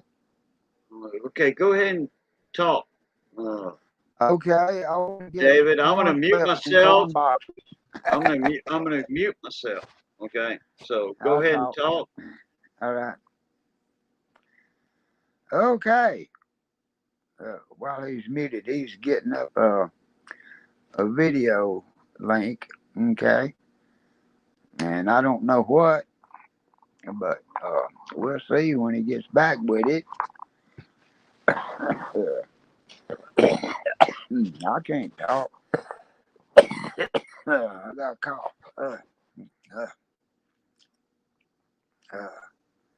Yeah. Morgan Warner 5-speed. Oh, manual transmission in the Mustangs. Okay.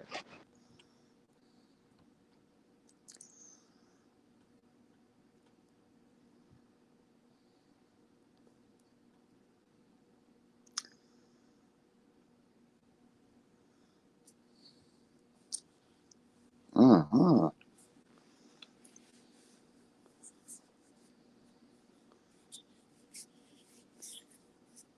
Well, I had a Mustang, but it was automatic. Yeah, had that for a while. That was fun.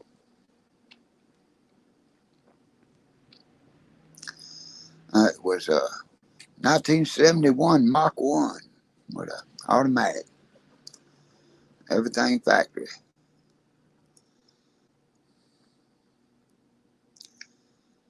A factory 4-barrel.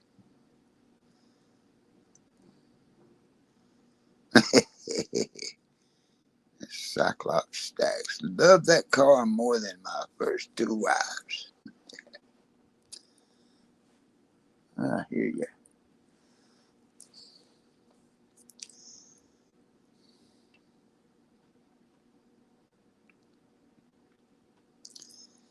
Yeah. Who all got here in chat? Got 7 people. Who's watching?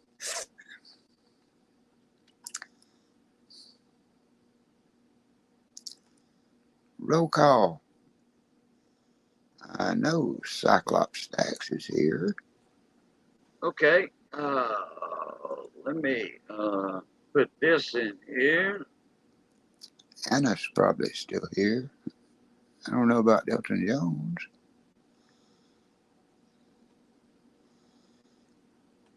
Now we got 8 in chat, according to this thing.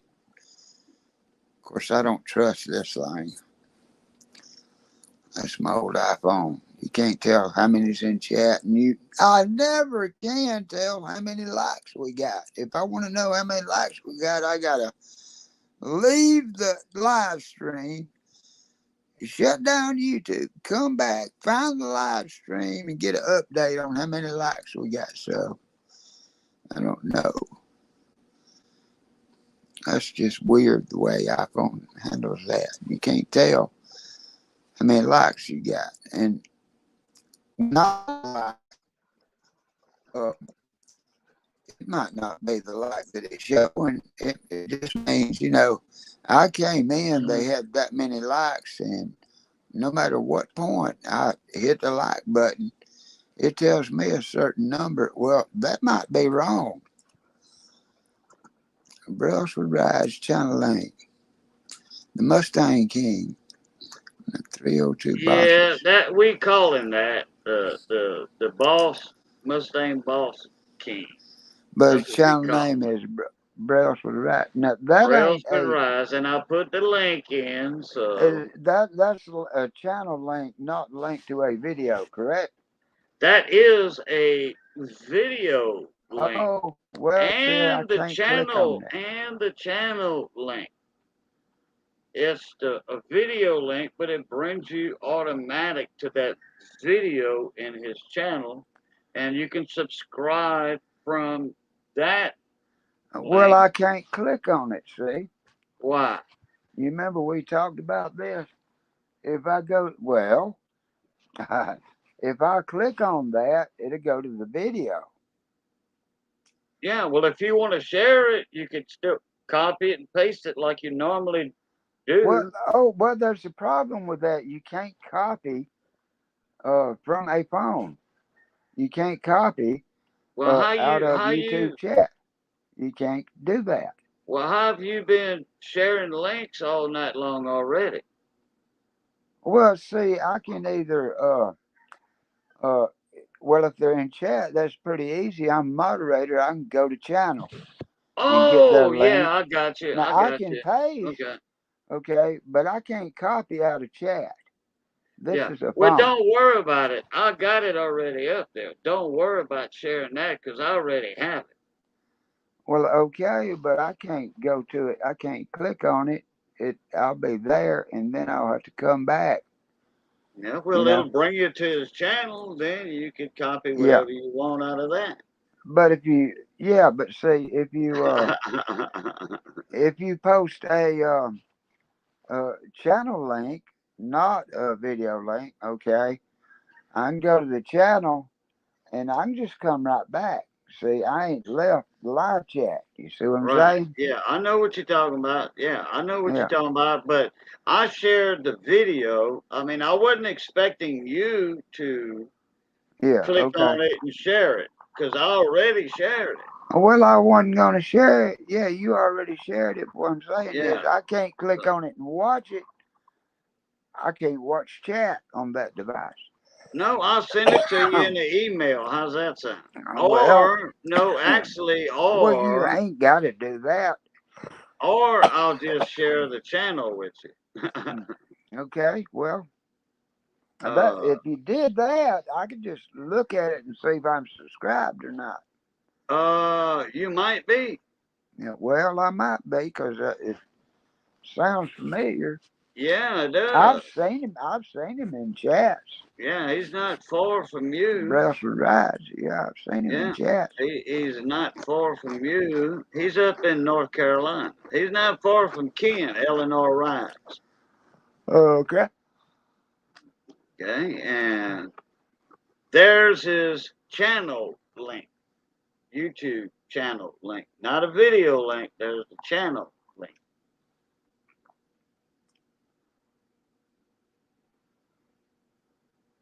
$2.19. No, I in 433 videos. I am not subscribed to him. That guy's got some fine cars, let me tell you something. And they're all Mustangs. Huh? Well, no, I'm not saying that at all. Y'all just got to check his channel out and see what all he's got. He's got some V6 stuff, you know, hopped up V6. He's got some V8, you know, the 302s. He's got some nice exhaust systems. And that's what we were talking about. Me and him were talking about with his catalytic converters, you know, catalytic converter. And I know I was talking with somebody else after I went live with him. When was that video? Oh, crap. Let me go back. Oh, okay. Let me see. What date was that? Well, I appreciate that, Cyclops Stacks. I When enjoyed seeing you there, Cyclops Stacks. I want to say that was like 4 nights ago or something. 5 nights ago, I was on his channel. 4 nights ago, something like that. Yeah, yeah.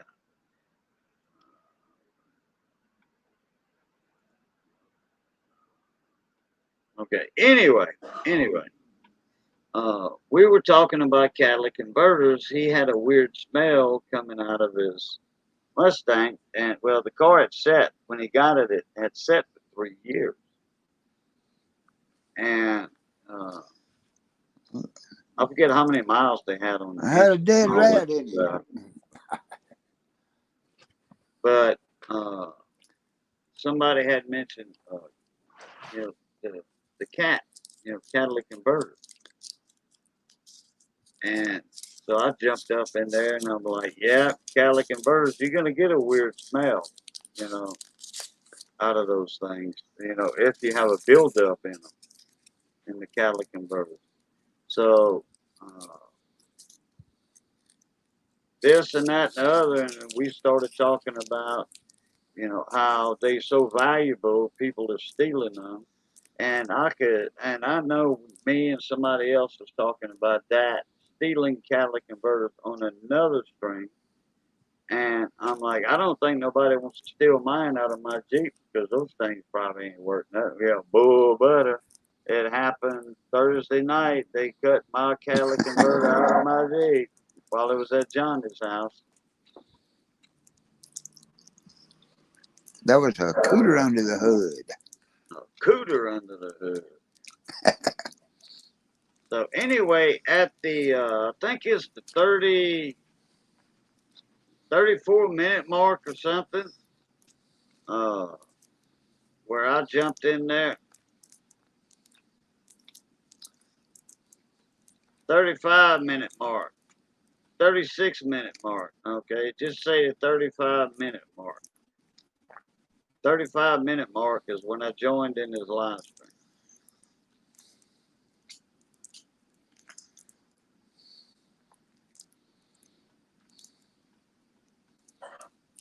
36. It's say 36. And we were talking about car, and we were talking about Cyclops. Let's see, was it him that made the comment about the the Lincoln? Yeah, that's when we started in that live stream. We were talking about the Lincoln Continental with the HO50. I'm glad Cyclops turned me on to that little rhythm and rhyme right there.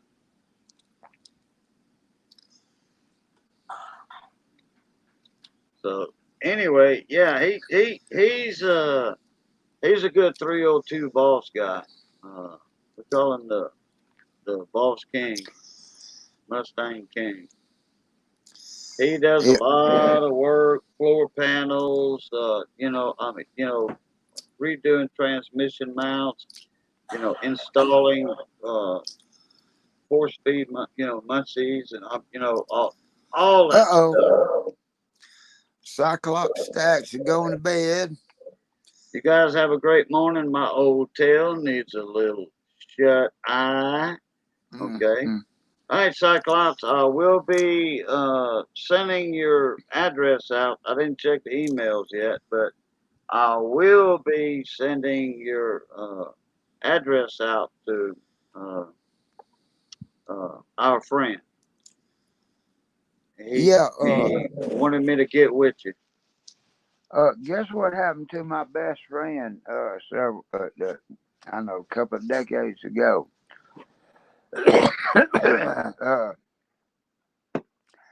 His engine was running rough, and he left it running. He got it cranked, and he left it running, and he went inside for something. He came back out, and all the windows were gray.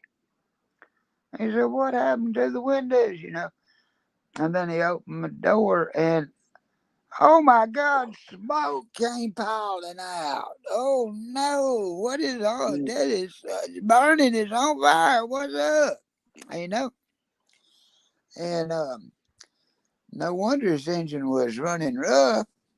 Um, yeah, he had a burnt valve, burnt just about big enough to stick your little pinky finger through. Dang, Yeah, buddy, it was burnt slack. It was that's terrible. a big burnt valve. Yeah, I mean, buddy, a big hole in it, I should that's say. right.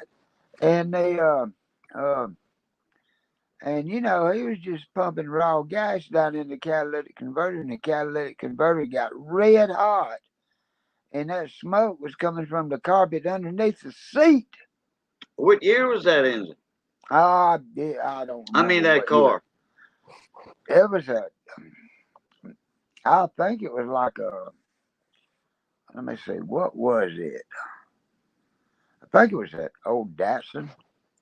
Uh, and it wasn't a B210, I don't think.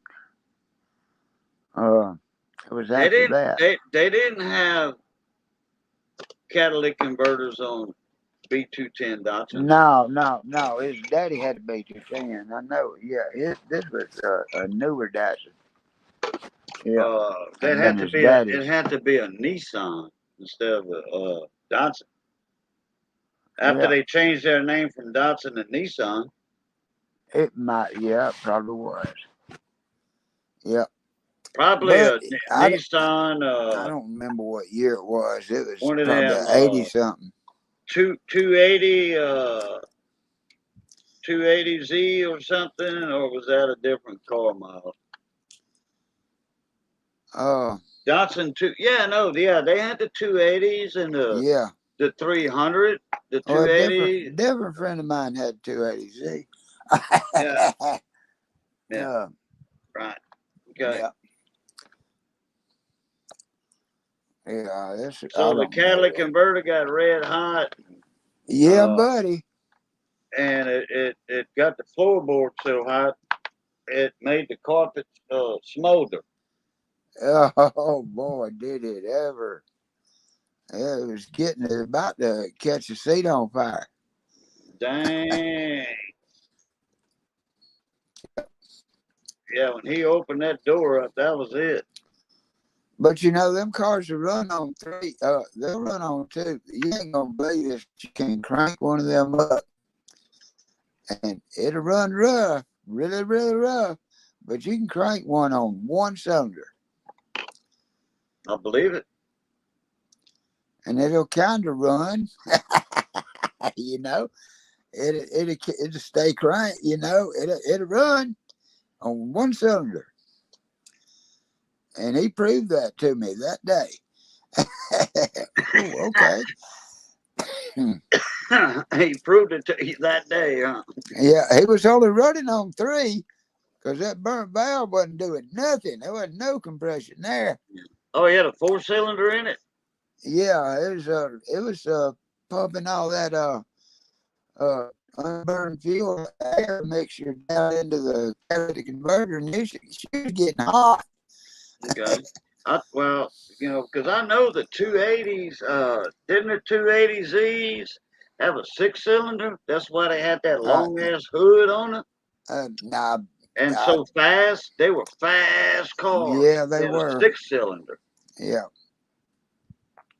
But Tommy had one of them. I was talking about my best friend, Frank. Yeah, he's dead now. Yeah. Okay, another guy. Okay, another Yeah. car. Yeah, I had a Datsun B210 GX sports style. It had that little SS sticker, Mm-hmm. GX SS on the back of the car. And it was a fastback. It wasn't a round back, Okay. like that. I It know was exactly what you're talking about. the fastback. That's why they call it the GX Yeah. sports style. Like the fastback Mustang. That's where that nickname for the Datsun B210s came from.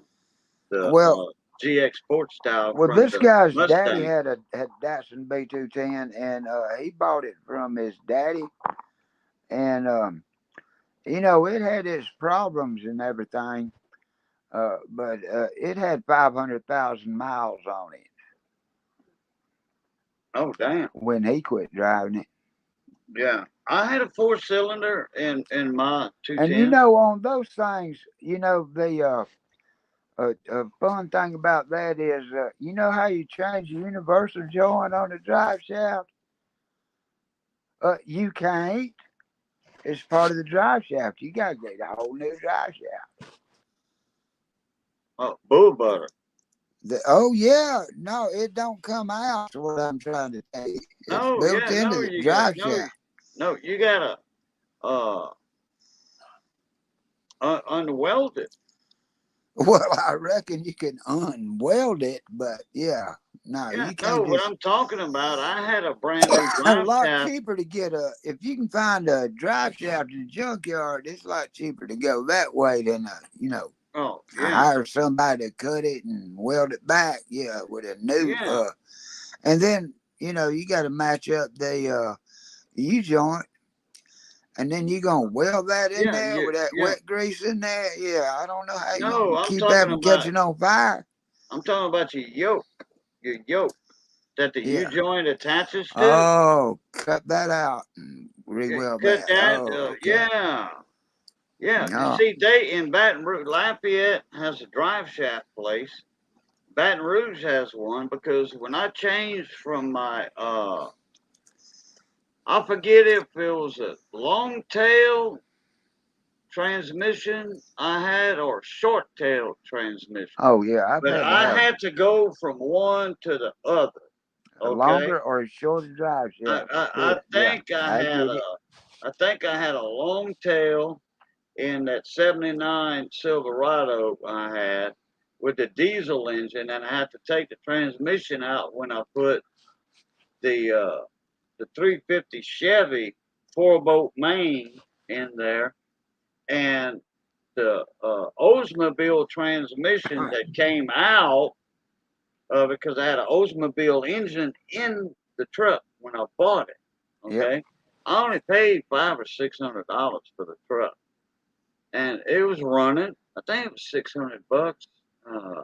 Anyway, it had a 290 Oldsmobile engine in it. Now, they went back with a 290 Oldsmobile, or 290 rocket, because they had a diesel engine in the truck from the factory. It was a GMC High Sierra or Grand Sierra, which the GMC's trucks, Grand Sierra, those had a 350 Oldsmobile rocket engine in them that was converted to a diesel from the factory. They took a 350 Oldsmobile and converted it to a diesel. That's the one with the glow plugs and all that. You have to look on the dash and wait for the glow plug light to go out. And it was a diesel. But what it was a gas engine converted to a diesel. And it was okay, when they were new and stuff. But if you did not maintain those engines right, they didn't last. Okay, they lasted for 15, 20 years, or 10, 15 years. That was it. But anyway, when that diesel engine, it was a farm truck. When that diesel went out, they put a 290 Oldsmobile engine in it, and it bolted right up to that transmission because it was a Oldsmobile transmission, and they had two battery boxes. Because the Oldsmobile engines, the starter was on the opposite side of the damn thing, okay? And the radiator hoses were on the opposite side on those engines. It was different than a 350, and believe me, I know that because I put a 350 Chevy in it. It would not bolt up to that Oldsmobile transmission, and I had to change the radiator. So I bought another truck.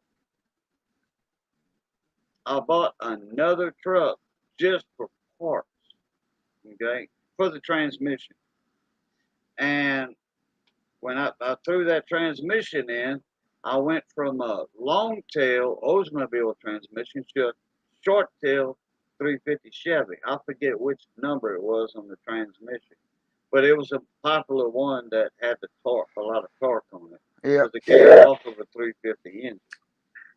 So anyhow, I've had to change drive shafts before. I don't remember what it was in, but anyhow, I did it before. and I was near Baton Rouge, and I brought my my old drive shaft over there, and I had to give them. They told me, give me the best length from the differential.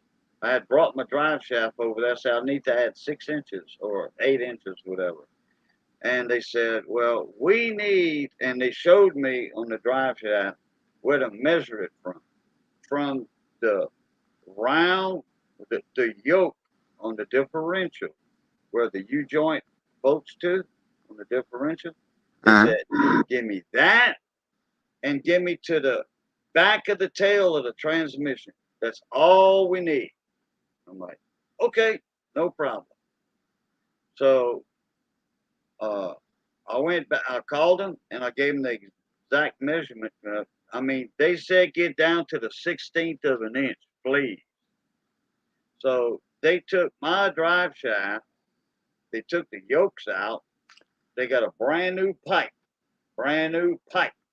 with the yoke. They unwelded them and they re-welded my yokes to that tube.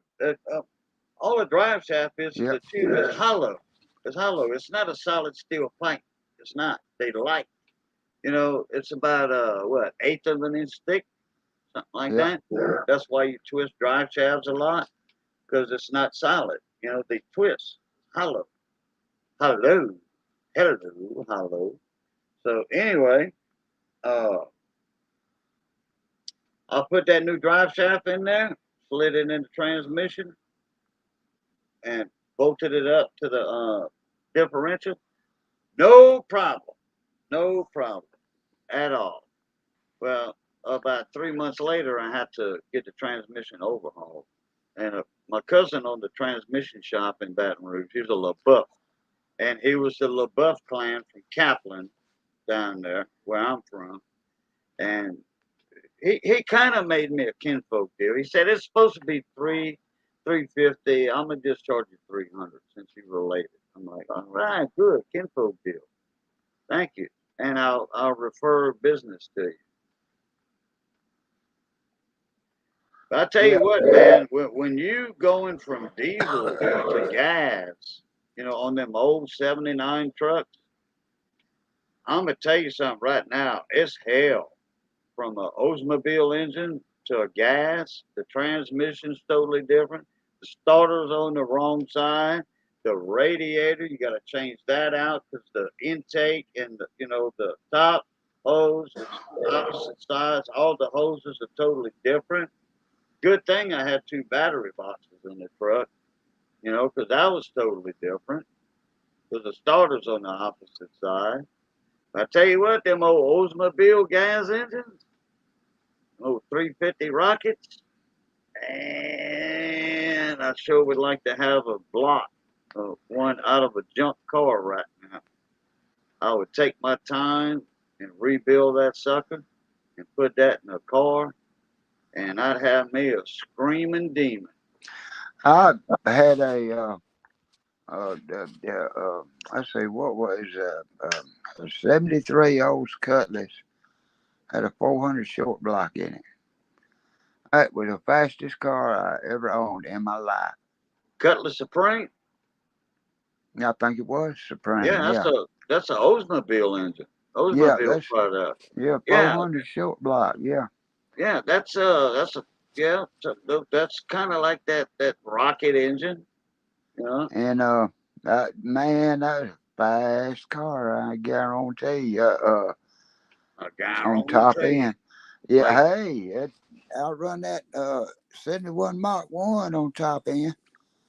Uh, I don't know how fast it would go, but the speedometer only registered 140. Yeah, it goes more than that. 160, 160. No, 140 on this, on the old Oh, it's 140. Oh, yeah, okay. but it'd go faster than that. I estimated like 156 is what it would run, but Oh, okay. you can't really tell once it gets past the 140 mark. My dad had a 73 Dodge Charger that he ordered from the factory. Dodge Charger. He was kind of a little tired of the Chevys at the time and the Fords because he was always a Chevy and a Ford guy. So in 1973, I was 9 years old, and we were living in Kaplan, Louisiana, and I think we were living in Kaplan when we bought it, or in Abbeville, one of the two. Anyhow, uh, he said, I'm going to get me a Dodge. So he went to the Dodge dealership. They wouldn't make him a deal in Abbeville, where we were from. Uh, he wanted to order a car, and they says, no, you have to wait till next year or whatever. I guess, I don't know, they didn't like my dad or something. And yeah, well, there was a reason why, too. I think my dad beat the hell out of the manager at one time before he was the manager. But anyway, we went to New Iberia at the Dodge dealership over there. Oh, my dad was a mean SOB. He was. I'm serious. He was mean, man. He was. He was big, and he showed it off. Anyhow, uh, went to the Dodge dealership in New Iberia, and he ordered this 73 Dodge Charger. It was green with a black stripe, racing stripe. And, the Chargers had the hood pins. You had a hood latch underneath, or whatever underneath, but you had your hood pins. Okay, you just popped off the hood pins and popped the latch on the hood, and picked the hood up. And he did it with the 440 Magnum, 440 Magnum, not the Yeah, 383. buddy. He didn't want the 383. No, Or, 440. no, not if my dad's ordering it. No, He had the 440 Magnum in it at that time, and he had that heavy duty transmission in it, with a 4-barrel carburetor from the factory. 4-barrel carburetor from the factory. And I forget what rear end he said he had on it. Don't get me the line, but I forget what rear end They he sold had. them in a Challenger and a Chargers. Charger. Okay. Yeah. And the speedometer on my dad's Charger. Now it took 3 months to come in. Okay. My dad wasn't in no hurry. He ordered ahead of time anyway. He wasn't in no hurry. He had to put half down on there. He paid cash for all his vehicles anyway. $100 bills, cash. He put half down. They said, "Oh, you don't want to finance?" He was like, "No, I don't do that crap. No, I ain't. No, I ain't spending no money for money. I ain't spending no money for money." That's what he meant by that was, and I remember Dad saying that. Interest, I don't want to yeah. spend money for no money. Money for money, like interest. That's what he meant. That car registered, I think, 160 on the speedometer. If Yeah, I'm not they did. mistaken, it was either 160 or 180. I want to say it was 160 though, the speedometer on that Charger. Yeah, and it did every bit of 140. I remember that well. It probably did 150. No, it did 140 with the kids in the car. I remember that well. Mama told him, shut it down. You're going to kill us all. Yeah, well. It did 140. I remember that well. I was looking at the speedometer from the back seat. Back then, we didn't have, nobody wore seatbelts. Hell, at Oh, I 140, know. at 140 miles an hour, it don't matter anyway. Seatbelts ain't gonna do you no good. Yeah, airbags hadn't even been thought of. Right, that And wasn't even a tickle in Ford's nuts back then. yeah, if it had seat belts, people didn't wear them. Oh, they had seatbelts. Yeah, nobody wore them. It wasn't a law back then. Yeah, Hell, I remember. I drove a bunch of cars that didn't come with no seat belts. Yeah, I had a couple of pickups with no seatbelts in. Yeah. A couple of 60 model trucks. I had a 63. I had a 64. I had a 65 Chevy truck. Oh, you should have kept 65. That 65, I had a homemade wooden bed on the back of that thing. It was a 65 GMC. I said Chevy, but it was a GMC. And I bought it like that. It didn't have a bed on it. And it had this damn big old V6 in it with pistons that big around. Big old V6. It was like a big block, like a 454. Like And 4-inch pistons in it. just about Princess Jamie was in my live stream one night. And we were talking about my 65 GMC. And I built a custom wood bed on the back with landscape timbers and treated wood and 3/4 inch exterior plywood. And I had a cypress, 1-inch thick cypress, 1x12 on the back. Like it kind of looked like a bumper, but I had uh, the little angles coming off from the top down to the bottom. I had that little angles like that, one on each side, and then a hole saw to drill a couple of holes, and I jigsawed the holes out from the tail lights. And that's all you needed was tail lights and brake lights. Didn't need reverse lights for inspection. I use it as a farm truck, a work truck, crabbing truck, shrimping truck, whatever. Anyway, me and Princess Jamie were talking one night, and she was like, I think I remember a big V6. at one time, like you talking about, Katie. And she found a truck for sale in Florida. It was a fish truck. It was a 65 GMC. It had the bed on it, though, the regular bed that it came with. And they wanted, I think it was $1,500 for that. It had it the size of the engine was a 305 V6,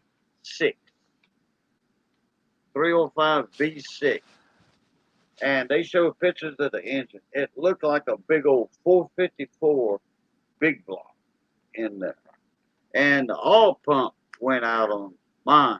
The oil pump went out on it. That's what happened. Yeah, Cause it, it it was. locked up. It locked up. Uh, like a 90-year-old man's bowels. You know, eating 100 pound of cheese. You know what I mean? That thing locked up, tired and shit. I had that 4-speed heavy duty transmission with the little high and low switch on the transmission. This was a Yeah. heavy duty truck. Okay, this was a work truck with the high low range on it. It was 4-speed, well, reverse and within 1, 2, 3. So actually, it was an 8-speed. You had that damn high and low worm gear red button on the side of the gear stick. Yeah. Yeah. Yeah, you had that low range on it. Put it that way. That low range, and then regular driving range. You know, like for pulling stuff. You know, in low range you pull a bunch of stuff. Anyway, Princess Jamie found uh, that truck. And I said, yep, that's the damn truck I had right there. But I had my own bed that I built for it. Hell, at one time I had a piece of plywood just uh, screwed down to the frame, bolted down, drilled a couple of holes in the frame, piece of plywood hauling crawfish on it, sacks of crawfish. Boy, and then I built a nice wooden bed on it. That's what I Yep. was hauling my crabs with and my shrimp.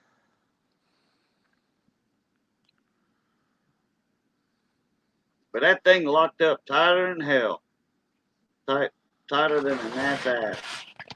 Yeah. All pump went out. So My there was no overhauling that end. No, yeah.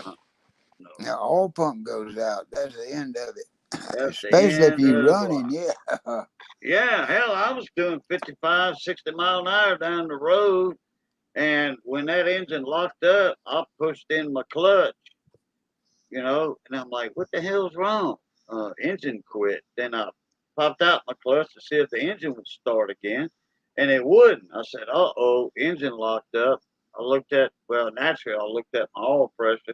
The gauge was down, and uh, I pulled in on my cousin's road, rural road, Agnes Plantation Road. I pulled in on there, went to the next house over, about a quarter mile away, used the phone. I said, hey, Dad, I need a pull. Come get me. So he come over there and pulled me, and naturally I was in neutral when he was pulling me. I had brakes. Naturally, I had brakes because I didn't know. Yeah, I did have power steering. I think on it. Yeah, I did have power steering. Sure did. I didn't have power brakes though. I just had regular brakes. Yeah. So we got it over there, and I tried to turn the engine over with a big old 3-foot pipe wrench, and that engine would not turn over. I'm like, oh boy, oil pump went out. That's when I knew the oil pump went out for sure. Seized up. Yeah, Yeah. I paid 100, Seized up. and Hey. I think I paid $150 for that truck with no bed on it. I got my use out of it after 2 years. Seized up tighter than Dick's hat band. That's right. Well, I don't know who he is, but yeah. Yeah, I don't know who. And I didn't even know what size hat Dick wore. You know. So No idea. Well, look, Yeah, I'm gonna run, David. I gotta yeah, get me something to eat, and I gotta get me a I think nap. Johnny Best is trying to get some sleep on the sofa over here. So, anyhow, you want to do your outro? I can do mine. Well, Jason, I appreciate you, and I'll see y'all later. Bye. All right, everybody. Look, it's always Bye. been good north of the grass, like Curtis Lowe says. I used to say all the time. Text guy 790. Bye. Oh man. Okay, he says, okay, have a great night, all. Okay, text guy. Yeah, he was in here earlier. I think he was anyway. All right. Text guy, have a good night. As always, like me and David Carlisle's good friend always said, it's always good being north of the grass. Stay that way. Be safe. Be careful. And as always, love, peace, and crackling grease. Catch y'all. Blue top. Later. Pluto.